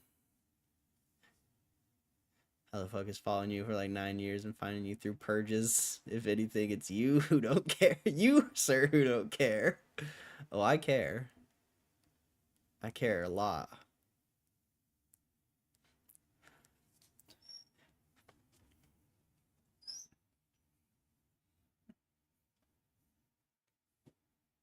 I can't handle these hood rat games. These hood rat games.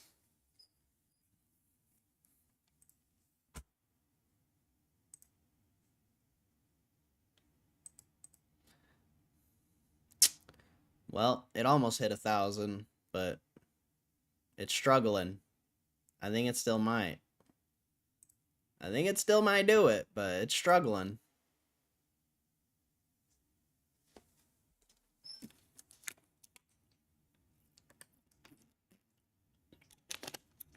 Cordell keeps rejecting you.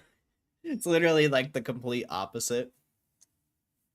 It's literally the opposite.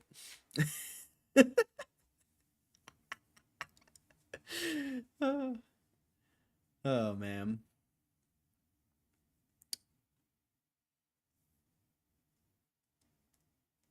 I'm always getting rejected. It's the life I live. Always. Finna display your anger on me.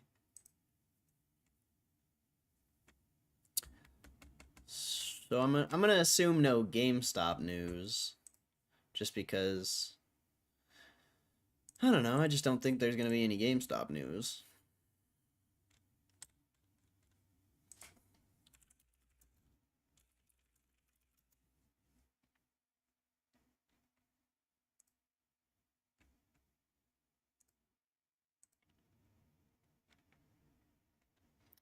Nothing on Reddit as usual.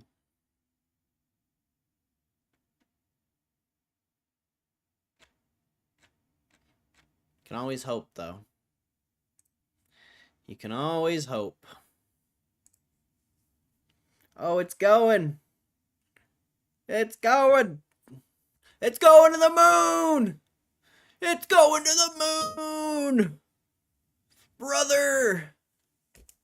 Brother, it's going to the moon, brother! Get your moon suit! Where is my super suit?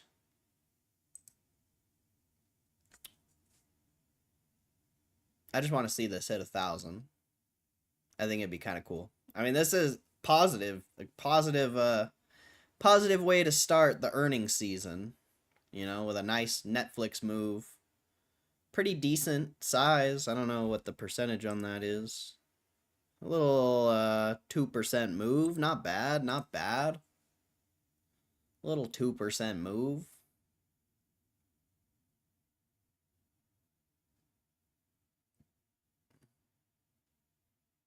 Oh, it's going.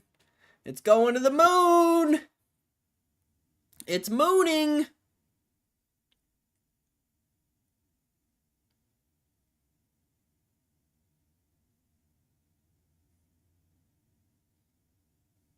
Straight mooning.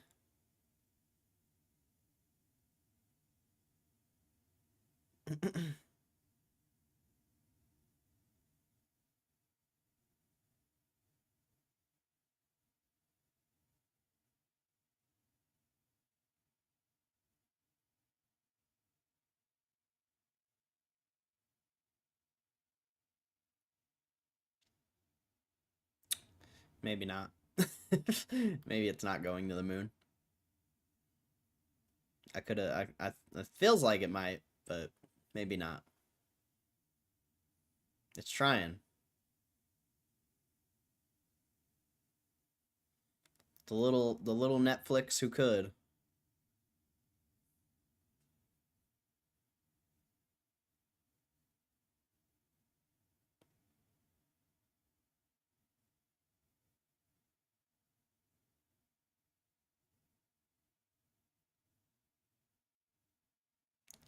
You're a bull market?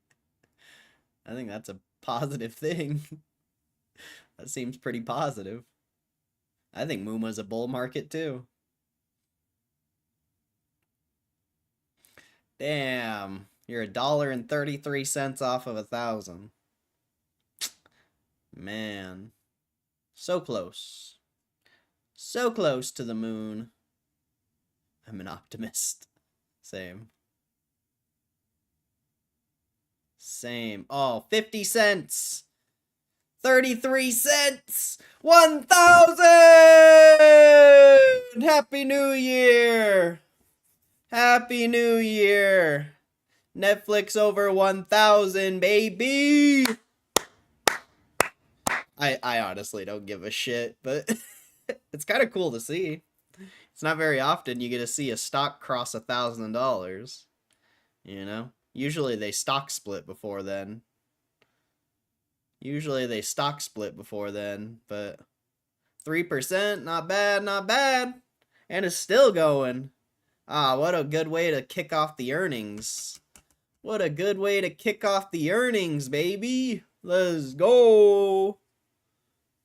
Let's go. That's pretty positive, I would say.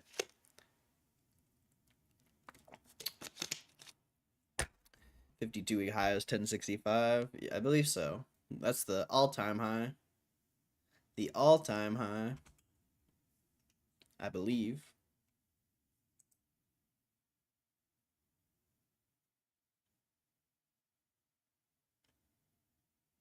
Next up, GME. That'd be crazy. Some Xannies, bro? You doing Xannies now? Interesting. Learning more and more each passing year. Shouldn't be talking about Xannies though. It's new, bruh. Why did you start doing Xannies, bruh? Kristen, what are you doing? I don't care. I don't care.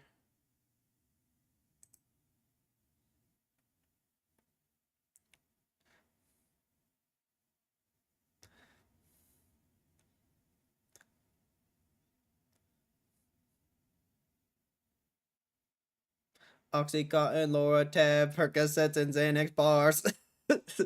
Something like that. I don't know how the song goes. I think I mixed some of the things up. Oxycontin, methadone, Percocet, and Loratab.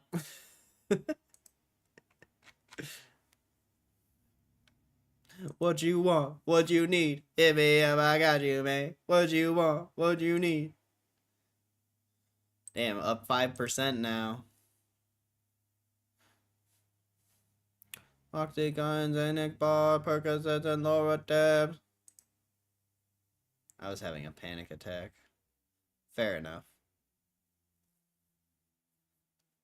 Probably prescribed because you broke her heart. Why is it always my fault? Why are you guys always blaming me? It's literally her. Like, I don't know why I get all the shade when it's literally her. It's so fucked up. So fucked up. I get all the shade around here. Just because I'm the host. Just because I'm the host, I get all the shade. You're just an innocent little blue name in the chat. They don't know. They don't know the rejection.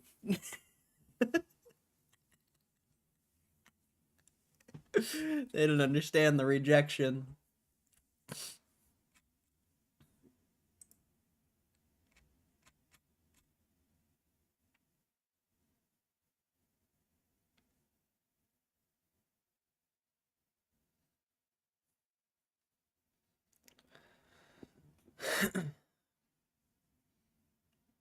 Is this our first fight? Well, I don't fight to lose. I don't fight to lose. So if that's don't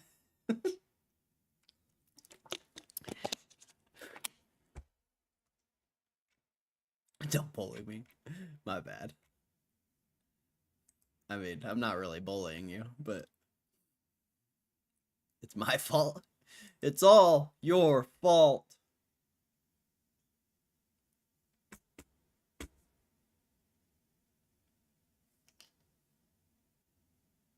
Well, I'll go through news one more time, see if there's anything.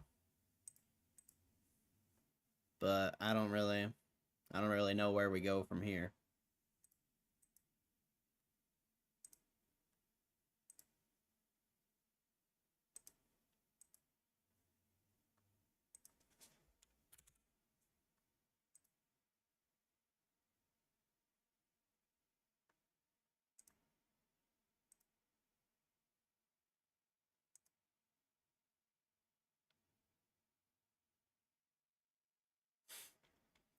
Wow. Wow. Oh yeah, ECB lowers rates by 25 basis points. I'd say that's globally positive.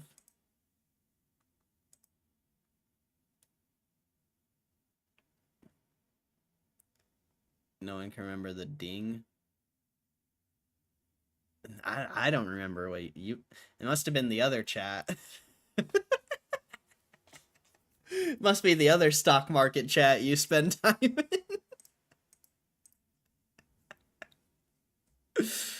Oh shit.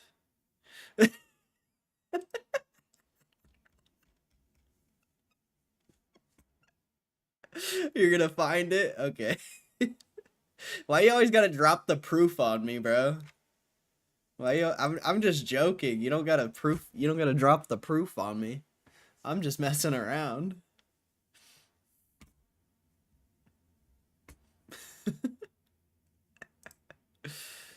Oh shit. You ever get posted on GME Meltdown again? I don't think so.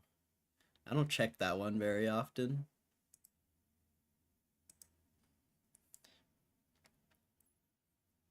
I really doubt it. We haven't really had trolls come in here lately.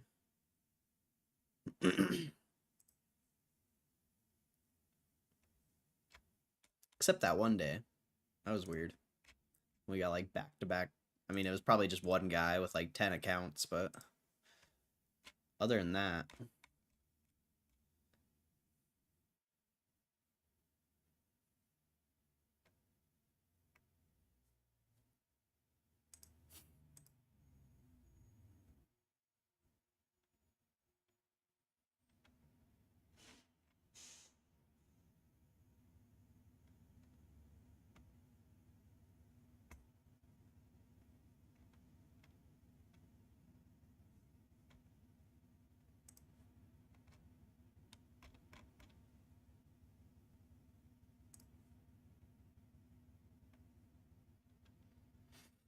Yeah, there ain't shit on news. The news should pick up here like next week though, because you're gonna have a lot of your bigger tech earnings.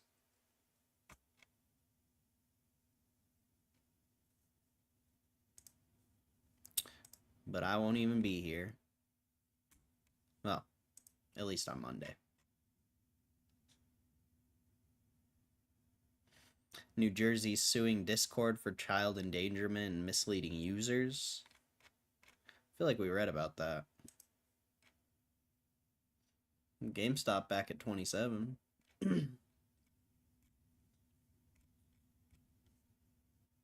Yeah. No news.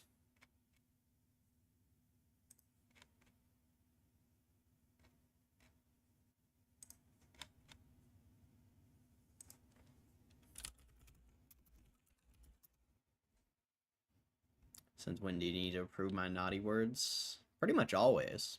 Like, if you have swear words, if there's no mods here and you've been swearing in your messages, I mean, and you're wondering why I haven't been reading them, it's because I don't even see them. Because they don't even show up. But that's always been a thing.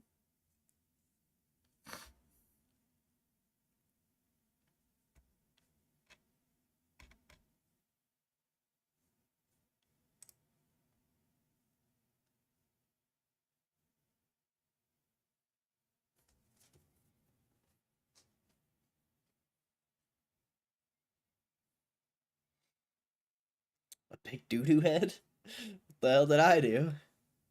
What the hell did I do? I don't think doo-doo head's a swear word. What's up, Isaiah?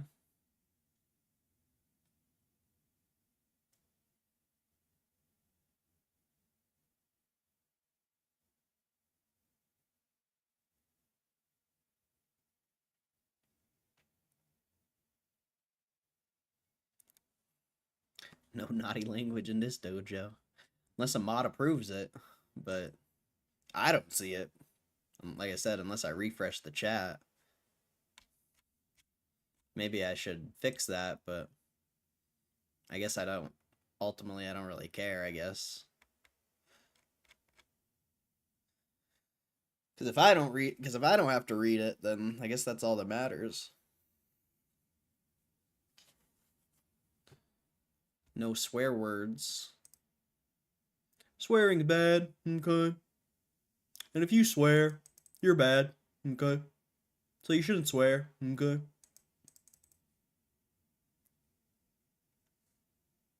You just shouldn't swear. Swearing's bad. Alright. I guess, yeah. I guess this is where we say farewell. Until next time. Enjoy your guys' extra long weekend. Enjoy your Easter. Hopefully you have a good Easter. Hopefully you get to spend time with your family and stuff like that. The stock market's not open tomorrow, so I won't be here. But, yeah. And I won't be here on Monday, so don't be trying to look for the stream on Monday, because I won't be here. So enjoy whatever stream you choose to be a part of on that day. I don't know. GameStop should probably be pretty exciting. I don't know. We'll see. It should be a good weekend. I hope you guys enjoy it. God bless you. Appreciate everyone. Especially the people who've been supporting the stream for a long time. Like, thank you guys for real. It's been a good run, you know, good streak. Like, this isn't where the stream it ends, obviously, but this is gonna be the first time we break the streak. You know, I've live streamed every single market day for this whole year, every single day that the market's been open. So it's kind of crazy breaking the streak. But if you've been here for the whole ride, I appreciate you. And, you know, if you're here supporting the stream every day, regardless, you know, thank you. For real. Thank you. I appreciate your time. Shout out to everyone who's here. Hugh G, Matt Romano, Kristen, Isaiah. I don't know who else is here. Muma. Moose, maybe.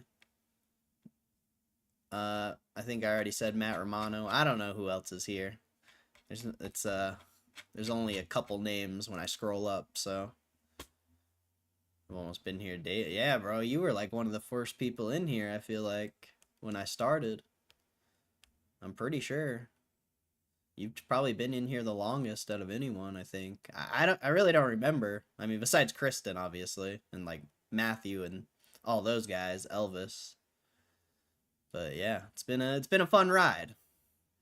But it's weird break. It's gonna be weird not streaming on Monday. That's for sure. It's gonna be weird. It's gonna be hella weird. Knew you were a star. I don't know about a star, but we'll see. We'll see. It's been fun though. It's been fun. Every day this year, wild, great stream. Hey, God bless you, Matt Romano. I appreciate your support, bro.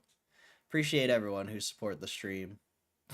And if you're new, I mean, thanks for giving the stream a chance, because not many people are willing to give the stream a chance, because, you know, their first, their introduction to the stream is probably me clapping them or something. So I wouldn't expect very many to stick around. Oh, man. But yeah, if you've given this stream another chance, thank you. Me and like 2 people here at one point, also Kristen. Yes, fucking 6ix9ine, bro. Where the hell's 6ix9ine? Where the hell's 6ix9ine? Vegas stream would be cool. It'll be laggy. I don't think I'll stream in Vegas.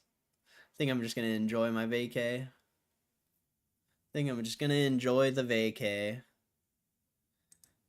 20 or more peeping daily. Yeah, it's grown a lot. I mean, it's crazy that many people are willing to stick around, and it's legitimate, you know, it's not like view botting or anything. It's like actual people here watching the stream. Like, that's crazy. Actually crazy. But yeah. All right. I'm out of here. Thank you guys. Enjoy your weekend. God bless ya. And yeah, that's pretty much it.